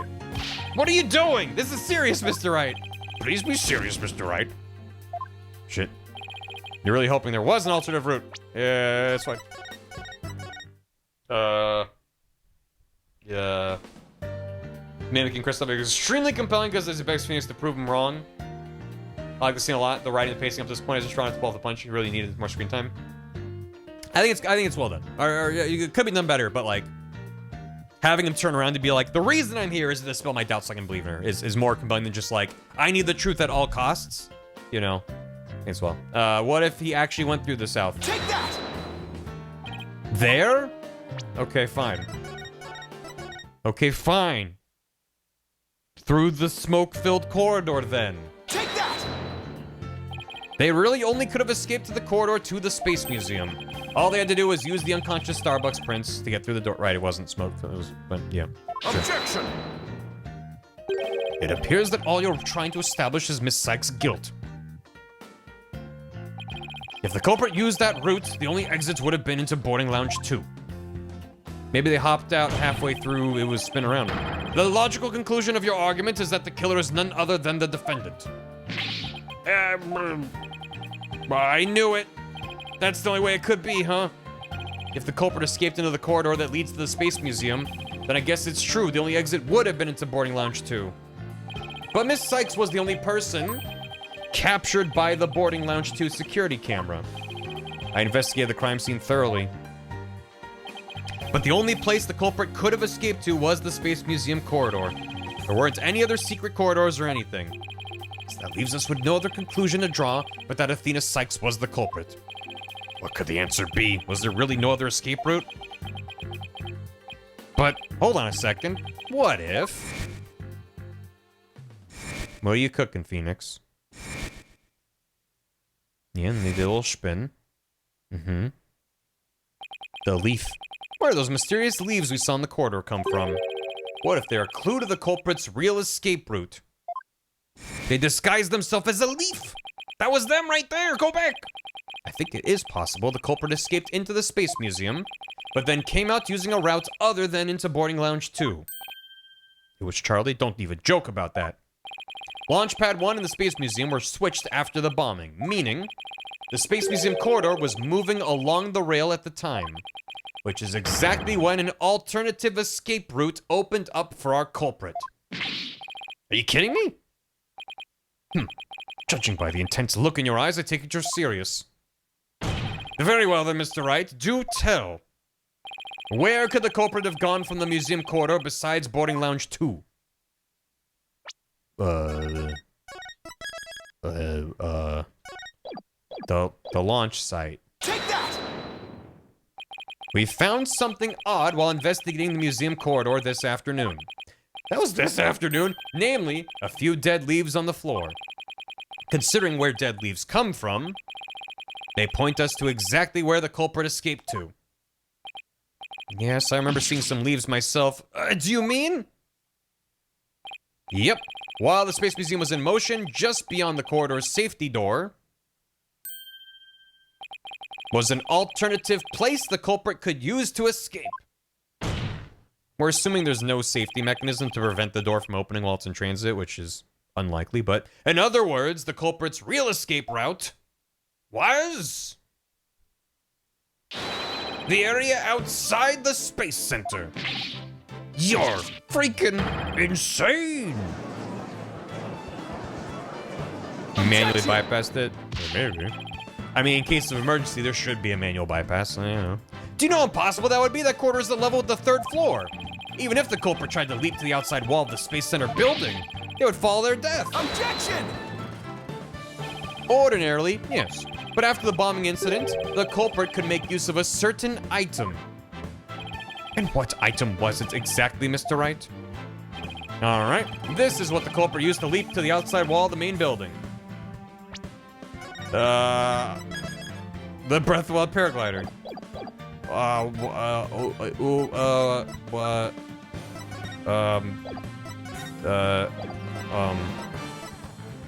Yeah. Take that! I was looking, yeah. An emergency, my badge. An emergency ladder. I feel like my mental model is like there's a corridor that's further than jumping distance that connects to the building that then rotates around. You're telling me that they just did some crazy running jump and made it all the fucking way? Maybe they backwards long jumped and made it to the side of the building? There was an emergency ladder in the 4th floor robotics lab. It was used that day after the explosions to help evacuate people. How does this person know it was good? I get, it's fine. Full like a lethal company ladder. Miss Blackwell herself used that ladder to escape down to ground level. I knew it was Mario. Recall the launch pads were switched after the ladder was lowered. That makes it look like it's a bridge, though. The corridor would have passed by the ladder while the pads were being switched. And that's when the culprit literally sprang into action. I mean, I did find it weird from the beginning that the ladder was outside the building from the 4th floor. It's not a fire escape, it's a ladder. That's incredibly dangerous. And this is why it was outside, and I hate it. I'm mad about this. This sucks, actually. I'd rather him just be like, yeah, he just broke his legs in the fall, but got away. And leapt onto the ladder. The Phantom cares not for logic. Who would have imagined? Olympic high jump champion murderer. Order in the court. Well, an alternative escape route seems to have emerged. And then where the leaves come from? Just from the thing being opened mid-transit? It's also kind of, I don't know. Which means someone other than Miss Sykes could have been the culprit. Objection! They don't experience emotions, so they weren't scared. Well, that's true. Making things up on the fly in an attempt to sway the court again, are we, Mr. Wright? Your theory has so many holes, it puts Swiss cheese to shame. Now I'm hungry for cheese, Miles. Now then, name one. I have here detailed information about the Space Center. According to this, the distance between the museum corridor and the main building during movement is a full 20 feet. Thank you. I'm actually glad that Miles is bringing logic into the courtroom. 20 feet? You're pulling my leg, right? In addition, the corridor is 3 floors from the ground, or roughly 50 feet. What's more, the culprits would be leaping to a precarious place, an unstable ladder. That is a superpower. Human beings feel fear in dangerous situations. It's a basic survival instinct. An ordinary person would certainly hesitate before jumping. Or even freeze in fear and not jump at all. Objection! We're not talking about a normal guy. But the culprit had just murdered someone. They weren't in an ordinary state of mind. Objection! He's Super Mario 64. Nevertheless, why would they have taken that kind of risk? They could have waited for the switch to be complete and escaped to Boarding Lounge 2. Objection! Because there was a security camera in Boarding Lounge 2. The culprit knew they would be recorded if they left the Space Museum that way. Objection! He fell 20 feet. In that case, the culprit could have hidden in the museum until things settled down, and then blended in with the other people after the museum was opened. That's a good point. But you claim that despite all this, the culprit took a 20-foot death-defying leap. I mean, it could be... I mean, if we're taking the Phantom to be an employee of the Space Center, which would explain how they know as much as they do about how it works, they couldn't have just hidden the museum because then their absence would have been noted.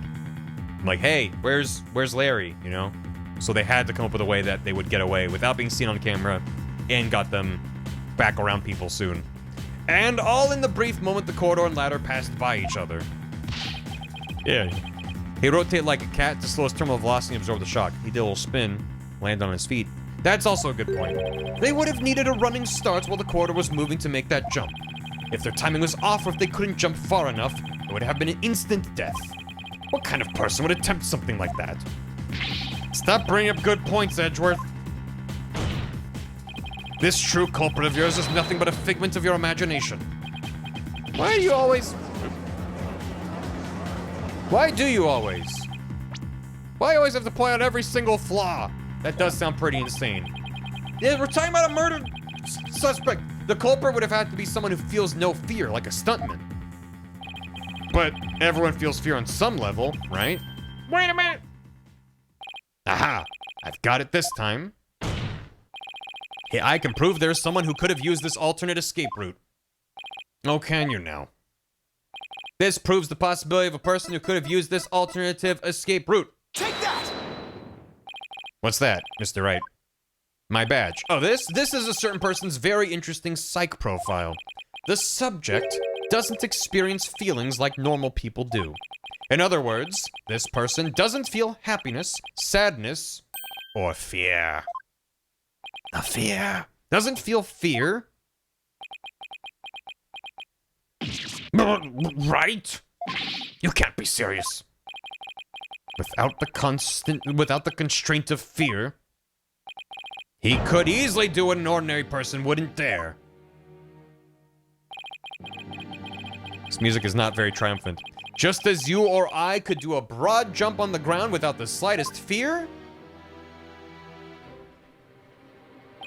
this subject could make a 20-foot leap 50 feet up in the air. He could choose this extreme way of escaping without hesitation. So you're saying that to a person without fear, the alternative route would be quicker and eliminate the chance that they'd be spotted. That's definitely pretty extreme, Mr. Wright. But was there such a person there at the scene? Yes, the Phantom, that mysterious, shadowy figure who keeps popping up. Oh dear.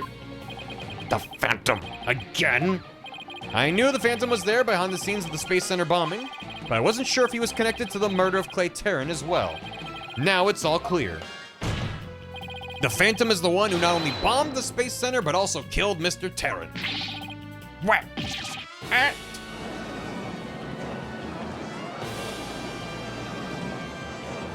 An awesome Unreal Tournament theme. It was Coke Shaky. Order in the court. Order. Mr. Wright, please continue. There was just too many similarities between this case and the one from 7 years ago. But why, you may ask? But why? It can only be because both incidents were the work of the same Phantom. This Phantom is the one who killed Clay? But who is he? This Phantom has been haunting this case, pulling the strings in the background. Tell me he's literally been in the background of like every shot. Who could this unidentified international spy be? Gumshoe. Right, this escape route must have been a part of the Phantom's plan from the start, as was tricking Director Cosmos into switching the launch pads. The bomb on the second floor was meant to make the elevators and stairs unusable. That's why he gave advance warning and planted the bombs where he did. Yep, I think you're right. But it doesn't explain this one last thing. So I lowered my emergency ladder like the detective leading the evacuation told me to. But it was such a pain, why couldn't they have used the ladders in the other rooms? The robotics lab wasn't the only room with an emergency ladder, but he couldn't have made that leap unless he was certain which one it would be. So you mean the Phantom must be someone who knew that particular ladder was going to be used? That's right. Who could it be? Wait a minute. So I lowered my emergency ladder like the detective leading the evacuation told me to. Mummy Apollo's good. Miss Blackwell lowered the ladder after being told to by the detective leading the... Gumshoe? Yeah, Gumshoe. You've got to be kidding me. Did you figure it out, Wright? Do you know who the Phantom is? Yes, I do. Who is it? Who killed Clay? A mystery spy known as the Phantom is none other than... Hold for dramatic reveal. Hold. Athena! Take that! Unbelievable! This person is the spy? That's right. We were all completely fooled. Your Honor, please don't be fooled by Mr. Wright here. He picked that person without putting any thought into it at all. Mr. Wright, how dare you take me for a foolish fool? Unacceptable! I'm not a foolish fool, but I don't, Your Honor, and I'll prove it. After the explosion, somebody gave the order to lower that ladder. That person's the Phantom. Yeah.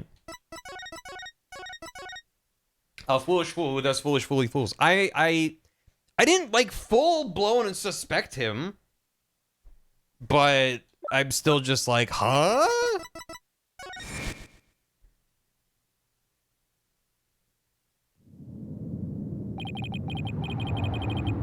After the explosions, a member of the staff crossed paths with a certain detective. Also, how does that sync up with the timeline of events?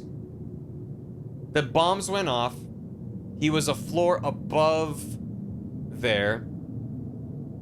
And then was like, lower that ladder and start evacuating. And then that means people were evacuating on that ladder, saw these fucking giant things spinning around them, and a dude jumped off on the... How does any of that work? I was on duty on the 4th floor. It was quite the madhouse, I tell you. I was starting to like him too. Yeah, me too. As for the detective who was leading the evacuation from the 4th floor, he had a very specific objective in mind. So I lowered my emergency ladder like the detective leading the evacuation told me to. They said they climbed down the ladder before the launch pads were switched. He did say that, you're right. I forgot. So he could have. Oh my god. Oh my god. His objective was to secure his own escape route. We lowered an emergency ladder from 4th floor and escaped that way. Okay, I know. I picked correctly. Just get to it. Once everyone else got out safely, I made my way down to and headed to the shelter. This is a detective you all know. He's even the lead detective on the current case. He appears to be a very emotional man, but his psych profile says he is without emotion. Take that! No, not Bobby. Are you saying the Phantom is Bobby Fulbright?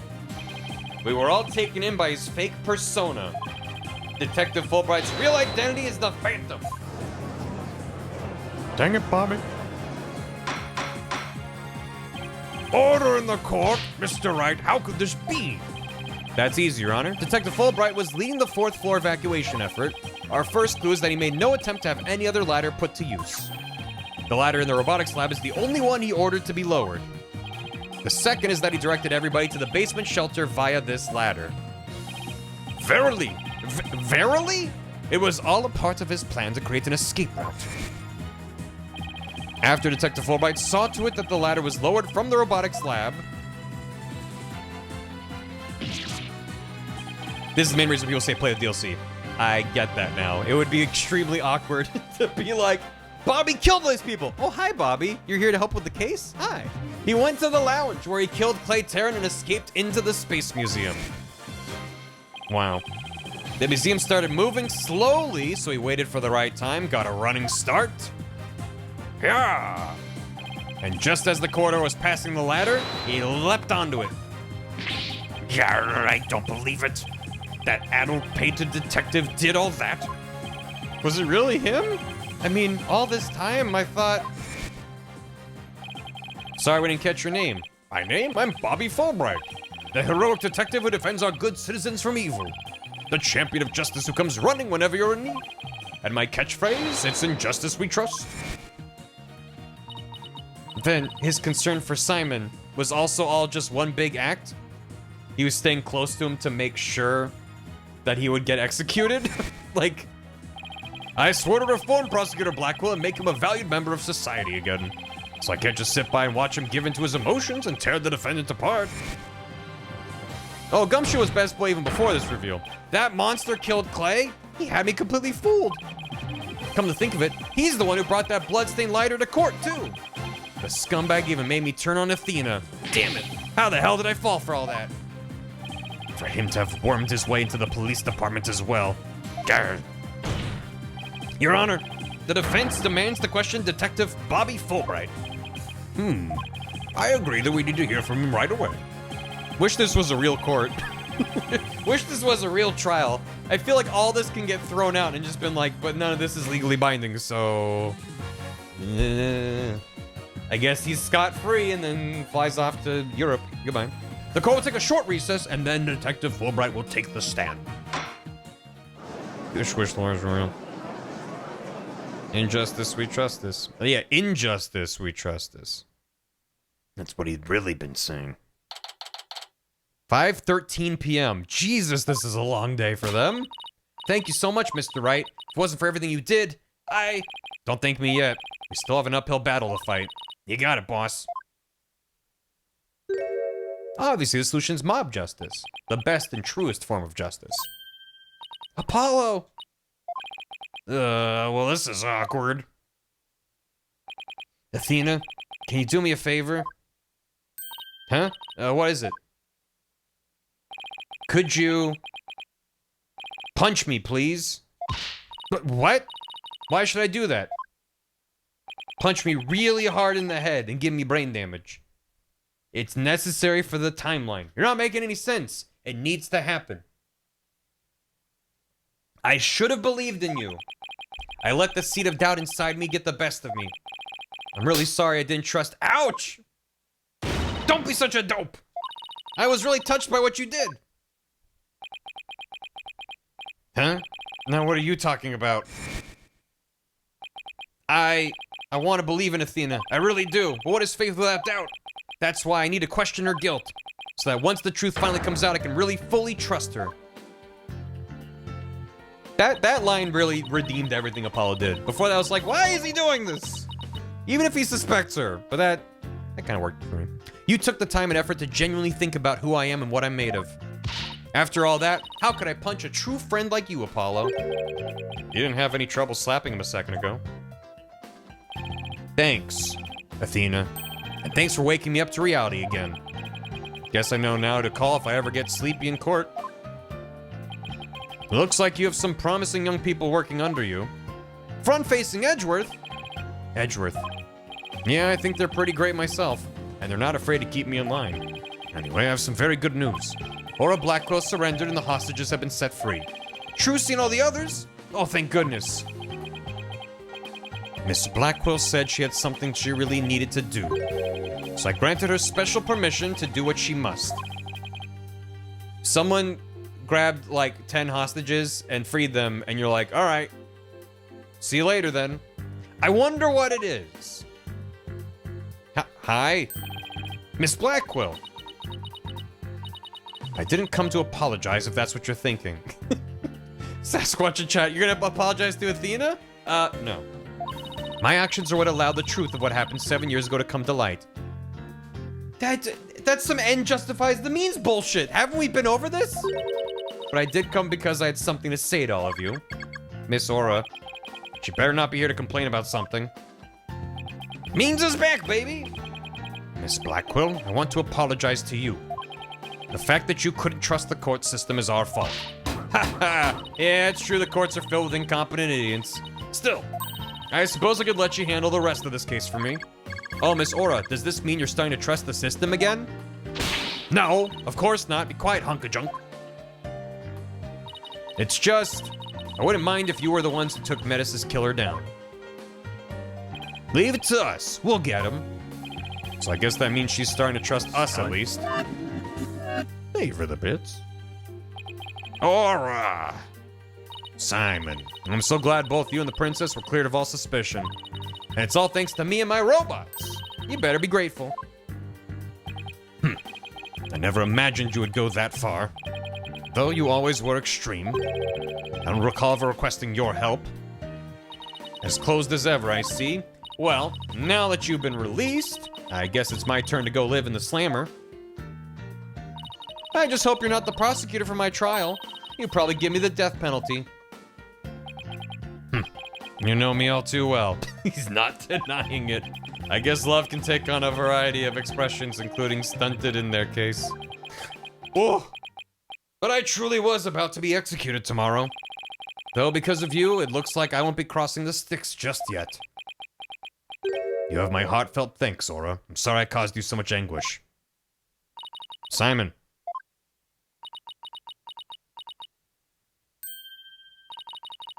Sniffle. Oh. I'm so glad, Simon. So very glad to hear you say that. Not sniff. Sniffle. Aura. Alright, that's enough of that. Bailiff, take me to the detention center. I have a chair to spin in. What Miss Blackwell did was inexcusable. But it's clear she did it out of love for her brother. She took hostages. I still can't wrap my mind around Detective Fulbright being the Phantom. I can't believe he killed Clay. Right. And murdered my mentor, which brought great distress upon little Athena. Chief Prosecutor? Yes? I would ask a favor. Would you allow me to stand at the prosecutor's bench for this trial? I wish to claim the Phantom's head by my own hand. That was my plan all along. After all, it's highly unconventional for a man of my position to stand in court. There's a few specific unique bad endings before this point, and one of them Aura just up and vanishes with all of her hostages. Oh. Sir. The formal paperwork is yet to be filed, but you are hereby conditionally released. Please take the prosecutor's bench in your official capacity and uncover the truth by your own hand. I'm much obliged. The day to part with these has come at last. Chief Prosecutor, could you? He always carries handcuff keys around. He's free.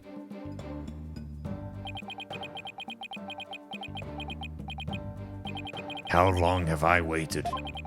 Maybe it's the sense of freedom, but even the air seems fresher, the light brighter.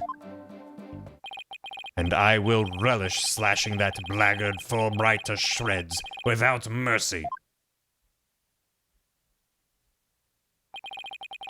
He always has handcuffs and keys. I don't have to be able to read his heart to see how happy he is. Relish. I'm so glad, but I won't cry just yet. After all, we still got a trial to finish. It's okay to cry, Athena, I promise. Prosecutor Blackquill, Mr. Wright, please avenge Clay's death for me. What are you talking about, Apollo? You're coming to the defense's bench with me.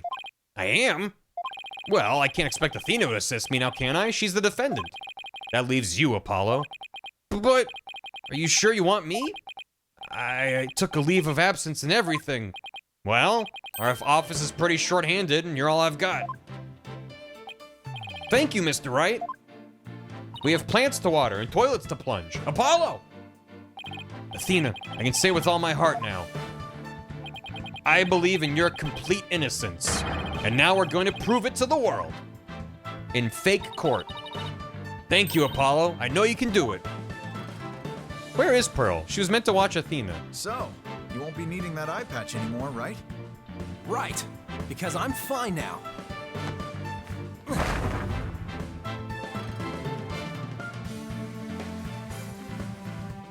He probably still needs the bandages.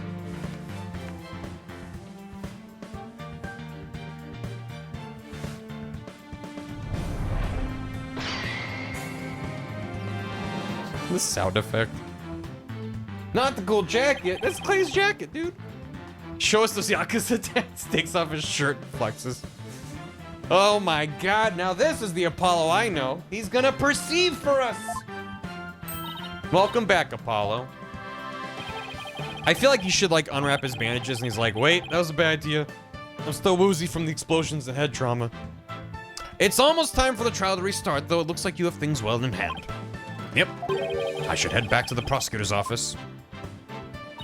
I'm fine! The bandage was for fun. Well, the eye bandage was for fun. But why? I don't think the rest were. I want to look into a few things, namely, the first people on the scene 7 years ago, the facial data registered by the robot, and Detective Fulbright's background. Sounds great, Edgeworth. Thanks. I expect to be repaid with a victory, right? Now, if you'll excuse me. Okay, you two all set to go? You bet I am. Let's do this. We're doing it. If Phoenix can get hit by Carl and sprain his ankle, Apollo can recover quickly. It's true. This is it, the final battle. A final battle. Thank you for the raid, Gaijin Goomba. How y'all doing? Welcome. We are very deep in the final case of Ace Attorney 5, Dual Destinies. So if you don't want any spoilers for that, now's a very good time to leave. But thank you for the raid. I hope you stick around if you are interested. Things are great and make a lot of sense here. Blows Nick a kiss. Absolutely does. The murder of Apollo's friend, the courtroom bombing incident. Oh, so this happened. Everything's fine. We're having fun. Having fun. And the case that ushered in the dark age of the law 7 years ago. This case contains like a lot of blood. Destiny has called us to bring the one responsible for it all to justice today.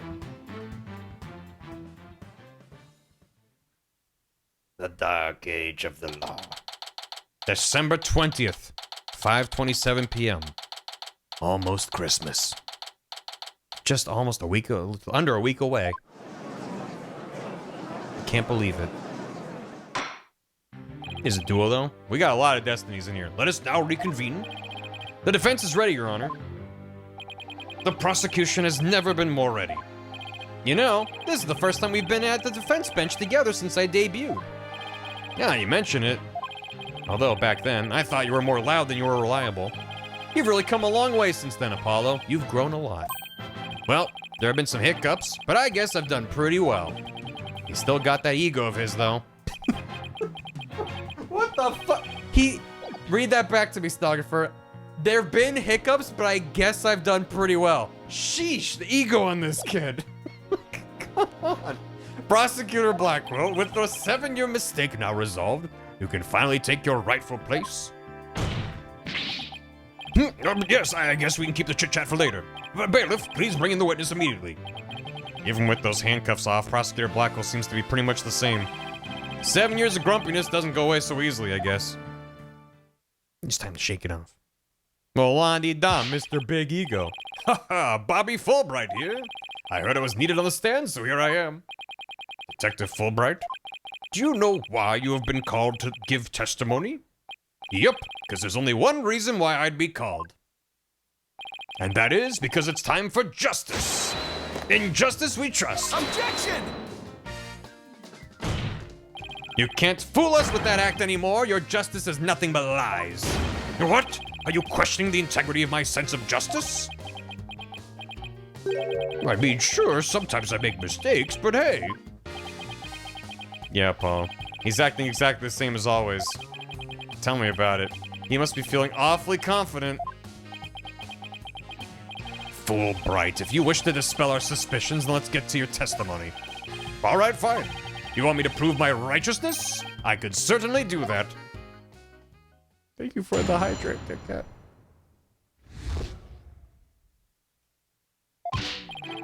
Ha ha ha ha! I am the very embodiment of justice itself. Well, then we're all doomed. I won't have you make me into a villain with your far-fetched arguments. And this bit about the escape route is only a theory. You don't have any proof. What we do have is proof that Athena Sykes is the culprit. This lighter with her prints on it. Mm-hmm. Actually talking to each other. Wow. You're saying the suspicions against you are completely false? And that the defendant is the real culprit? That's right.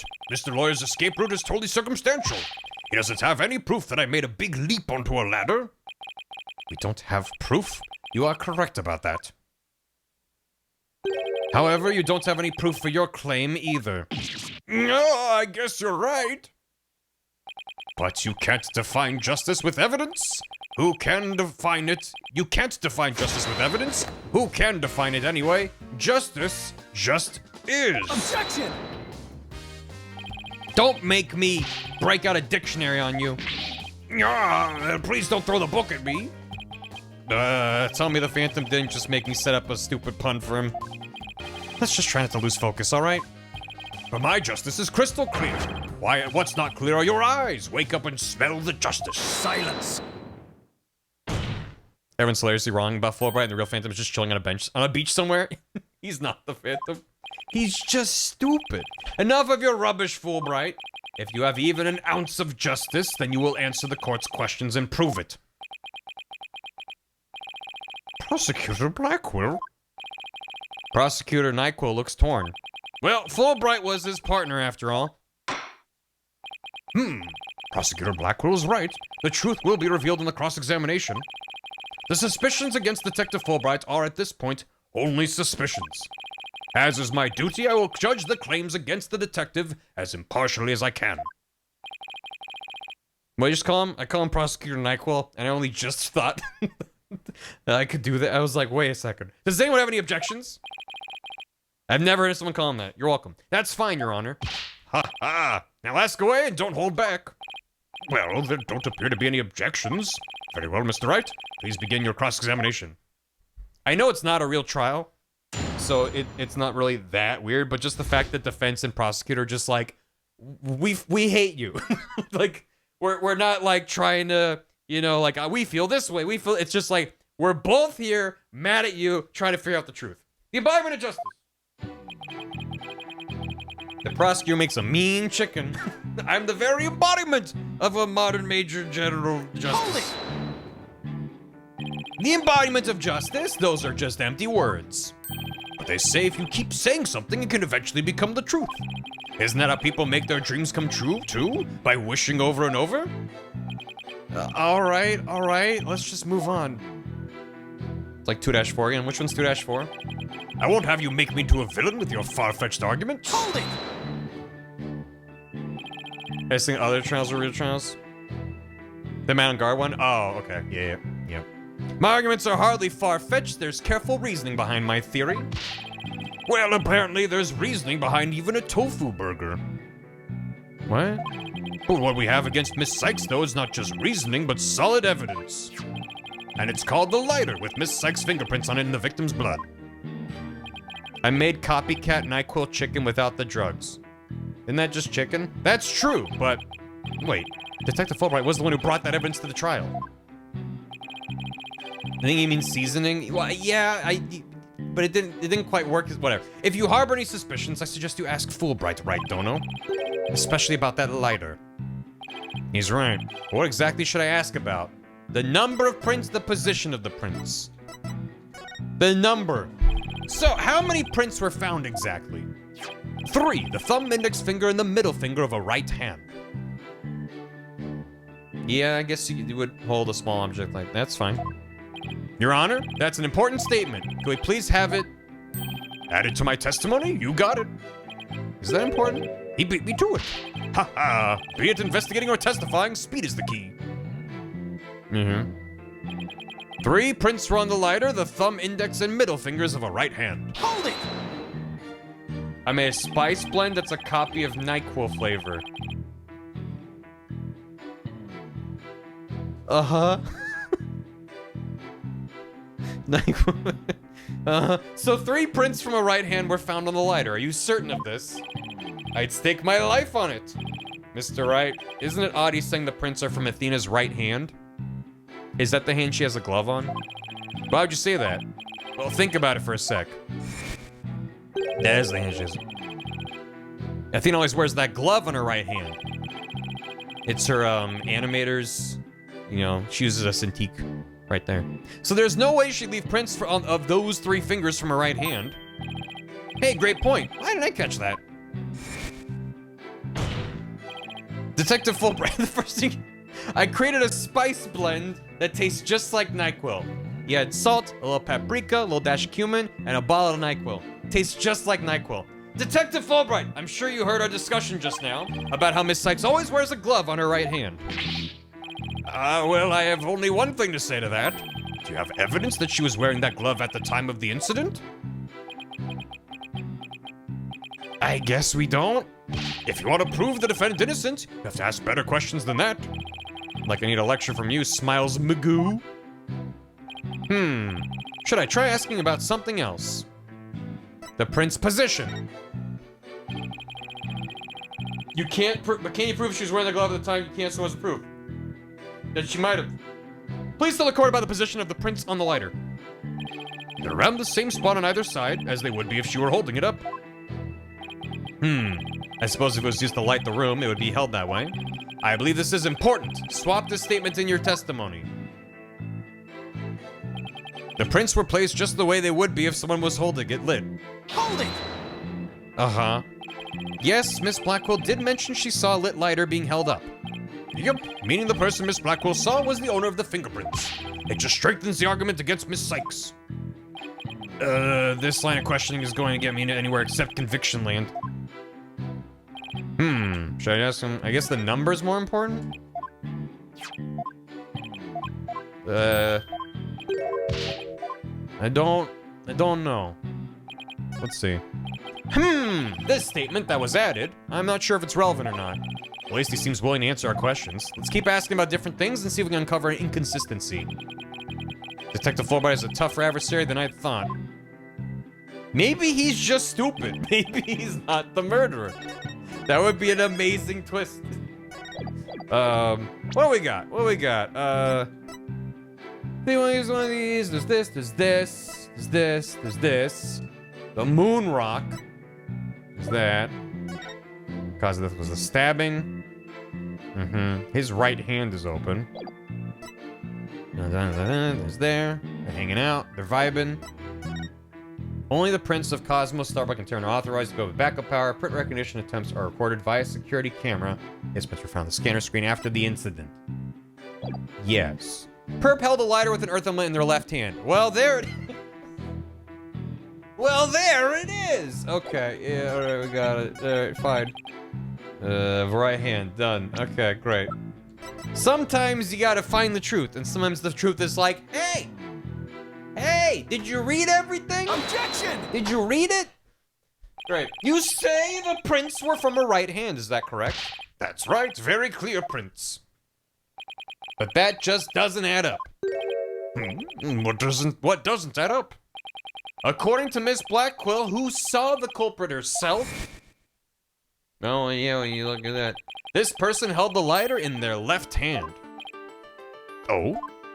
So here is the dilemma before us. Why are the prints on the lighter from a right hand instead of a left? Oh! You're right. It doesn't make sense, does it?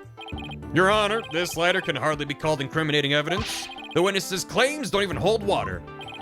Detective Fulbright, I hope you have a good explanation for this. I just can't understand it. They're definitely right-hand prints. But then, why are they inconsistent with Miss Blackwell's statement? I've got it. What have you got, Detective? The mirror! The witness must have seen a reflection of the culprit in the mirror. Go on. Miss Blackwell was looking in through the window of boarding lounge 1, wasn't she? I believe so. If you mean the little window in the back and to the right of the room, that's right. And across the room on the opposite wall is a large mirror. I do remember seeing it. Are you saying? Yes, the culprit Miss Blackwell saw must have been a reflection of that person in the mirror. Uh-huh. I see. In that case, right and left would appear reversed, wouldn't they? Haha, now do you see? That's the logic of pure justice. Objection! But your argument is only conjecture. You don't have any proof that what Miss Blackwell saw was a reflection? Silence. Right, Dono. You'd sooner nick yourself than him like that. Put some more muscle into it. Huh? Haha, that's right. Besides, the lighter couldn't have been in the left hand. And why not? Miss Blackwell said she saw an Earth emblem on the lighter, didn't she? That emblem's only on one side of the lighter. You're right. There's no emblem on the other side. But it's... There's a right hand. But that... I don't... It depends on which way it opens, I guess? Because if it opens in a certain way that's only on one side, it would... I don't know. As blank and smooth as the judge's fine scalp. If the culprit had held the lighter in their left hand, they would have covered the emblem. You can see the hinge. There's lighter. Oh, the hinge is on the left side there. So, yeah. Wait, wouldn't that mean a left hand? No, it would be a right hand to open it. Flick it open, and then that's where the... Yeah. Okay, well, you would hold it. Okay, alright, okay. Uh-oh. What's more, this is the kind of lighter you flick open with your thumb before lighting. So if the culprit had held it in their left hand with the emblem out and visible, they wouldn't have been able to open it, let alone light it. You're saying that in a pitch black room, someone had a lighter open, and Aura saw through a mirror someone in the room further away than that and went, hey, I can see an Earth emblem on the lighter. I don't buy any of this. But if they had held it in their right hand, they could easily open it up and light it. This all means the culprit was definitely holding the lighter in their right hand. No! She has good eyes. Yeah. Come back, my beautiful contradiction. It appears you've planted a flower that bears no fruit. Ha ha! See how it withers before my flower of justice. He's tough. He's managed to discredit almost everything I've proven up to this point. Which is the first election? Well, it was at an angle. So if the person was out of view to the side, they could feasibly see them to the side. But she also would see, like, light being... whatever. The injustice we trust, you see, I'm not this phantom you've been talking about. I mean, are you sure there really is a spy? I bet they're just a figment of your imagination. Oh, it's so sad, so very sad, but I'm afraid Miss Sykes is the culprit. Hold it! Detective Fulbright, I believe you said that the emblem is only on one side of the lighter. Are you sure about that? Of course I'm sure. Why don't you take a look for yourself and see? Do you see an Earth emblem on both sides of the lighter?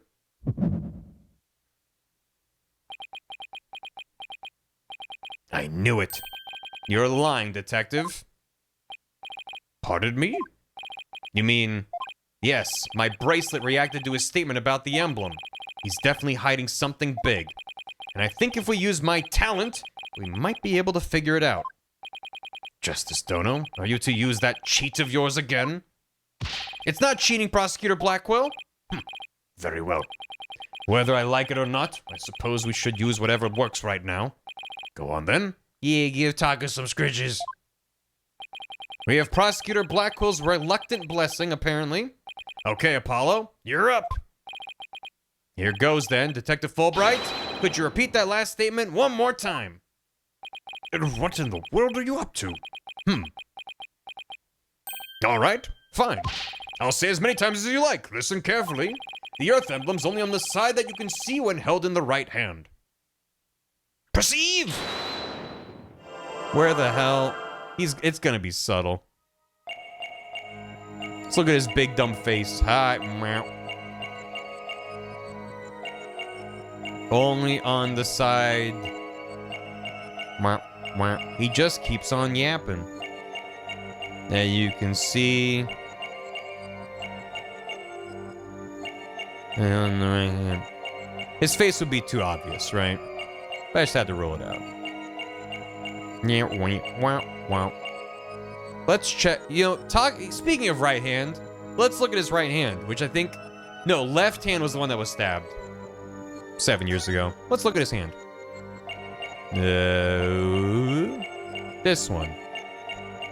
And then we'll look at the other hand. I know it says right. I wanted to start with that one. Even though I suspect his left hand more. For some reason. Show us the skull. Show us the skull. Yeah, right.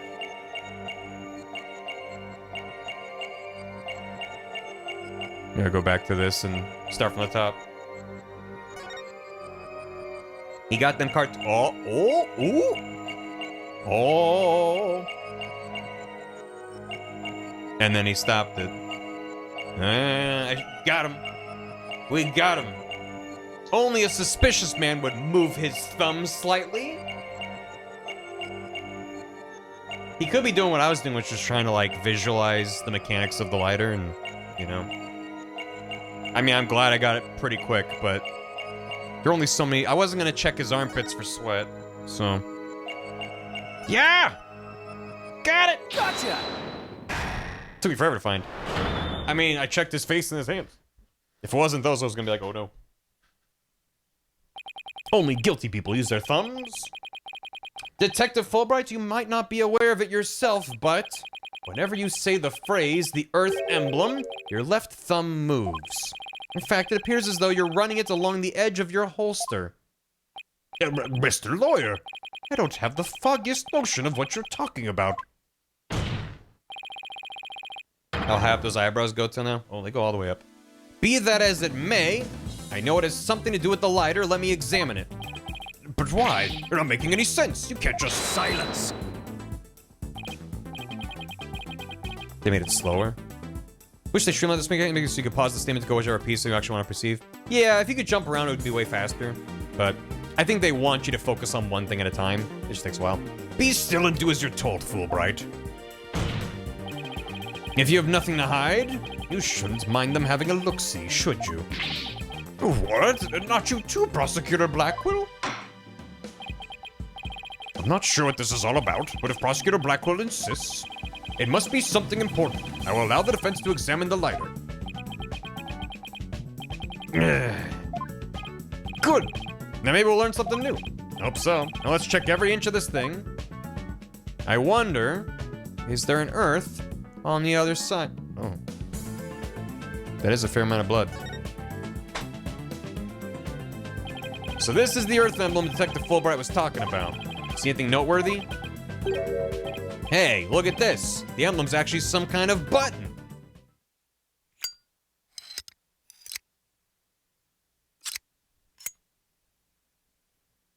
It's an elaborate lighter.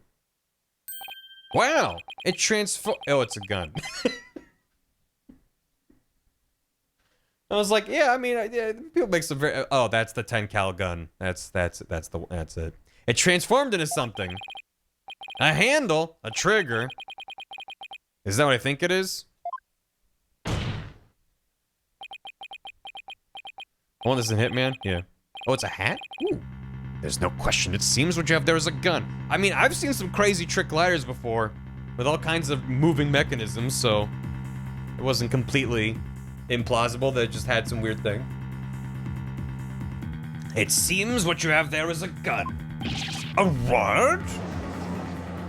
Athena shot someone. A gun. So that's it. Your Honor, please recall this morning's trial when Director Cosmos was on the stand. The bullet that hit the oxygen tank was extremely small, maybe a 10 cal.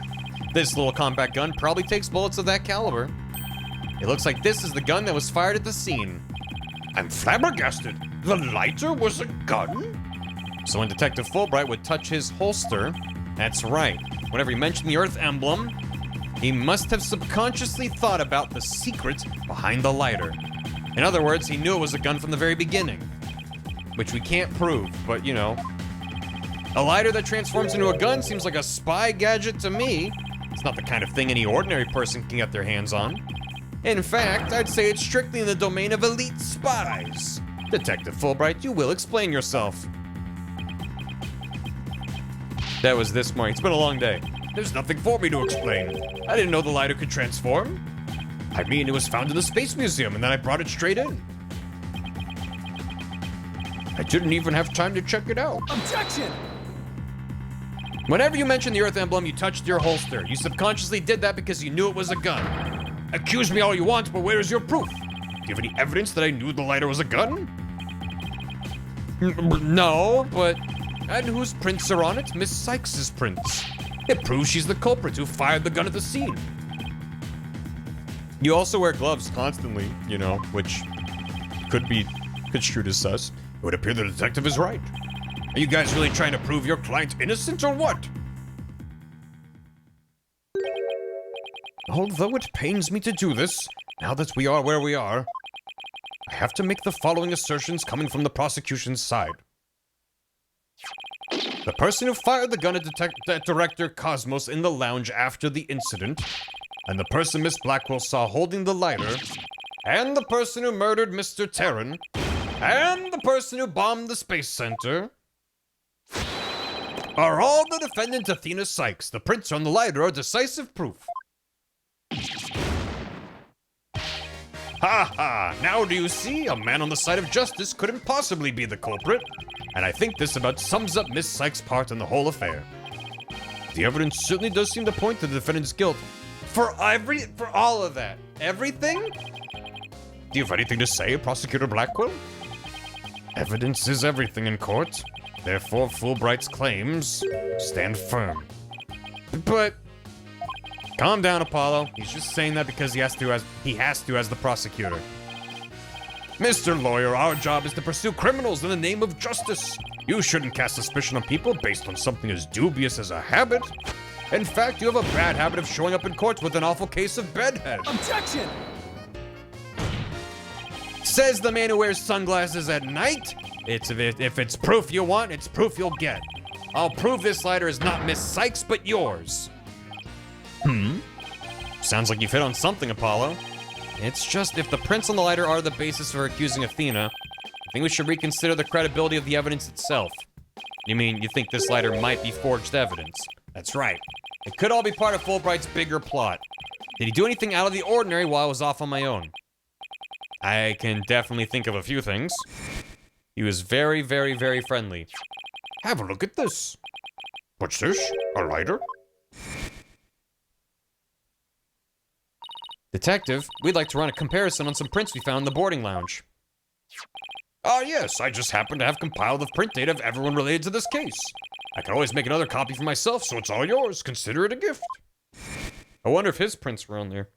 Probably not. If we assume he's been laying a big trap for us all along, there's gotta be something off about this piece of evidence. What's wrong with the lighter as a piece of evidence? Wouldn't you like to know? The problem is how the prints were left on it, the owner of the prints, where the prints are on it. It's the owner. It's gotta be.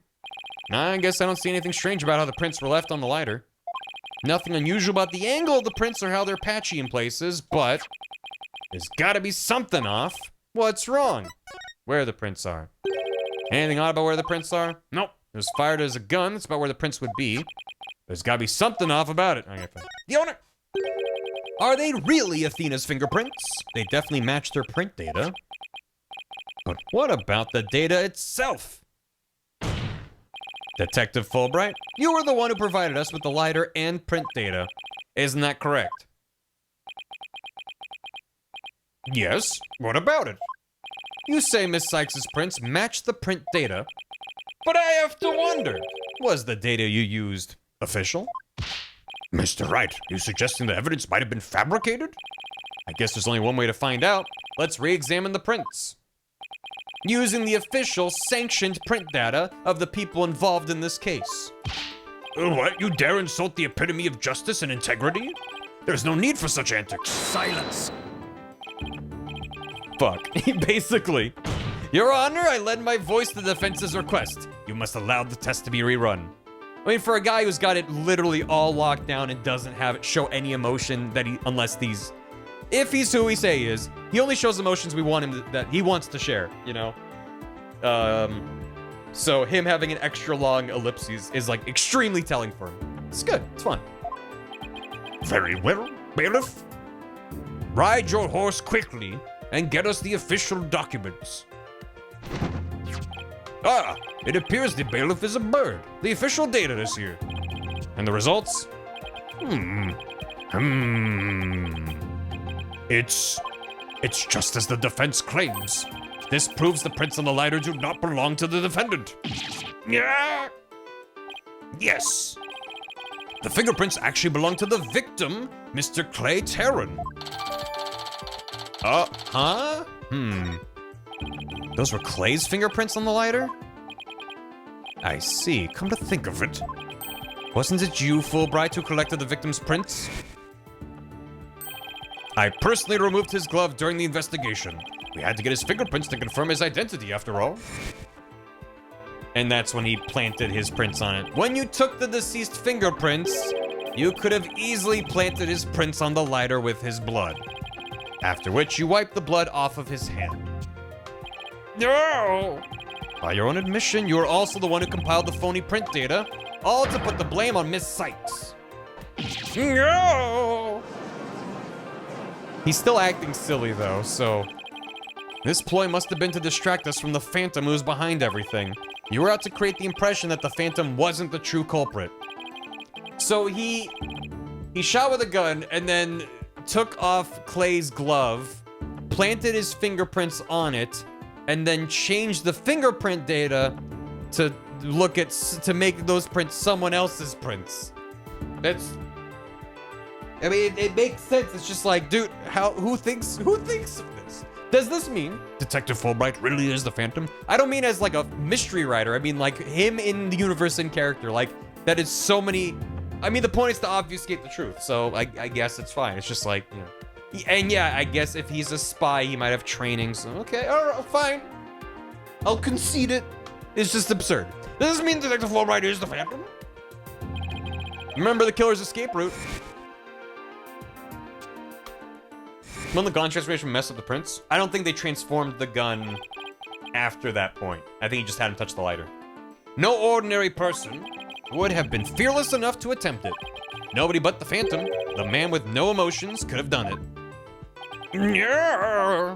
Detective Fulbright, you were the only one who could have used that escape route. No! Fulbright, are you really the Phantom? Answer me, or so help me I will slash you to tiny slivers where you stand. Oh, all right, I'll talk. I confess. I'm not the Phantom. Silence. It's all over.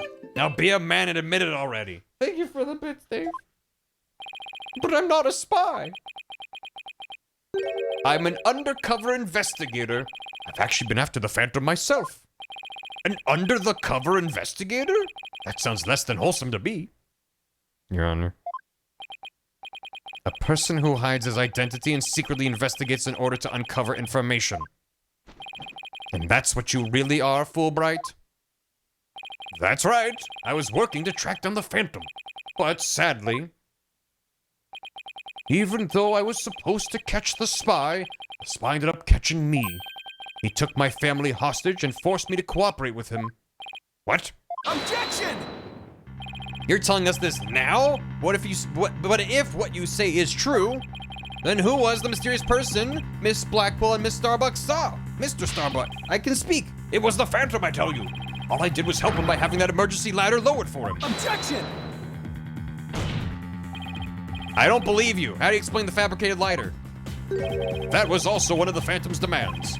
Being the detective in charge of the case, it was easy for me to fabricate evidence. Pinning the crime on Athena Sykes was just another one of the Phantom's orders. And you expect me to buy that? Fulbright, what was the Phantom's ultimate objective? I was told it was to sabotage the rocket launch. Someone who didn't want the launch to happen must have given him the order. Actually, I have to apologize to you too. The Phantom told me to get close to you. He ordered me to get back that psych profile you have on him. So, he sent a buzzard of his own to tail me this past year, did he? I haven't been a champion of justice. I've just been a pawn of evil. A pawn of the Phantom who stole the moon rock and killed Dr. Psych 7 years ago. Enough, Fulbright. Just tell us the Phantom's true identity. I don't know. He was very careful to hide it. He has top secret information for all kinds of corporations and countries. So there's a number of organizations that want him dead. If people believed I was the Phantom, I could be killed on the spot. I bet even now. There are assassins lurking nearby. This case is about the Phantom after all. With the ceiling blown off, I suppose you are vulnerable to a sniper's shot in this courtroom. Just 2 seconds ago, Fulbright was treating Athena like a criminal. Does he really think he's gonna lie his way out of it now? But on the surface, everything does seem to make sense. This could be bad, Mr. Wright, if we can't find a flaw in his logic. He's right. After we've come all this way, we can't let Fulbright wriggle free now. There, I finally told the truth. Now I hope you see how foolish it was to think I was the Phantom. Oh, well, yeah. You're an intelligent man, Prosecutor Blackquill. You believe me, right? He's locked in. I believe you. I don't think you're the Phantom. What? How can you say that, Prosecutor Blackquill? It's obvious he's the Phantom. Silence. Such a subtle change. Evidence is everything, right, Dono? And you must admit, there's no clear evidence that Fulbright is the Phantom. Yeah. Yes, as I recall, the only solid proof we've seen up to this point is the fact that Detective Fulbright fabricated evidence. But... No, switch over to sell it. I mean, they sell it with, like, the slow fade from black and everything, but...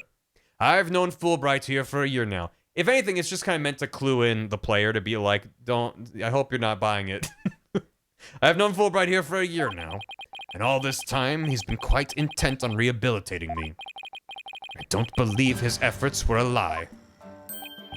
Prosecutor Blackquill. This fool truly thought he could reform a death row inmate like me. He went so out of his way in his efforts for me, he actually became quite a nuisance, really. Prosecutor Blackquill, you believe me? Please tell me Prosecutor Blackquill hasn't really been taken in by this big phony. However, even if it was against your will, you still acted as the Phantom's accomplice. You will have to pay the price for that. Throw yourself at my mercy, and don't you ever betray me again. Have you got that? Yeah, thank you. Oh, thank you. Oh, sniffle, sniffle. Such a bond of trust is a rare and beautiful thing. In any case, it looks like everything has been resolved. I can now hand down a not guilty verdict with confidence. Ha ha ha ha. Very good. I'm very glad to hear it. It's all over. Everything's been cleared up, and Miss Sykes will go free as well. Hooray! Happy ending. Throw the confetti out. Where's Gumshoe? Mr. Wright, we can't let the trial end here. If we do, the Phantom, the man who killed Clay, will get away. I know, but... Nice day of the dance. Well, what do I do? I don't have any proof that Detective Fulbright is the Phantom. Is this it? Is he gonna get away just like that? Is Miles gonna come back with his updated witness report? If you'll excuse me, my next investigation awaits. And with that... I'm off. Ha ha. Hold it. Come on, come on, come on, come on. Oh. Athena? The defense? No, wait. Not the defense. The defendant feels it's not time for a verdict yet and would like to see this trial continue. What? But I was just about to declare you innocent of all charges.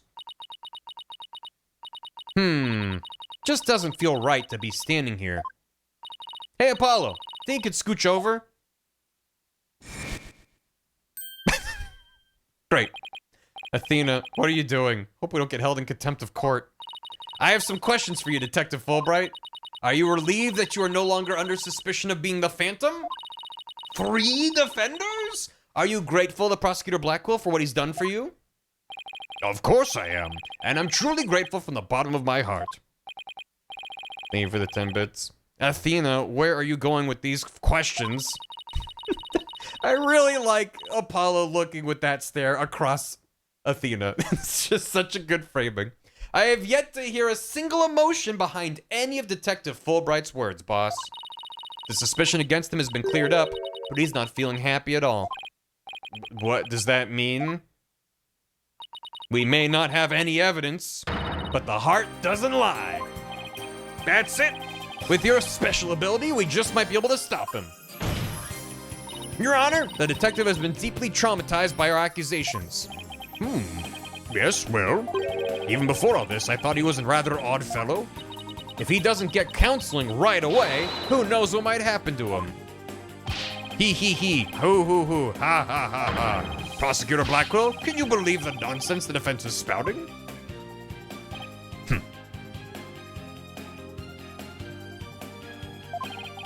Fulbright, I think you'd better have that counseling. Not you too. You've been making batty remarks ever since you were accused of being the Phantom. Such as, you're an undercover investigator and your family's been taken hostage. I fear you might have finally lost it. But I thought you believed me. Silence. Ha ha! Oh, how you amuse me so. What's going on here? That was an excellent bit of psychological manipulation just now, Simon. I knew you would catch on, Athena. Huh? Mind filling me in? Hee. Guess we left you in the dust, huh, Mr. Wright? Simon was only pretending to believe Detective Fulbright.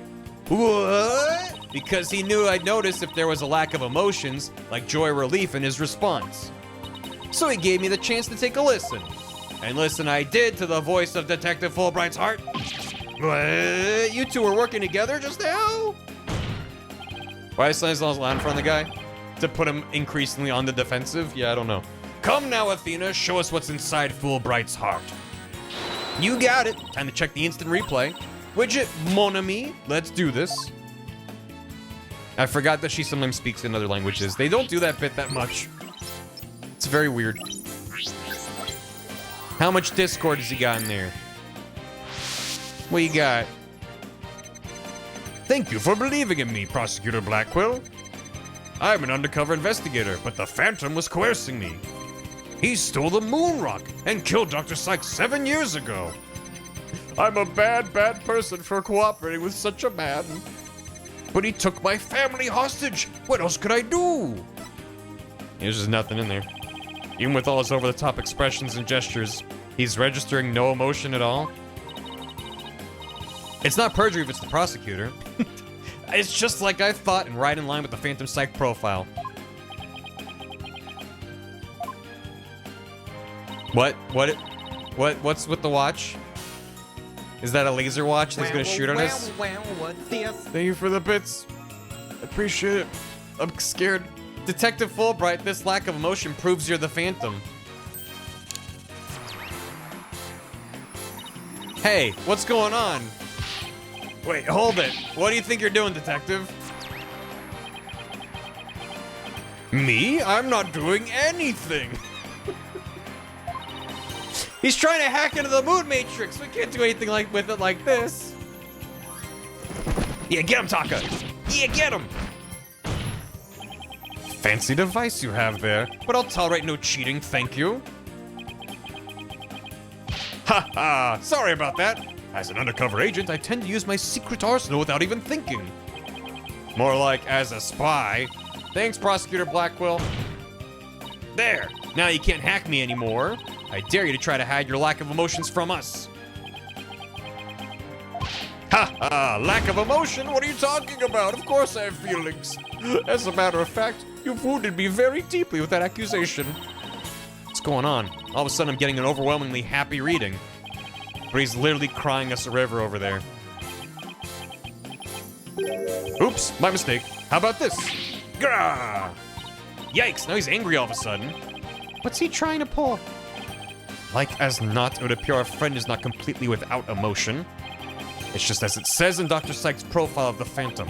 The subject has a unique psychological makeup with almost no emotional fluctuation. Oh, I get it. He has some emotions, right? Precisely, which leads me to wonder why you can't sense any emotions from him at all. I believe it's most likely because he is controlling his emotions. Very good, Prosecutor Blackwell, you are correct. It's the result of my daily training. A very important skill for us undercover investigators, you know? More like for us spies. Seriously. But I wonder why he suddenly showed several strong emotions. Wait a minute. I think I know. I sense there's a feeling you're trying to hide with your exaggerated emotions, Detective. Haha, a feeling I'm trying to hide? That's a good one. You're the ones who've been saying I'm the Phantom because I don't have any emotions. I was just trying to show you the range of deep emotions I truly possess.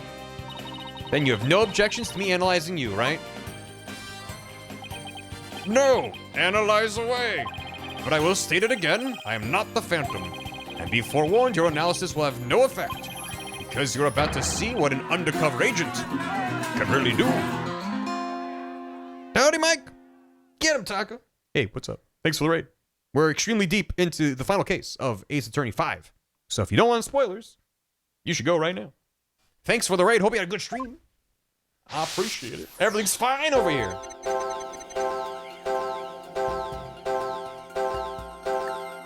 Uh-huh. Oh, I'm so sad. How dare you accuse me? Uh-huh. I do regret cooperating with the Phantom, of course, but I'm so glad this whole misunderstanding is cleared up now. What the? How am I supposed to pick out what's unnatural from this mess? I don't know what we can do with this either.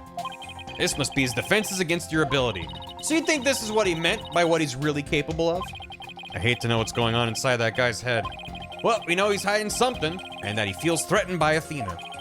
Being only human, his true feelings and emotion he can't completely conceal must be hidden somewhere in his testimony.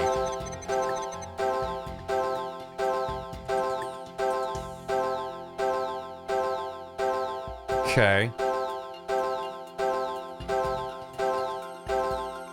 I'm trying to see if there's like one that never turns off or... Huh. I'm not sure what to look for, so I'm just kind of trying to see what if any patterns exist. Usually someone who would kill over a moon rock. Yeah. So the sadness isn't going away. You gotcha! Got it! I found it! You faker. I found the one emotion you're truly feeling. Also, yeah, the sound was more distinct than that. What? Hidden in the middle of that chaotic storm, I saw one emotion that never disappeared. When you talked about the moon rock, you felt a fear that wouldn't fade. Is he from space? Is he a spy from the moon? Fear, huh? A fear that a man with hardly any emotions feels, huh? And it was a response to that moon rock. Detective Fulbright, I presume you feel fear concerning the moon rock because... because your identity will be revealed, you lost it, you failed to steal it. Because you lost it. You lost the precious moon rock you went to so much trouble to get, didn't you? And that frustration has turned to fear in your heart. Oh, it's so frustrating. I can't stand it. Ha ha. I'm not so sure a man who could make that 20-foot leap would feel fear about that. Yeah, I guess you're right. Didn't the topic of what a spy might fear the most come up in our discussions earlier? Your fear that your identity will be revealed? I think the truth is that he failed to steal it, right? Of course. That's it. Is that actually? Just tells the Phantom's true identity. I don't know, he's very careful to hide it. Yeah, okay, that is it. I want to see what he say for that one. Yeah, that makes sense. How would the moon rock lead to his identity, though? You failed to steal it. You tried but failed to steal the moon rock. That stain on your career as a spy has left you feeling afraid. I mean, I don't know. I'm just thinking if there was retaliation from failing in his mission. But the moon rock did indeed disappear from the laboratory. I hardly think a person who feels so little would feel fear over a thing like that. Don't everyone jump on the Phoenix hype train all at once now. Didn't the topic come up? Yep. Your identity. Your identity. I have a decent track record with Ace Attorney. Just a lot of the time I'm like, I don't know what they want. I don't understand. I feel like it's like 50-50 between I see what's happening and what, huh? Whoa. Enough, Fulbright. Just tell us the Phantom's true identity. I don't know. He's very careful to hide it. He's top secret information. There's a number of organizations that want him dead. I could be killed on the spot. He's a Vulcan. There may be assassins nearby. Detective Fulbright, I think I know why you would feel afraid. You're afraid the moon rock will somehow reveal your identity. If his identity were revealed, he would be killed immediately. For every plot point I clock, there's one I blindside. That's certainly enough to make even the Phantom feel afraid. She in on my justice till I trust. Me afraid? I don't know what you're talking about. So there really is something about the moon rock that would reveal his identity. Apparently so. Wait a minute. Maybe the Phantom didn't so much steal the moon rock, but more like he had to take it with him because there was something on it that would reveal his true identity.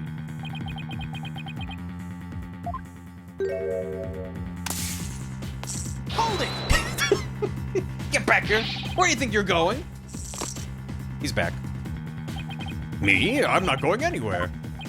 Is it just me, or was he going to use that weird watch thing to try to get away? Where'd Athena go? How many more of those toys does he have? Where can I get myself up? There's no ceiling. He could have gone out.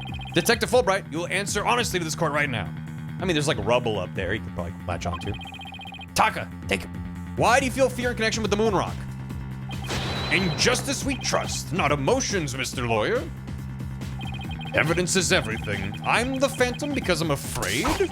Don't make me laugh. He's Spider-Man! Oh. What was that just now? But all human beings have hearts and experience emotions. Sometimes analyzing a case from the psychological perspective is the best way to find out the truth.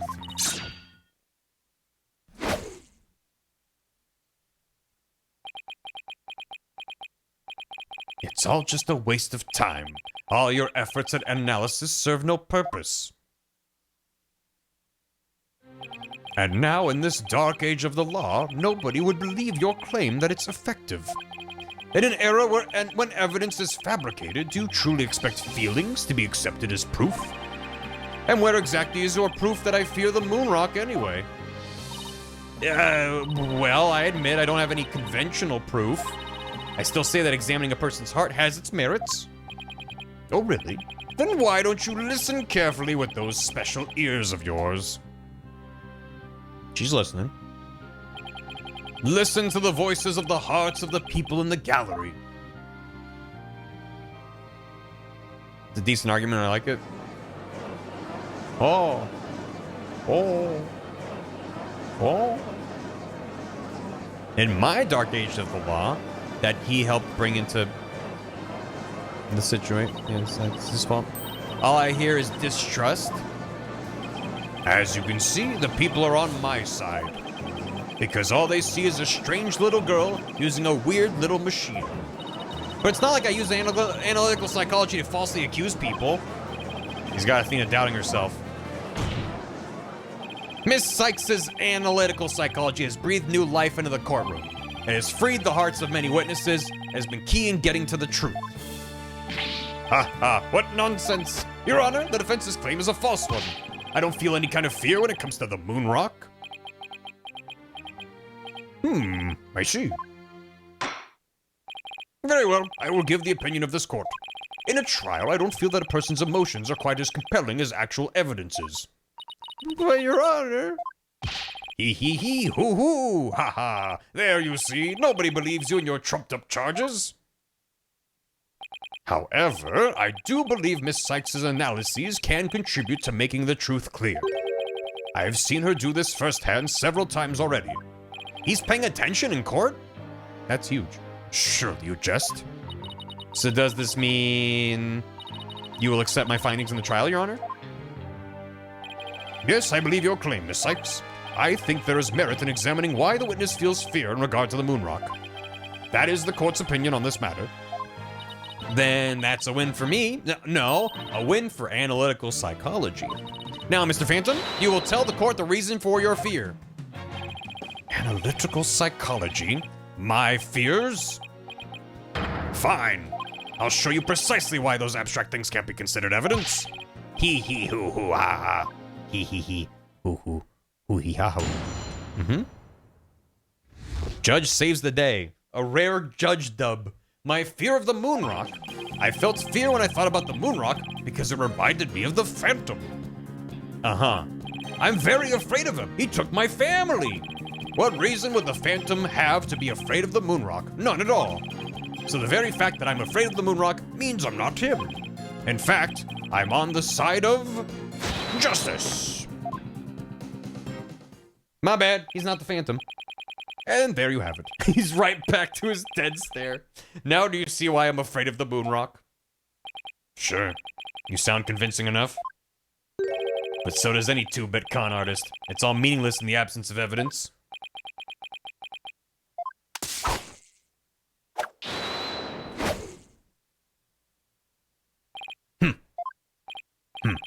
The Phantom is like the mist. No flesh, no bones. My sword alone cannot cut it. Right, Dono? Huh? Your metaphors are confusing. With your deductive reasoning and the body of evidence before us, let us send this miserable Phantom fellow to the other world together. We're gonna isekai him? You and I, Prosecutor Blackwell. We have a duty to bring the Phantom down and restore the people's faith in the courts. Indeed, by covering for Athena, I allowed the Phantom to escape. And as a prosecutor, I gave birth to the people's mistrust with my murder conviction. I bear part of the responsibility as well, for being suspected of forging evidence and losing my attorney's badge as a result. It wasn't your fault! The two of us and the Phantom were there at the beginning of the dark age of the law. Then it's also our burden to cut away the foul specter we created, is it not? Thank you for the bits. Until all that remains is the righteousness of the court and the faith of the people. Hee hee hee hoo hoo hoo.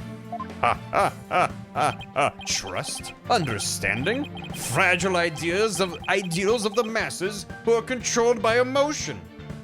That's the Fulbright I know. Humans can't truly trust each other, which is exactly why the illusion of trust is so enticing. Objection! Once two people overcome their misgivings, that's where real trust is to be found. Thank you for the bits.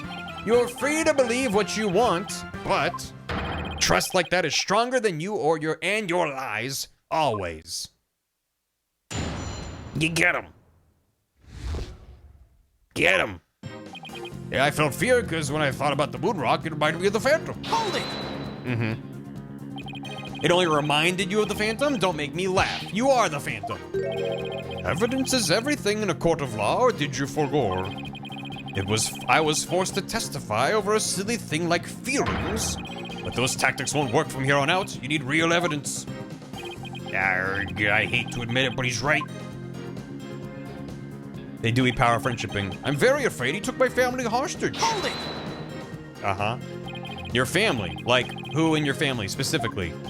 Oh, I don't know. Like, maybe my lover, for example? For example? Maybe? We need a more concrete answer than that. Haha, maybe my mother, my son, or my daughter. Maybe it was all of them. I'm so sad and worried, I miss them so much. Haha. He's obviously lying. Look how upset I am. Is it any wonder I followed the Phantom's orders? Uh-huh. What reason would the Phantom have to be afraid of the moon rock? None at all. Hold it! You can't think of a single reason the Phantom might be afraid of the rock. I thought the Phantom wasn't even supposed to have any feelings. How could someone like me with my wealth of emotions be expected to understand the guy?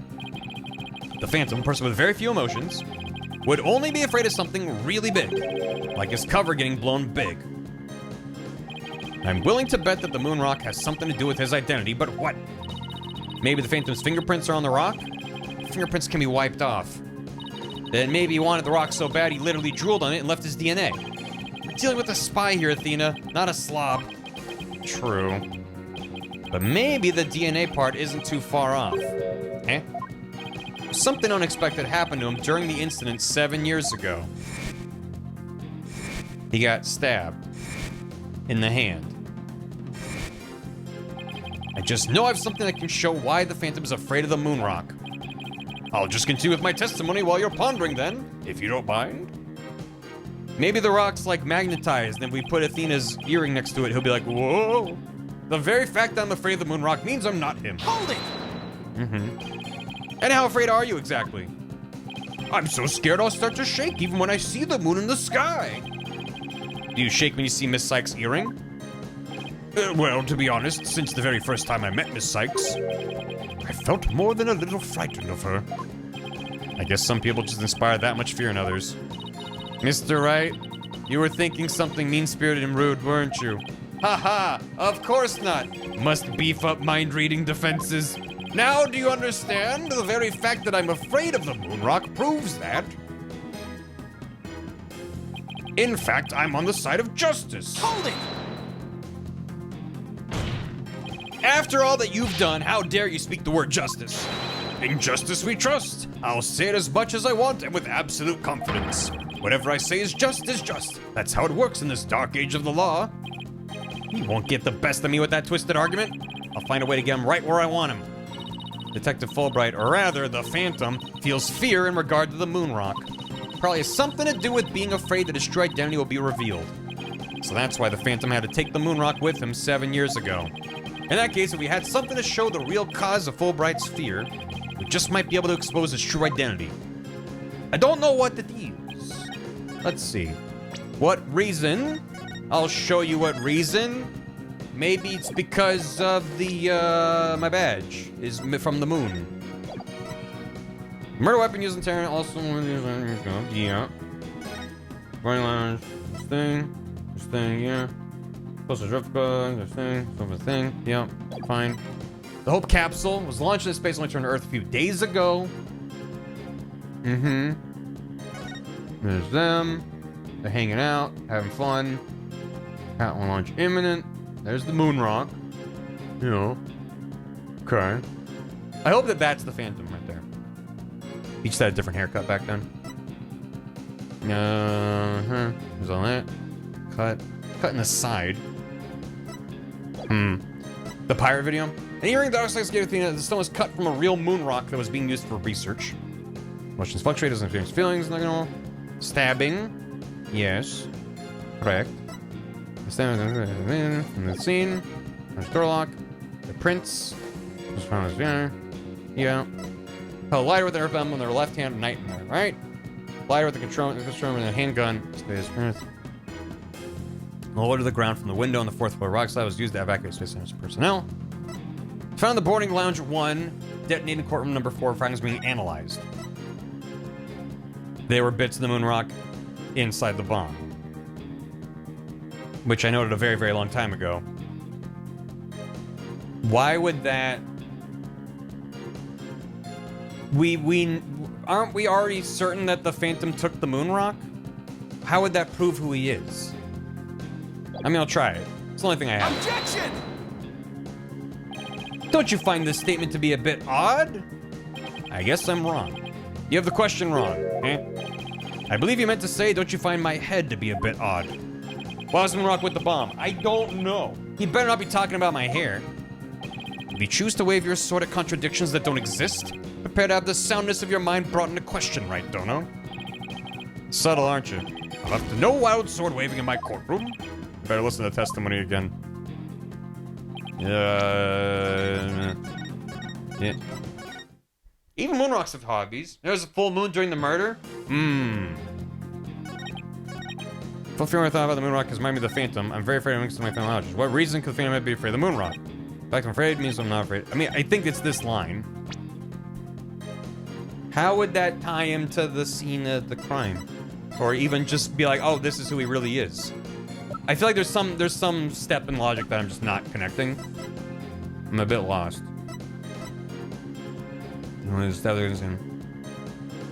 I mean, it could be I bring this up to be like she stabbed you and at that time something else happened. Objection! Okay. But I don't know what. I don't know what. Detective Fulbright, I assume you know what this is, or I forgot something important. Of course, that's the knife the Phantom used to kill Clay Terran. That's right. And the exact same type of knife Miss Sykes used 7 years ago when she stabbed the Phantom's hand. Or is it just that the moon rock reminds him of 7 years ago when his hand... Okay, so it's not that the rock itself would prove his identity. It's that the incident around the moon rock is what left him with a permanent scar that would prove that, you know. But he's going to be like, oh, that's just from a fishing accident. You know how it is. That was discussed earlier, as I recall. Have the defense cross-examine the moon? I agree. He dodged at first, only got his clothes, but I tried again. And this time you got him, didn't you? I did. I remember it clearly now. The knife went into the back of his hand. That would hurt. Miss Sykes then stated that she remembers the culprit bleeding.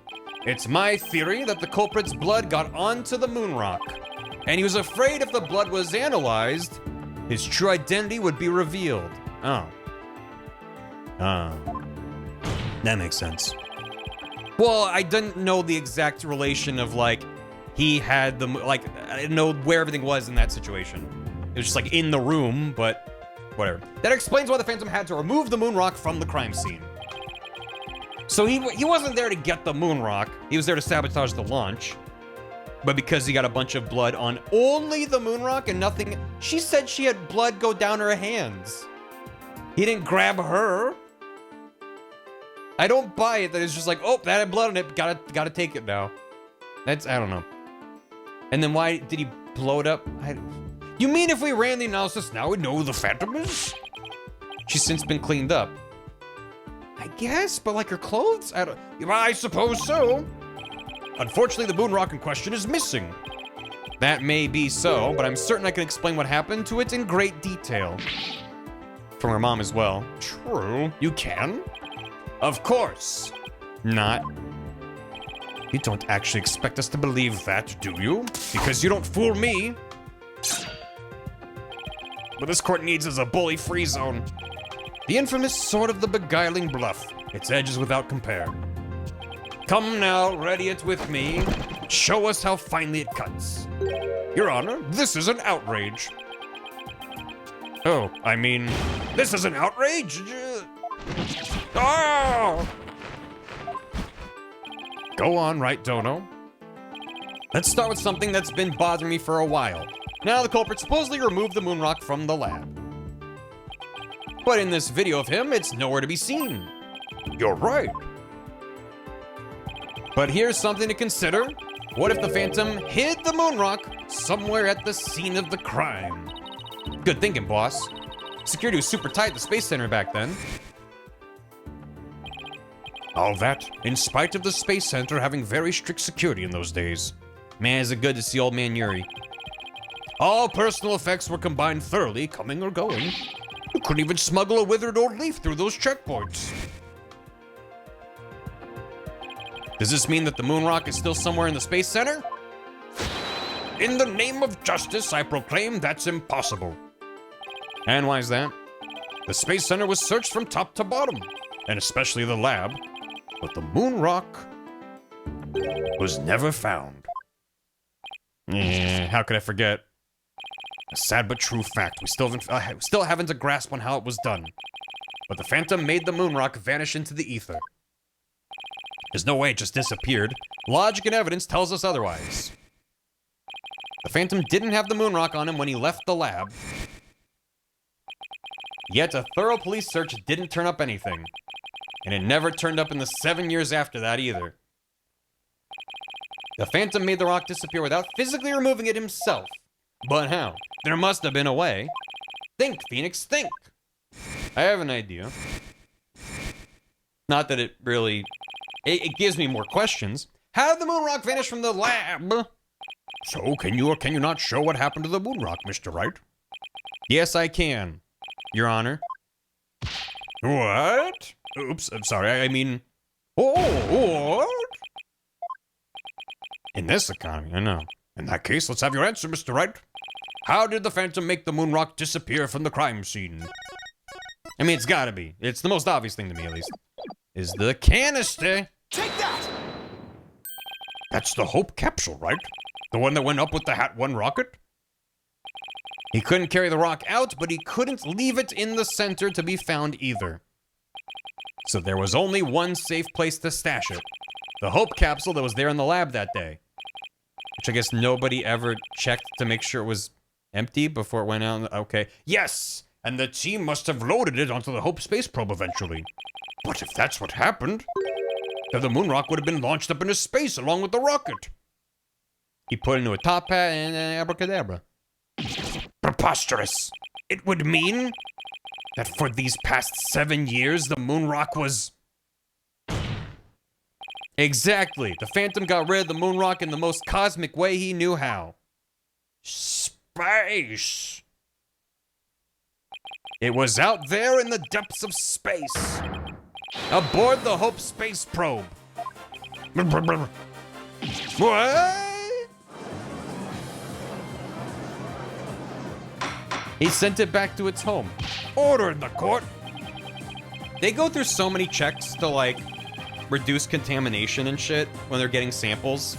Because if you're looking for, like, bacteria, for example, you can't bring bacteria with you. So they are so careful to be like, yeah, there was a rock covered in blood inside the space probe. It's just like, come on. I understand now. The Phantom's original scheme was to sabotage the Hat 1 anyway. Don't worry about it. The villain. He used his primary objective to conveniently kill two birds with one stone. Won't the orb be changed by the added weight? Potentially. That's right. He planned for the moon rock to be turned into cosmic dust out in space, thereby destroying the one piece of evidence, that could reveal his true identity. 2 boards. But Mr. Starbuck and the others foiled the Phantom's plot. The Hope space probe sailed off safely on its mission and returned 7 years later, with the capsule in tow. Oh! If we analyze the blood on the moon rock, it should make one thing crystal clear. That you were the Phantom all along, Detective Fulbright. So he killed Clay just so he could get the moon rock back? I believe so. His original assignment may have been just to sabotage the Hat too, but at the same time, he also had to retrieve the evidence of his crime 7 years ago. That's why he went to the boarding lounge and attacked Clay as he made his escape out of the rocket with the capsule. But in the end, it was all he could do just to escape himself, so he didn't get the capsule. Clay must have done everything he could to stop Fulbright. He probably hung onto that capsule for all he was worth until the very last breath. Oh, this is so funny. You make me laugh. You really do. Boy's totally out of whack now. It's game over for you, Detective Fulbright. Why don't you just admit to it all now? There's nothing to admit. I'm Bobby Fulbright's undercover investigator, I tell you. I'm not the Phantom. The blood on the rock is just another one of his schemes. A trap. Now I'm not sure what to think. I suppose if the Phantom is a spy worth his salt, a trap is not out of the question. Objection! But in that case, you could say anything is a trap. That's what makes a trap a trap. I've been framed into taking the blame for the Phantom. Your Honor, I believe further investigation's in order. Silence! Further investigation? More like plotting your escape. But no more. I will bring you to justice myself if I must. Here and now. I guess it's time to show you just what I'm really capable of. Die, Simon Blackquill! Hey, you guys aren't really...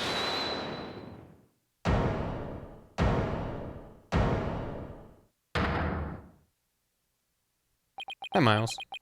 Finally, an adult in the room. Looks like I made it just in time. Edgeworth! I have good news for you, Mr. Wright.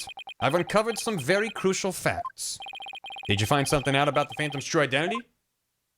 You might say that. I started by looking into the first people on the scene 7 years ago. All 3, an employee and 2 officers, were registered in the robot's recognition systems. But none of them looked the least bit like Detective Fulbright. That's not good. But there's more. I've yet to share my most important finding. Mr. Wright, Prosecutor Blackquill, you'd best brace yourselves. Uh-oh.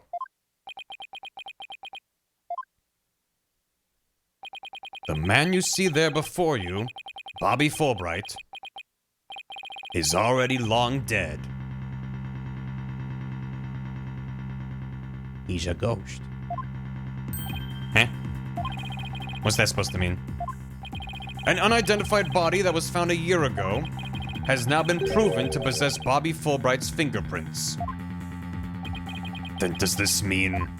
Yes, that man there is an imposter, pretending to be Bobby Fulbright. The space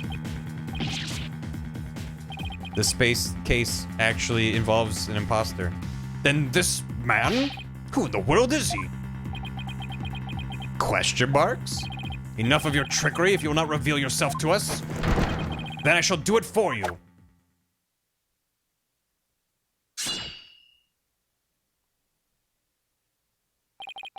Is he a robot? What the? His face! Aw, look what you did in my mask. Mask? What is the meaning of this, witness? Okay, you got me. I guess I have to show you who I really am now. Come on, Larry. Come on, Larry. What? Wait, but that's... Hey, Apollo. Yep, it's me, Solomon Starbuck. Mr. Starbuck, but that can't be right. You can't really be the Phantom, can you? Silence. Of course not. The real Starbuck was aboard the Hat One, which was set to be destroyed. Oh. Yeah, this is just another mask. I mean, didn't I tell you? I'm an undercover investigator. I can change identities at will. I can be anyone I want. Objection! Not so fast. I have the Phantom psych profile right here. If we compile a psych profile on you and compare the results, it will prove that you're the Phantom.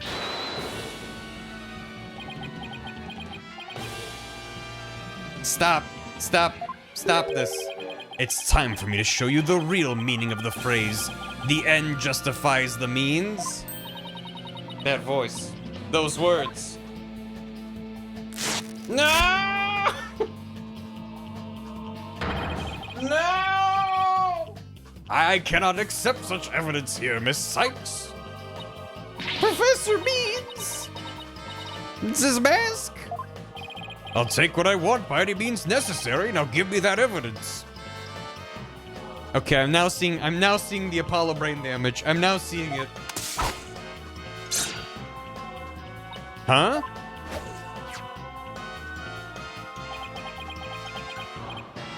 What if he's actually Meekins? Time to take out the trash permanently. How could you? Now do you see how powerful the end justifies the means can be? Silence.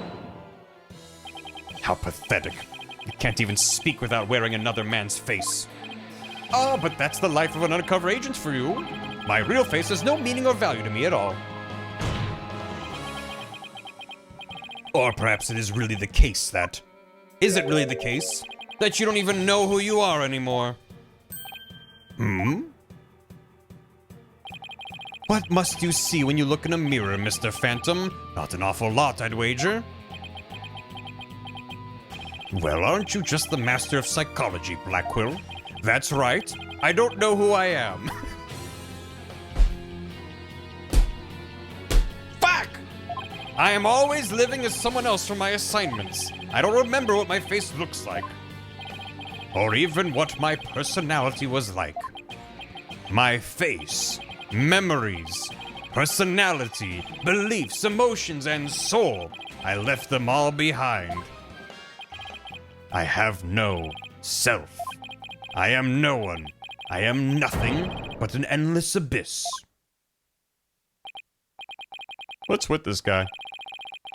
Is he even still human? And now we resume with your lesson, Professor Wright. Oh, huh? I believe you made this argument earlier. If you were to analyze the blood on the moon rock, you could prove that I am the Phantom. Things get a little goofy in this game. A little? I believe there was blood on the moon rock in that capsule. Now that we know you aren't even Bobby Fulbright, your claims of a phantom trap won't work anymore. Then why don't you bring this moon rock in? This decisive evidence from the Hope capsule? I think I'll do just that. Get ready, because the Hope capsule's about to seal your... Fudge! It was the courtroom bombing from the other day. The capsule was there in the courtroom as evidence and was blown to smithereens. Let him say fuck. It looks like you've finally caught on. Full marks for the defense for effort. But what a shame your hope was lost in that courtroom explosion.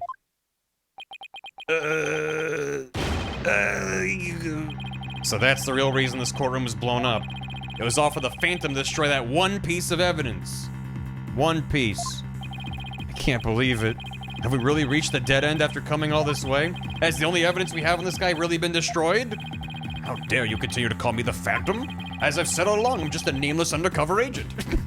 Nothing sus about that. Objection! And the defense will continue to assert that you are the Phantom.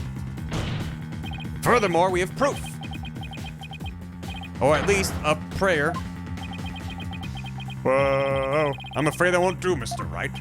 At least put some weight behind your swing, right, Dono? I know, I'm trying. There's only one thing that can unmask this menace, the moon rock. But that was blown to bits in the courtroom bombing. And yet, is really gone without a trace. So the bit of moon rock that was turned into Athena's earring was made after all this happened? After her mom was killed? Wasn't it a gift from her mom? Why would there be blood on that? Before that, the knife. The knife? The wrong thing isn't else use it. Was it the same knife? I will see. What if some tiny parts, some little fragments still exist? And you can see the stolen moon rock there too. Oh, we have the bit from the bomb. Well, I still don't understand why that's there, but okay. That strange black and yellow thing on the left side of the picture. Yeah, the bomb. Very well, Mr. Wright, let's see your proof. What evidence will prove the Phantom's identity? How ironic for you that the bomb used to destroy the evidence also had a little bit of evidence. Take that! We be pirates. Isn't that the bomb that blew up the courtroom? And the moon rock along with it? Are you saying this will reveal the Phantom's identity? Yes, Your Honor. Focus your attention on this photo taken after the bombing, specifically right here. Well, if you look closely, Your Honor, you will see that this section is labeled 6B, and B stands for Bobby Fulbright. Take that! This is the last fragment of hope left to us. With this, we will build our dreams and pass them down to future generations. With that, you are building your own coffin and passing down nothing but shame. Cease your blathering now before you find yourself inside it. All right, so I got it wrong. Here's another nail in your coffin, Mr. Wright. Thank you. Better take a good look at the photo. The answer's been looking for is right here in front of my eyes. It's right here the whole time. My new prison is shame. Bobby Fulbright. 4 B's. Oh, he's missing 2. Maybe his middle name is like Grubba. Yeah. Take that! Please take a look at this newspaper article. Middle name Bob. Eva Hydrate. How about the hat one? This is about the hat one. Please note the strange black and yellow rock there on the left. That's the moon rock. And when we look at this photo of the bomb fragments, see how there is a rock-like object with the same coloration? Oh my, I see it. It would seem the moon rock was much more durable than the Phantom thought. If we take a look at all the fragments that the police found, we'll likely find one with blood. Okay, I took that to mean that the moon rock was used in the construction of the bomb, and then it had some kind of weird property or something like that. But they're like, no, we just found some rock fragments with the bomb, which makes way more sense. And DNA, I was thinking stupid. You can't blame me. And DNA testing on that blood will prove that the witness is indeed the Phantom. Would blood survive a stripping explosion? Maybe. But that's impossible. It's from the B planet. A surprise to be sure. That's one bloody tough rock. Let's have the fragments tested straight away. Oh, and you'll be having a DNA test too, Fulbright. Bailiff, contact the police department immediately and order the testing. Hey, the police department came back and said because this isn't a real case, we can't do anything. All right, I guess he goes free then. Blackwell, what did the test results show? There was a rock fragment that had blood on it that appeared to be several years old. DNA testing revealed... Well, I'm sure you know full well what it revealed.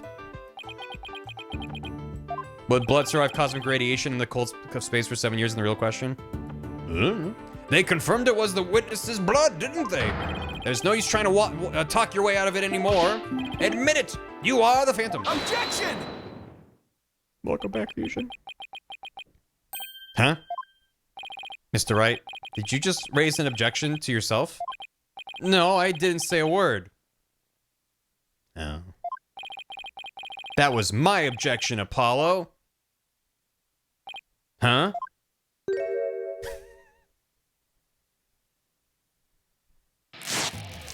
Oh my god, Phoenix is the Phantom? Why?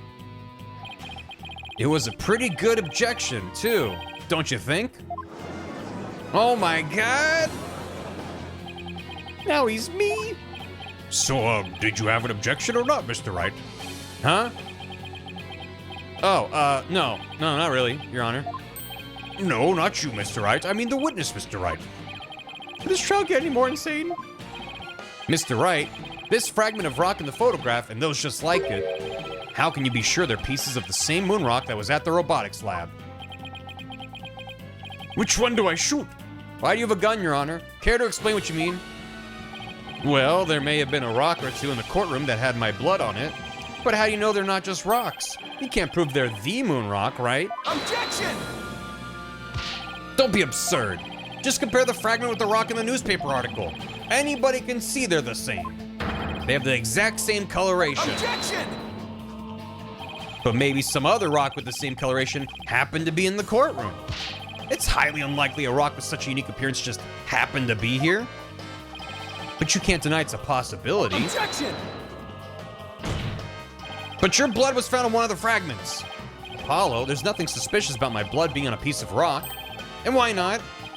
I know it sounds like an excuse, but several years ago, I tripped and fell in this very courtroom and was hurt pretty badly.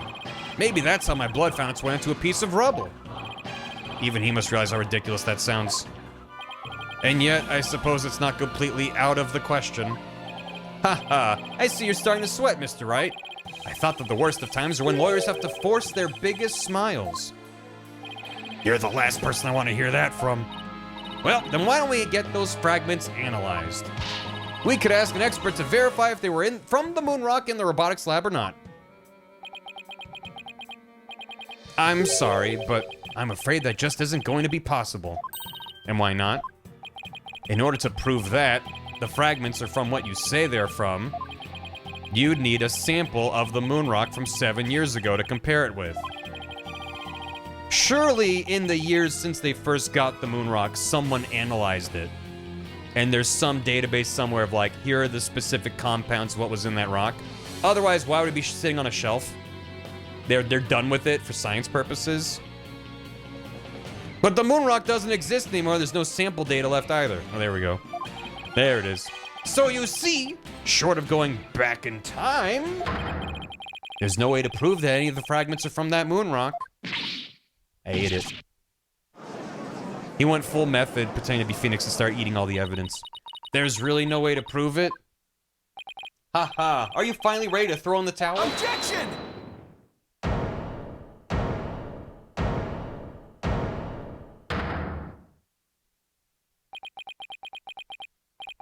So the moon rock doesn't exist anymore, huh? That's right. It was such a valuable rock, too. A shame, really. But it's lost to us forever. He's wrong. It's not completely lost. There's another piece of it right here by our side. A shining fragment of hope that can turn everything around. The final piece of evidence to put this phantom away for good. The defense has a piece of evidence that completely contradicts your claim. You have what now? A final version 2 final fragment of hope that was passed down with great love and care. My badge. Pirate video. We do? We do. Even if the person holding it hasn't realized yet. Is this true, Mr. Wright? Pay no attention to him, Your Honor. He's just bluffing as usual. Look at the keys, Your Honor. Look at the keys. They're jangling. I wonder if you'll be able to force your biggest smile when you see what I've got. Try me. We be pirates. The piece of evidence that shows the original moonrock is completely lost is this. You asked for a chat. It's my badge. Take that! That evidence contradicts the witness's claims? Doesn't it, Your Honor? Are you asking me? Why don't you ask the moon instead? The moon? The moon, huh? Well, then maybe I will. Please let me try again, Your Honor. The moon. The moon. The moon. But just about the only thing my mother left me with are widget and this earring. Maybe she did love me in her own way. How crazy has this case been? Yes. Athena! You may not know it, but your mother left with you a very important piece of evidence. She did. You're bluffing. You don't have anything of the kind. Oh, but we do. Evidence that will finally corner you. Because we have a moon rock of our own. Yeah. Oh! She's just like me for real. When I realize what the game's been telling me for 5 hours. You mean? Exactly. A gift Dr. Sykes left her daughter. An item Athena's cherished and worn all these years. As distant as Dr. Sykes may have seemed to her daughter, that fragment of her love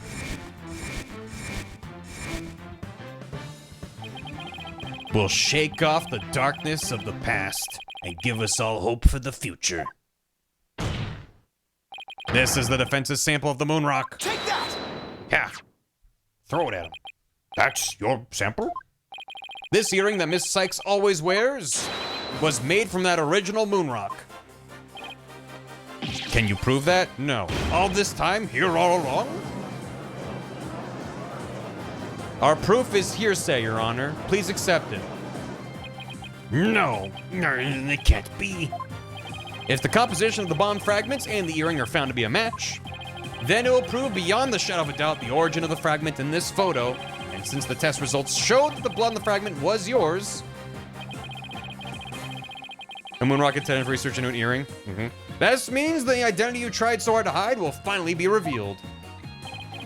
The identity I tried to hide? I don't have an identity to hide. I may not have Athena's ears, but now even I can hear the fear in your voice. Fear? That's just what you sound like. I don't feel fear. I left all my emotions behind years ago. Objection! Transit property of equality. Yeah, every human being feels fear. You simply can't face the emotions inside you. You can't face them because you have nothing. No love, no trust. And I suppose you do. I didn't have anybody to support me at first either. I couldn't face the fear inside me, couldn't get over the trauma of my past. Like I said, I don't feel fear. Objection! Then you're just a coward for running away from yourself. When I had my doubts about Miss Sykes, I felt like I would collapse under the weight. But I wanted to trust her. And I knew I could trust Mr. Wright to uncover the truth. That's why I was able to face my suspicions without hesitation. Running away from myself? Haha, how can I run from myself? When there's nothing inside, nothing at all. Objection! Nothing at all. I know it's hard for someone as unwilling to trust others as you to understand, but people have emotions. It's a fact of life, and so people can be weak at times. But that's exactly why people need to trust one another, so they can gain the strength to face themselves when things are at their bleakest. Without trust in others, how can you ever hope to face your fears? Yeah. Friendship. He is a robot. The fear inside of me is this. No. Ah! Ah! Oh. Oh, my. Oh. I'm afraid. I'm scared. Oh, I feel fear. You can't outrun yourself. Remove that mask and unleash your emotions. Confront your guilt head on. With your own true face. Yeah.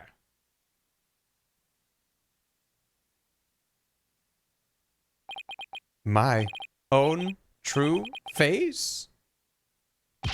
No, please don't. I know you're here. Where are you? See? I haven't revealed anything yet. Honest.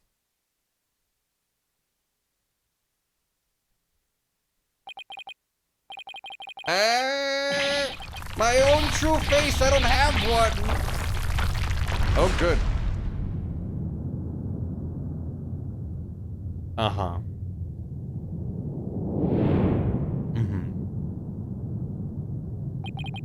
Is this my face? Is it? No, that's not it.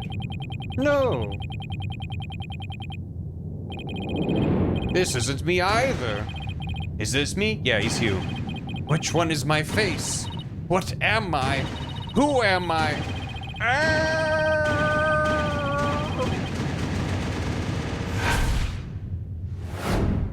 The moon.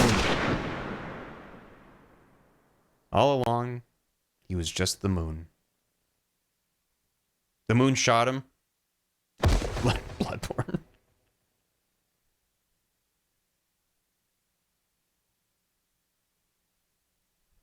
Right. Moon blast. When the moon hits your eye. Nice. When the moon hits your eye is really good. Shudder! A sniper attack in this very courtroom? It chills me to my bones. But the police are doing everything they can to track down the sniper as we speak. Prosecutor Blackwell, how is Detective Fulbright? I mean, his imposter doing? He's a lucky fellow. The bullet didn't hit any vital organs. Oh, he appears to be in no danger of dying. Well, that was fortunate for all of us. Great. When the moon. The analysis of the final piece of evidence Wright Dono submitted is in. The composition of Miss Sykes' earring and the fragment with the blood on it match. We can now be certain that it is a fragment of the moon rock in question. The murders and bombings at the Space Center, both past and present.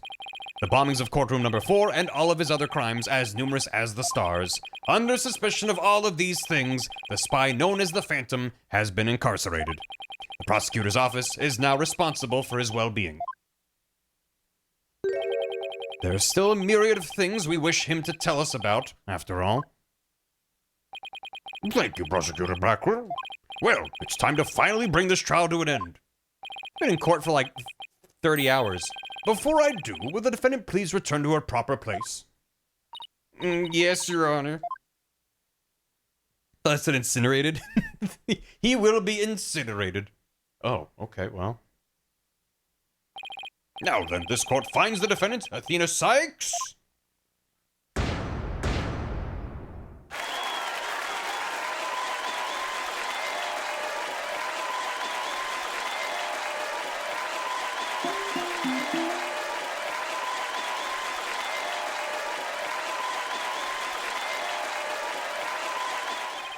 Court's adjourned.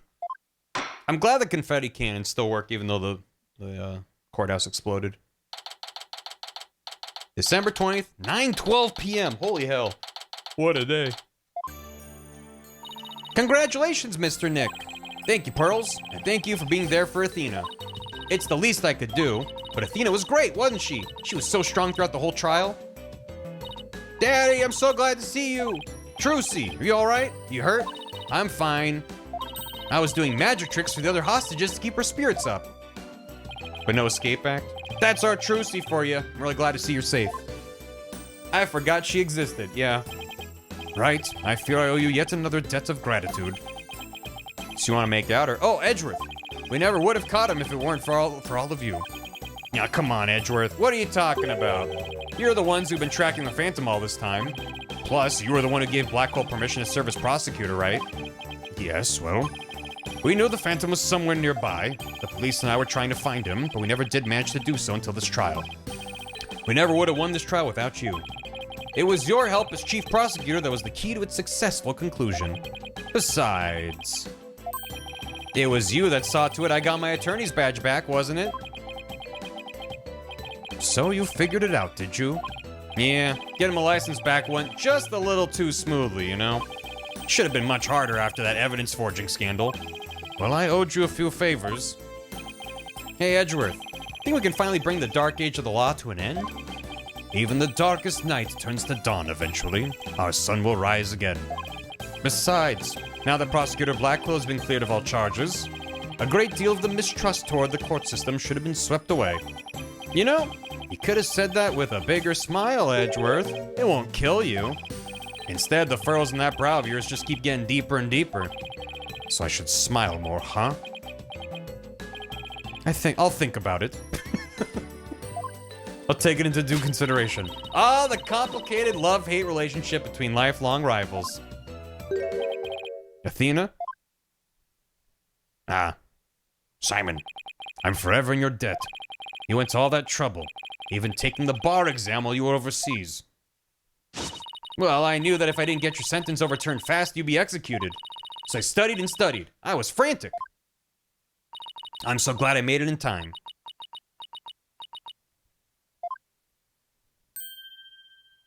Aww.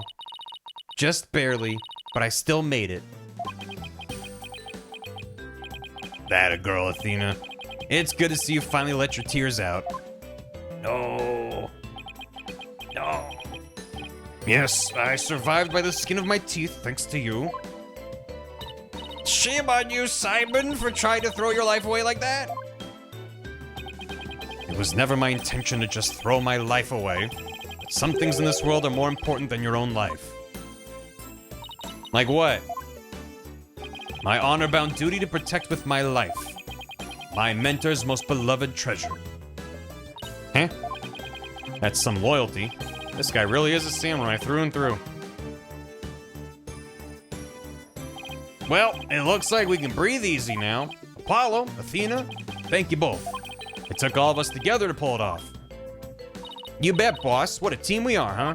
It was definitely the most amazing turnabout I've ever seen. He said the thing. I'm a lucky guy. My office is the best, most capable lawyers around. And also Apollo and Athena are here. Thanks, Mr. Wright. I'm going to work extra hard to make up for all the worry I caused. Apollo Justice is fine and ready to go. Let's hear it for the Wright Anything Agency. Nobody's going to try harder than me. You better watch out, Apollo. Simon is free thanks to Mr. Wright. But there's so many more people out there who need our help. You're right. And I'll be needing you both to help them. We still have a long way to go. Until the moon! Get ready, you two. We won a major victory, but the war is far from over. Huh? There are still people out there suffering under false charges who need defending. We've got a lot of work ahead of us. Thank you for the bits. But if we ever hope to fully bring the Dark Age of the Law to a close... Hey, I know one thing we have to do. We have to celebrate with a bowl of piping hot noodles. Huh? What about burger? Nothing like a bowl of Eldoon's noodles after a trial, all on Mr. Wright's tab. That's how it works at the Wright Anything Agency, right, Mr. Wright? Uh-huh. As a boss, it's your duty to express gratitude to your people for their great work. In that case, allow me to join in the festivities. I would greatly welcome a bowl of noodles. Huh? I have an idea, Daddy. Why don't you just invite everybody involved with the case? The more the merrier, right? Oh, Mr. Nick, look how far you've come. Who knew you'd grow up to be such a generous gentleman?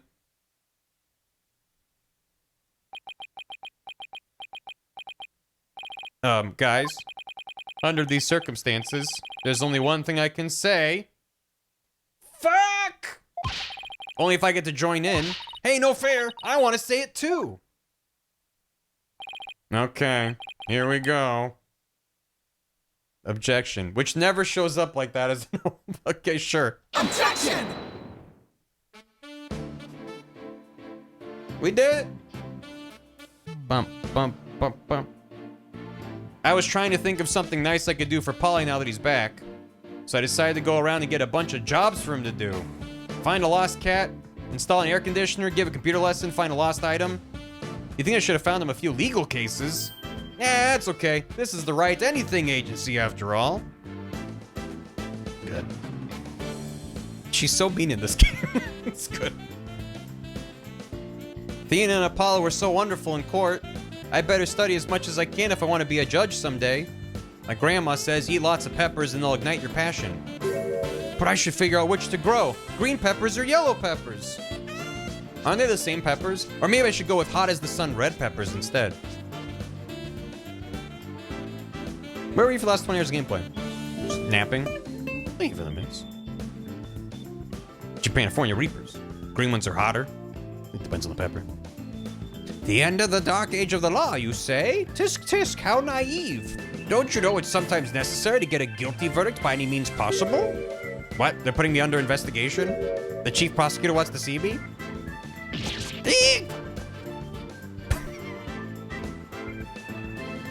Noodles, not burger? This game fucking sucks. I know. I was having a good time, but they're getting noodles to celebrate. Get him out of here! I've been asked to debut the great masked wrestler Tenmataro. He's scheduled to go up against the amazing Ninetales next, though. Oh, what to do? What to do? A fight to the finish with myself? Why don't you ask Mr. Demon Lawyer to be the amazing Ninetales too? That's not a bad idea. I bet he'd be all for it. Caw, so we are to meet as foes, are we, my little friend? No. No. What do you think you get around a Spirit Justice? It'll be a little bit. Hopefully not crazy long, but... Would you believe it? I'm Alderman in Ninetalesville. What? I took over after Rex killed me for the good of my beloved village. What do you say? Would you like to make a little donation to help us out? Hey, you. What do you think you're doing sneaking into the manor? Well, the jig's up. Better make a run for it. Okay, good. It's like, how the fuck did he become Alderman? Who put him in charge? Yeah, right now. We're gonna start Spirit of Justice right now. I thought I wanted to be an artist, but after seeing the amazing job Athena did, I started becoming genuinely interested in law. So now I'm studying for the bar exam. Good thing you're already out of law school. I'm gonna prosecute Athena someday. You'll see. I'm studying my buns off too, but not for the bar exam. I'm going to pass the Themis entrance exam on my own merit this time. You're gonna be like 28, with a score of 100 points, of course. To you, Juniper, our dream will live on forever! Good for you, man. Maybe don't. Wipe the past clean. I found really sweet boxes for all three of them, but they won't wear them. Is it because I want to be a legal journalist instead of a lawyer or a judge? Anyway, thanks to the trial, the school newspaper's future's as bright as can be. Now, let's see what the fresh blood have to say in the new school paper. Our editor cried so hard at graduation rehearsal, our cardboard box got soggy. God. Never tell you for adult. No, I'm not. Yeah, don't get me wrong. I'm not anti-adult education. The one night only reunion concert, I still remember that evening of passion. The president of the student council sang like no high school student I've ever heard. When she's a judge in her own court someday, I'd love to have a jam session with her. It'll be the coolest trial ever, yeah. I can already hear it now. And by jam, I mean jelly. I gave this place a good cleaning from top to bottom. Spread the word. It's already a mess again. I guess the only thing I can do now is clean up the attitudes of the people in this office. With Mystic Maya due to come here once her training's over, it simply must be done. Oh! She's gonna instantly commit a crime and get locked up again. Let's go!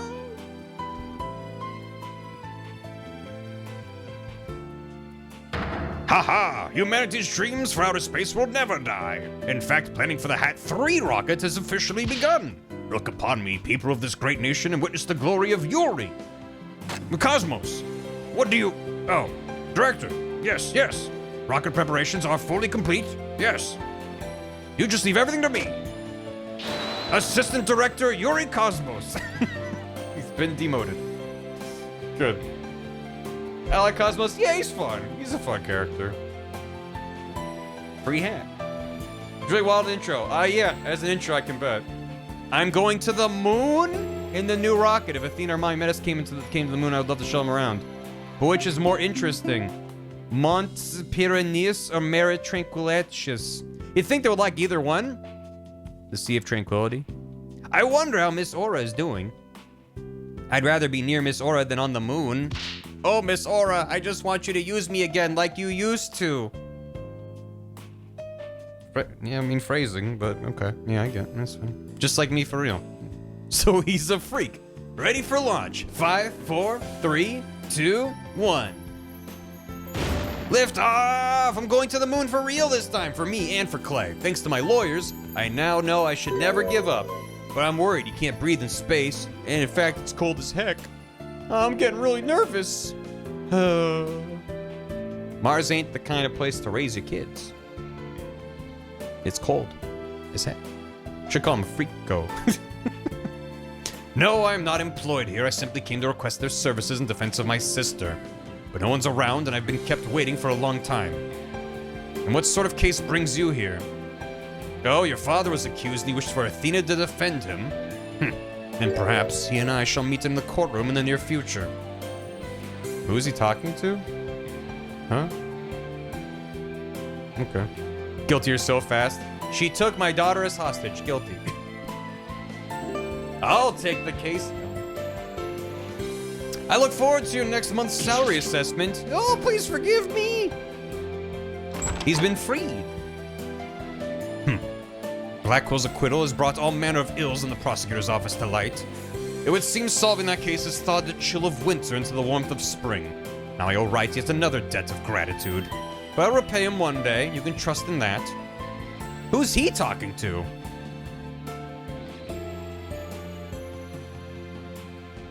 Salary cutting noises.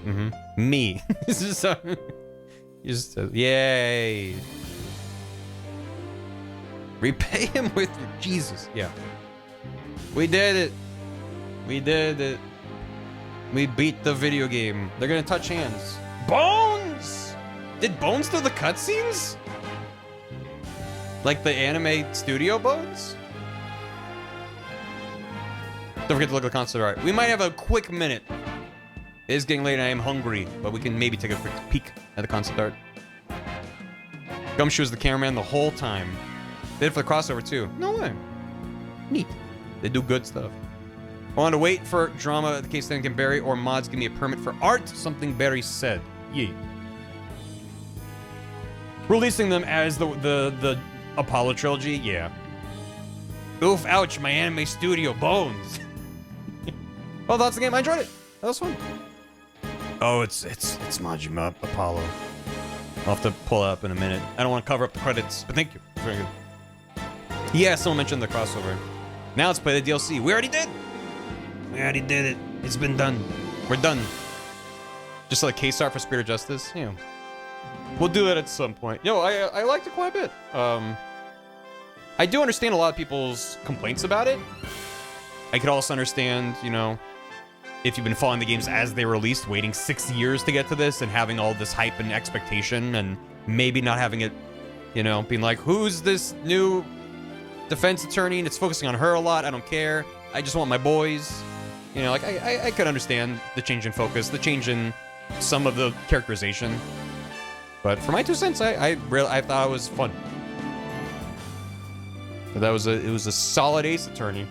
And yeah, I had to leave my logic at the door on many occasions, but that's nothing new for Ace Attorney. It doesn't, again, nothing, my nitpicks don't stand out to me. They're kind of the same problems I've had with any Ace Attorney game I've played. Creation was plot, that's fair, but I think it did enough new and different. I thought the emotion stuff was neat. I did like how they used it in the end case. Where both you have testimony with 0 emotion as well as every emotion going off, and you know, they did some fun stuff with it. I think there's more they could have done with it, but at least they did do that. So it kind of brought the mechanic full circle. This is one of the evidence I got stuck on evidence the least. Yeah, I mean, the typefaces in here, good. I definitely didn't get stumped very often, but also time heisting was easier than ever because of the ease of save and load. So that kind of takes out some of the kick. Because again, in the older ones, if I was stuck on a question where I couldn't save, then it was just like, well, I'm just gonna take a penalty here. So I had to really sit there and think for a long time. Whereas here, I was a little bit more willing to just kind of throw stuff and see what stuck. Oh, we're going to space! Yeah. I'm glad chat told me that. I'll be fine. I'll be fine. I'll be fine. I'll be fine. T-minus 15 seconds. His microphone is live, right? They can hear him saying. 10, 9, 8, 7, 6, 5, 4, 3, 2, 1. Liftoff.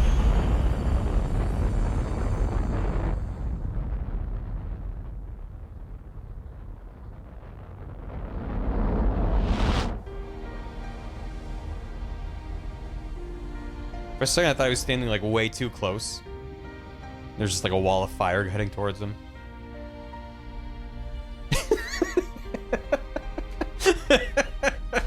I'm sorry, that's very funny framing.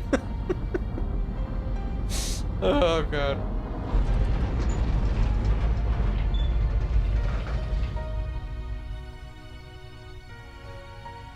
Mr. Starbuck! You'll be fine! Just believe in yourself! The moon's closer than you think! To the moon!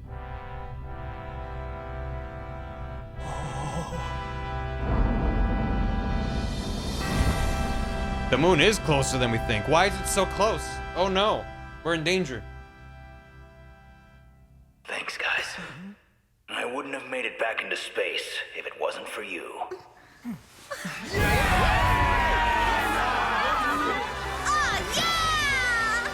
All right!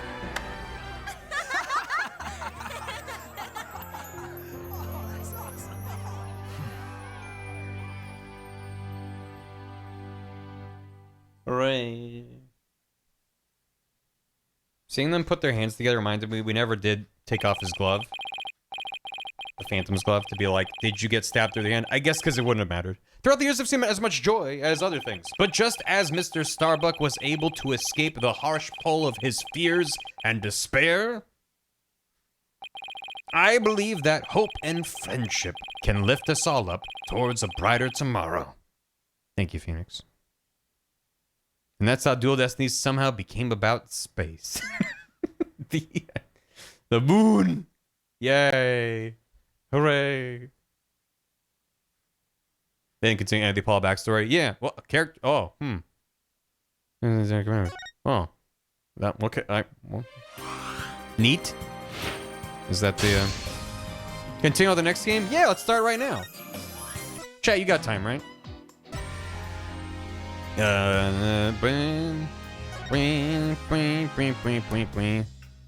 I'm assuming that's the RN lockdown here. That's rad. Oh my god. Yo, they got Bum Rap Rainy and Phony Fanta? Phony Fanta? Is Maya a locked character? Oh yeah. Maya, Francisco, and Godot are all locked because they're not in this game. That's funny. That's funny. That's well done. Maya's in jail. Yeah. Mia's secret DLC. Was Preserve theme as good as the classic? I thought the soundtrack was very good. I do miss the slight crunchiness of the Game Boy Advance / GBA, but nice, good. Yeah, hanging out, pointing at stuff, looking at things. Yeah, looking good. That Apollo is very good. It's enlarge. Oh, look at Taka. Wait. Look at that Taka. Yeah. Taka, best character from the game, 100%. It's very good. It's good. It's good. It's good. Yep. Great. Good. DLC. Yep. Oh. This is what I want to see, right? Concept. Oh. Phoenix with a little goatee action? It works. Oh, yeah. Black coat Phoenix, also that. With an armband. Neat. Yeah, the final design they went with is, like, extremely close to his classic design, but it's a little different, you know? Oh my god. Oh my, we could have had turtleneck sweater under a suit, under, like, a pea coat. Phoenix, we could have had this with a necklace. We could have had this drip. We could have had this. We were robbed. Oh my god. Oh my god. Oh, so yeah, these on the right also have a beard. Oh my god. Yep. Good. Give him to me. Is that the truce? Is that the Trucy Locket? I would assume so. It'd be funny if he got a replication of the, a replica of the glass vial with the poison that he ate. Oh. Oh, wow. That is a very different vibe. That is very Space Channel. Huh. Very different. Beta. Yeah, kind of Gurren Lagann. Yeah, with the glasses. I do think we got better. I do too. This is a very fun design, though. These are like even earlier concepts. Oh my god, she's got fucking like a paperboy hat. It's Luke! Very good. Uh-huh. Mm-hmm. Yeah, they really played with the idea of having a little antenna for a while. Luke, run! Oh, these are fun designs. Different variants. Very good. Very good. You gotta design her pirate outfit for the one cutscene. Yeah, there. Oh, yeah. How cool is he gonna look? So cool. Look at this fucking dumbass. Look at him down there with the shades. Hat 3. Yeah, sure. Hat 3. Look at him. Yeah. They blew me up and made me cooler. Yeah, we know. Oh my, what? Literally Spike Seagal? What? Huh? Okay. Sure. Bottom right is cool because diddles. Oh, is there something still later? His backpack has a tiny little guy, like the Trucy magician guy. Early Clay? Oh, it could be Early Clay. That makes sense. I'm whistling so much. Good. He exploded and they remade him into Spike. Mm-hmm. Very good. Trucy pearls. Oh.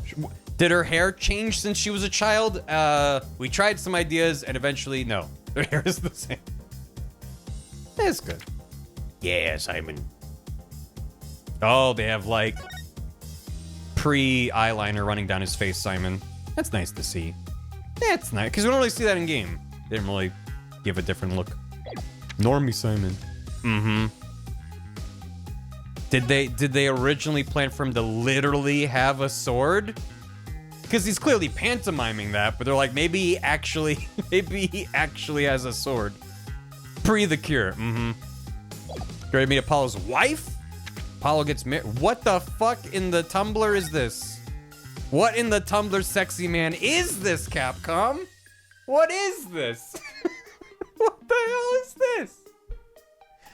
I love that. I hate that. This is so much.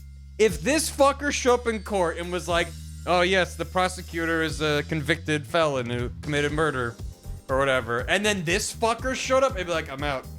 I'm absolutely out. Yeah, is this Apollo's wife? This is Danganronpa Simon. This is so much. What is he doing? Is he throwing her an apple?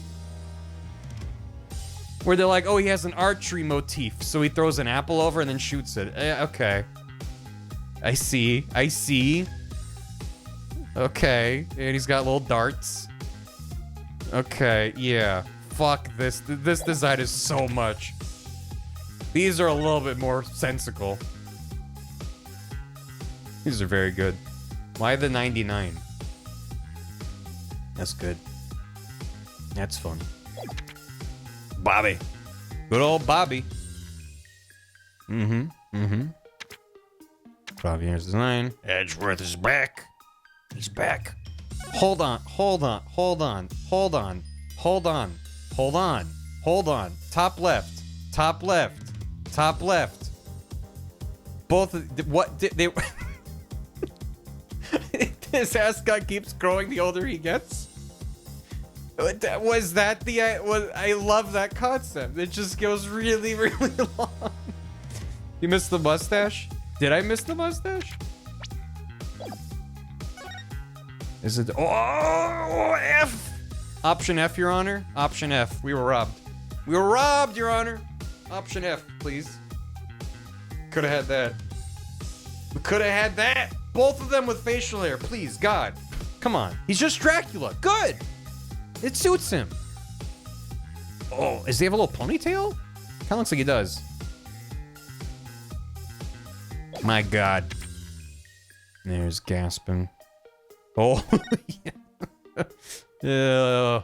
Oh, shit. Looks like Ace Ventura, the fucking thing. Oh my God, these are good. Oh. Ponytail was slapped though, yeah. There's so many Payne brothers. And they're a very big family. A lot of them are here. I'm gonna try to go a little bit quicker because there's 50 more of these to go through. There's designs for him. Oh, they gave him like a long like ponytail thing as a fuse. His whole head is a bomb. Whoa. Whoa. Oh, that's good face up there. Good. Jinxie. Very fun. Yep. There's Rex. Wrestling. There's the Junkler. Okay, they had a couple fun ideas for him. Good. What the fuck? We were robbed. It was laid there. There might have just been an earlier design for him. He might have just been trying different things. Could have had girl. Could have had girl. No girls in the game. Not allowed. Thank you for the bits. I will get caught up once we're done looking at these. Homer Simpson. We were robbed. Those teeth? Yeah. Not high in the Kappa influence. Yeah. Oh my god. They really, for a while, like what's his face from Osamatsu? Iyami? Right? He looks like Lin-Manuel. I don't see it. Yeah, Iyami. They had just the angle of teeth coming out. It's good. The teeth don't work. Robin Newman. Oh! Good. Great. Extremely anime hair on the top right there. That's good. Good. Great. Girl lives in a box. Great. Concepts. Fun. No, I don't want to look at this fucking guy. I do like his other designs. Wait. They had a concept of what if he has a real big squidward nose and then he chews on it when he's upset? that is very good. That's very good. Yeah, and there's transformation there. He's mad. He's going to space. That's great. Yep, blasting off. Good. He's spinning. He's spinning. Oh, they had him very much look like a rocket in some earlier versions. I'm glad they had a distinction between him and...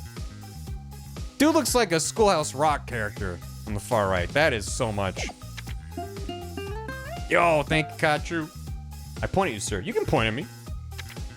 Every time someone points, I extend the beginning of stream and not play the game. Nice. Yeah, nice. Very good. Robots. Oh! Hola!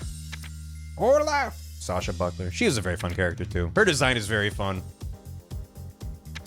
She was good. Little Marlin. Yeah. Norman de Plume. Normal de Plume. Good. What the... Huh? Just like Cleopatra. I almost said Cleopatra unironically. Cleopatra? Her? Oh! Oh! Oh! Oh! There's Sniper. Yeah. Ho ho ho. Yes. Yes. Yes. Oh, yes. Oh, yes. Yes. Yes, yes, good. Yep. Gotta play Cleopatra now. I can. You can do it if you want. The sniper? On top of the courthouse? Yeah. Yeah, I think that's the twist. Oh. Did Sniper shoot Phantom? I think Sniper was behind it, y'all. I have no reason to expect or think otherwise. Yes. Rifle. More character designs. Like final rendered turnarounds. Oh! Cute. Great. Look at their tiny little pixel points. That's good. They even made a pixel art of rifle. Good God. That's good. Yay. Cute. Good. Great. Excellent. Bunch of different ideas for that. And we're back around. We did it. Alright. These are just gonna be the art from the game, so yeah. What a journey. What a time. Well, these are actually concepts, but nice. What the? Oh, that's the rock concert there. Yeah. How badly can we fuck up a Lady Justice statue? Whoa. Well, what in the... That is something. The sword through the head is pretty badass. Well, that's like... Man, I don't know. Space! Space! I'm glad the robot didn't do the murder. Because when we first saw Robot show up, I was like, man... Then they'd be like, oh, but no human hearts were detected at the scene. And it just seemed too easy to be like a robot, a Roomba, they glued a knife to its hand and it went around stabbing. So I'm glad it didn't happen. It's more compelling without that. Yeah, the orca. Yeah. Oh, hell yeah. I wish aquariums were real. That's great. Okay. Well, Buh. I understand why they went with a design that was less realistic, but man, this is the design. Cool. All right. Good. Wish fish were real. Same. All right, let me get caught up and stuff. But yeah, no, I really did enjoy this. Way more than I expected to. I thought there were gonna be moments of it I enjoyed, but at that overall, I'd be like, yeah, it feels like a step down. But it really did not. I really did enjoy it. So thank you all for hanging. Thanks to Gam and Dan for co-streaming the entire time, joining me with me. Pirate video? No. Time to start Spirit Justice. Yeah, not right now, but hopefully before too long. I can check it out and just go full-blown Apollo brain damage arc. We'll see. Yeah. And then after that, who the hell knows? But next stream will not be Ace Attorney. Game's still on the UI. Did you never refresh stream? That's awesome. He's still there. Let me get caught up. Thank you all so much for hanging. I hope you enjoyed. Smash, thank you for all the bits. I mentioned last stream that the Black Psych locks are going to be different than what Shutakumi intended, based on what Pearl said. I think I'm right. Christoph had them. It was well aware of the horrible things he was doing. Smell retcon. I think it works, though. I think it's fine to reuse an older concept and just kind of revamp it. Cherry Pop, thanks for 16 months. Also, it's amazing how Edgeworth seems less smug, yet somehow more smug. Dan, thanks for the raid. Trumpwings, thanks for the bits. Restless Roots, thanks for the sub. Smash, what are those yellow things on Ponko? Can't see them, but Ponko's tracts of land. You're allowed. Flavier, thanks for 43 months. My family just talked about bringing my LDR partner to America for a visit, and I'm excited. Hope it goes well. Can we get a Phantom BTTV emote of just infinite faces coming off? It does remind me of that one gif from the anime. I have no idea what show it was, but it's a guy with a mask, and they're like, oh, we're gonna see who it is, and the mask splits open, and it's just a smaller version of the same mask underneath. It just kind of felt like that. Dinglelift, thanks for 37 months. Metabots. It was from Metabots. I can find... Okay, thank you. Metabots mask gif. Let me see if... maybe mask reveal. Marriage story. Oh, where is it? Oh, there. No, that's not the... I found a screenshot of it. Thank you, Ed. There it goes. Took a sec to load. I can't open it in a new tab. It forces it to have the Tumblr UI around it. Why are all websites doing this now? Anyway, wait for the loop. Bum, bum, bum. They're like, huh? Oh my god. His face. Credit to Josh. Oh, thank you. Thank you for finding it. Yeah. Someone posted a link that earlier in stream. Okay, good. Because it's, I mean, I have no context for this. This is just such a good gift.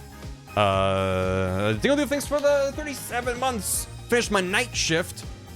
Peeling in how things are going. The boys are back in town. That's true. Retail Scissors, thanks for their 18 months. Edgy, how I missed you. Bagel T, thanks for 59. Objection. Scaredy, thanks for the raid. Big T Wilson D, thanks for the raid. Wire Mouse, thanks for the bits. There he is. I think that was the one with really good timing when Apollo showed up. This game is Apollo pretty dirty. I guess the best way to interpret it is Apollo's been betrayed and used by many people he trusted. So he's going a little nutso here. I took it more just explicitly as he put it, that he's just under a huge amount of stress from needing to know the truth to understand what happened to Clay, and the evidence all pointed him towards Athena. And he was like, the only way I can find the truth is if I just dive head in. And yeah, he could have chosen his words better, but I think he felt, I think they did a good job justifying his actions. It didn't seem completely. This used to be an EDF Sin 6 and Balatro stream. The Systemic Injustice trilogy. That's just all the games. The end justifies the means ends up being true in the end. A bit of a mixed message here. Yeah, a little bit. Gajiguba, thanks for the raid. Garbage Nirvana, thanks for the 96 bits. Dun, second chairman of the Wright Anything Agency, Apollo Justice. Dave, thanks for the bits. With all of his ploys coming to light, Fulbright's one bad decision away from making a pile. And Smash, thank you for the bits. I keep thinking of Phantom every time they bring up the Phantom. You're welcome. Starting to see Athena and Blackwell forming a working together to catch the real bad guy Bond. The Phoenix and Edgeworth and Apollo and Clavier formed. I like it. It is nice. And they have a connection, which is nice. Mike Burnfire, thanks for the raid. Rainy Mountains, thanks for the bits. I thought I was losing my mind, but I wasn't. When Bobby's in his general smiling pose, not his new animation with the eyelids half closed, his base static pose, he loses his eye shine. Likely to subtly hint something off and he's lying. I knew something was different. Hold on. I'm sure what you mean. Yeah, 1 second. I gotta go to the animation studio. Let me pull up Bobby. Let me get Bobby in here. Where's Bobby? Show me Bobby. Bobby. So he's got an eye shine? Oh, like literally like the sprite in his eyes? Fine.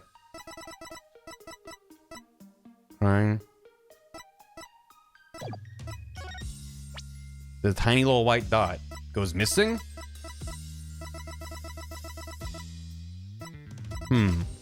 Oh, the Phantom. It's right there. God, good thing I didn't scroll down. Defeat. Oh. String wire. Red mask. Breakdown. This is a 90-second animation, can't be canceled. Okay. So I don't have him smiling here, but yeah. He doesn't, it's not just the pose. Yeah, he doesn't have the little eye shine. That's really subtle. That's neat. And where is he? There he is. Yeah, so full of life. Man, they did a good job setting him up, because I was like, I miss Gumshoe. But he's like a fun character. He's got his quirks, and he's around a lot. And they're like, oops, he's a psychopath. And you're like, oh God. It's good. It's well done. I'm starting to see why people suggested the DLC case first. Yeah, I'm definitely glad. It would be very weird to be like, okay, next stream we're doing the DLC. I'd be like, oh man, I'm drained. I can't do that. He's been dead the whole time. Yeah, R.I.P. Bobby. That sucks. Fly me to the moon. Venus Mars, thanks for the $1 due. Fusion, thanks for 35 months. R.I.P. Phantom, thanks, Smash, man. Josh McHale, thanks for 45 months. The real identity of the Phantom. Was that the... Yeah. The Metabots. Thank you. Hi, Give Up, thanks for 200 bits. Longtime fan played this game on release. Was pretty sour on it in part because of my own expectations. These streams have really helped me appreciate the game a fair bit more. Thanks for the fun streams. I appreciate it. Yeah, I'm not here to convince anyone one or the other, but it's always interesting to get people's context of like, yeah, when I played at the time, I thought I was gonna be this, or I was disappointed by this, and blah blah. And you know, I've basically just been playing all these games back to back for the most part since last year, so I haven't had all this hype and expectation. It's just like, yeah, people say they didn't like this one as much, but I'm glad I enjoyed it. It was a lot of fun. And I appreciate people for recommending it, because a lot of people left recommendations. They were like, it's a very solid game, and I think you'll have fun with it. So that's part of what convinced me to do it instead of just skipping ahead to Great Ace Attorney or something. Push up the DLC case after Case 5 back day. Well, yeah, it would have released later. So it's interesting that that's how they did it. It kind of upped the ante on the villain, like this new prosecutor in 1, defendant in 2, the longtime prosecutor in 3, the mentor in 4, and detective in 5. Yeah, it keeps you guessing. Any plans to play? I think it'd be fun. Those would probably be many streams. Those seem to be very big games. Not much later is quick. Yeah, it seems like it was a few months later, people said. So, I don't know. Right now, I don't know when. Maybe within a few months. It depends on how I feel. It always is like, am I in the mood? Because it's going to be a lot of streams. Am I in the mood to do an Ace Attorney? And is there no other game release that's going to come out like partway through where I'm like, crap. Like, always, there's constantly games coming out these days. But if I'm like, I'm okay getting to that after a little bit. I don't need to be there day one, you know? So it's a combination of how am I feeling as well as what's the release schedule looking like. So I cannot tell you when I'll do Ace 36. The next one will be Spirit of Justice. We'll all go to hell together. We'll all have Apollo brain damage. It'll be fun. After that, I don't know. I don't know if I'll do the investigation games. I don't know if I'll do Great Ace. We'll play it by ear. Bellatro's here right now. I'm definitely interested in Great Ace because those are Shutakumi brain. And I need me more Shutakumi. I really respect that dude was like, I made this franchise of these characters, and then he made Apollo as the protagonist and sidelined Phoenix, and then did a crossover, and then went, I'm making a Sherlock Holmes game now. Like, he followed his bliss, and I respect that. Instead of just like, oh, this is successful, let's just do nothing but Phoenix forever. And Capcom was like, there's still going to be a market for this, so they still made a few without him. But, yeah. The weirdest of them all? Well, I'm excited now because you remember what happened today, right? This game is wild. So, yeah. Also, great is good. Yeah, I think it's... I mentioned before, on the stream, I think the first of the two, years ago, and I caught little bits and pieces, and every time I would click on her stream, it would just be her yelling, which, again, is an on the stream in a nutshell, but it was just like a special brand of like, oh, this is bonkers. I don't know what the hell's happening. Probably the reason to use the fan translation for all the names I know. I've heard people complaining about that now they're getting official names for characters that have long had fan translation names that aren't as good. I think they were a while ago. I think they were quite a bit ago. I could be wrong. But yeah, no, if I play Investigations, it would probably be the official release that's coming out soon. This stream's not sponsored by Capcom, but yes, Investigations is out in like a week or two, which is kind of neat. Smash Bros. Thanks for 100 bits. Elden Noodles, what Phoenix and Maya originally had in the Japanese version of Ace Attorney instead of burgers. Guess they decided to go with that here. It's good they brought back Phoenix as a final objection. Also, when Maya wrote the letter to Phoenix, she did bring up burgers. So even though they're like, well, you can bring it in noodles, it's not ramen, but it's like a noodle cart, sure. But they still brought back burger. They still have Maya obsessed with burger, even though she shouldn't be. And I appreciate it. Flood Ninjas X, thanks for 100 bits. One thing that always gets me about the game is how every single victim, immediate murder victims like Court or QB victims, or incidents like Metis or Azura are all completely innocent. Every other game has one victim that's terrible, makes the deaths feel so tragic. That's a fair point, yeah. Most of the deaths have tragic circumstances. But yeah, sometimes there's a little bit of like, oh, like they were in some shady business and then they exploded. That's a good point. Yeah, pretty much all the victims here are just like, oh no, this happened to a very good person. Using 4 as an excuse to reinsert Eldun. Yeah. Customer got dev trouble so hard they got permanently sidelined off the main series. Is that what happened? He'll always be Sebastian the best to me. Could have turned to my lunch money at high school. He deserved it. Lubin Dubin, thanks for 40 bits. Satchel Bob, thanks for 4 months. Congrats on finishing. Case 3 almost killed my enthusiasm for the game, along with some other minor frustrations. Last case pulled me back because of how wild it got. For me, it was mostly case 2 was the weaker case for me. Case 3 wasn't amazing, but I thought that there was some fun. Case 2 and 3 both had similar pacing issues for me, where it kind of took a while to be like, okay, here's what the case is about. Whenever they go, okay, go out and do investigations again, that feels like you need to give me a strong narrative push to be like, here's why this is going to be interesting. Otherwise, it feels like you're doing the same thing again. When you're in the same place talking to the same people, you need the circumstances to be drastically different for me to feel excited about it. And I don't think Case 2 or 3 really did that well. I think both of them kind of struggled with like, okay, we need more information. Go back out there and talk to more people. Case 3 was the second in the game. Yeah, no, there was definitely, I mean, having like, there were a lot of very stupid reveals in Case 3 that I really enjoyed. So I liked Case 3 better than 2.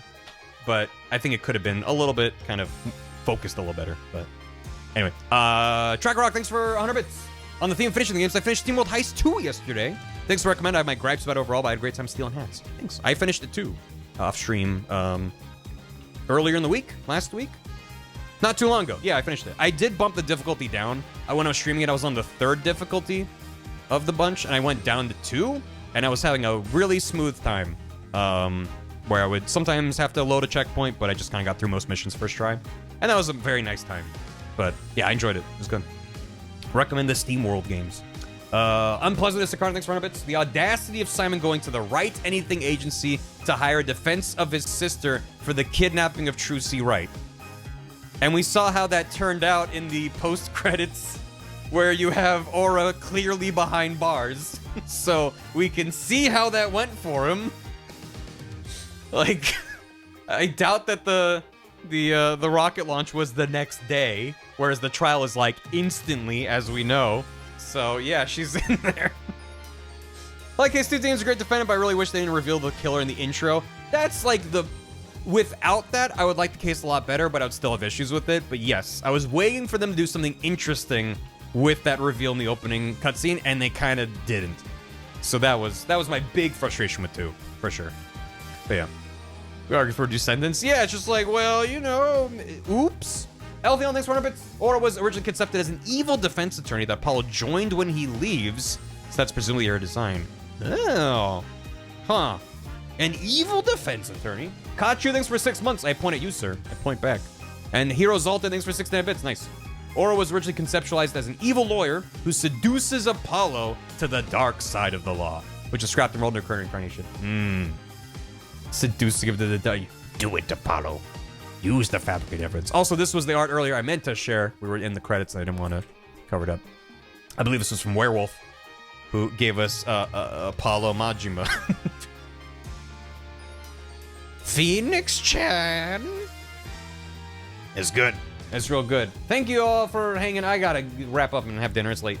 I am shocked. I thought that if this was the last case, I was like, we don't have that much left, right? I'm like, sure, I'm not the fastest when I go through these games. I like to take my time, but even still, like for basically just 2 chunks of a trial and no investigation, it was a lot. So thanks for hanging. I appreciate it. Let's go kick y'all out of here. Hope you have a good rest of your whatever you're doing. Let's go right Bubbles. He's playing Kingdom Hearts 1.5 plus 2.5. I don't know which one he's actually doing. Looks like Kingdom Hearts 1 by the looks in Agrabah. Kingdom Hearts 1 trophy hunting. There it is. It's in the title of the stream. But yeah, thanks again. Shoutouts again to Gam and Dan. Couldn't have done the stream without them. Their commentary was invaluable throughout the entirety of the case. So yeah, see ya. I'll be back on Tuesday with a stream of not Ace Attorney, which I'm excited about. I did enjoy this, but it's always fun to be like, okay, I'm done. Let's do something else. A bunch of indies have come out in the last week or so that I want to check out. So I'll probably do some of that. Too long for raid message. Don't spam that. Oh yeah, don't do that. What's our raid message? When the moon hits your eye. There you go. That works. That works. When the moon. You could also just shorten it to when the moon. Halfway through. I know. It's wild. It's good. I'm enjoying it though. And thanks for everyone for your recommendations to stream these and your enthusiasm and excitement. I do always get excited when I'm like, I think I'm gonna do another Ace Attorney, because I know that a bunch of you are gonna yell at me about it, and it's a pleasure to get to do this. So thank you. Go stay out of Bubbles. I gotta go stare at a wall and not think about lawyers for a little bit. More specifically multiplayer, that'd be fun. Maybe. Don't have any plans at the moment, but be good. All right, goodbye. I'm gonna kick you out. Get out of here. Shoo. Shoo Takumi. Thanks for watching, VOD Watchers. Hope you enjoyed Ace Attorney, Apollo Justice, Part 5, Dual Destinies. It was fun. Hope you enjoyed it. I gotta go. Be sure to, I don't know, do whatever you want. Be sure to do whatever you want. Yeah. Okay, I'm gonna go. How many of you are just not joining the raids when I send off the raid just so you can talk to the VOD Watchers at the end of stream? Go, get out of here. I'm gone. Goodbye.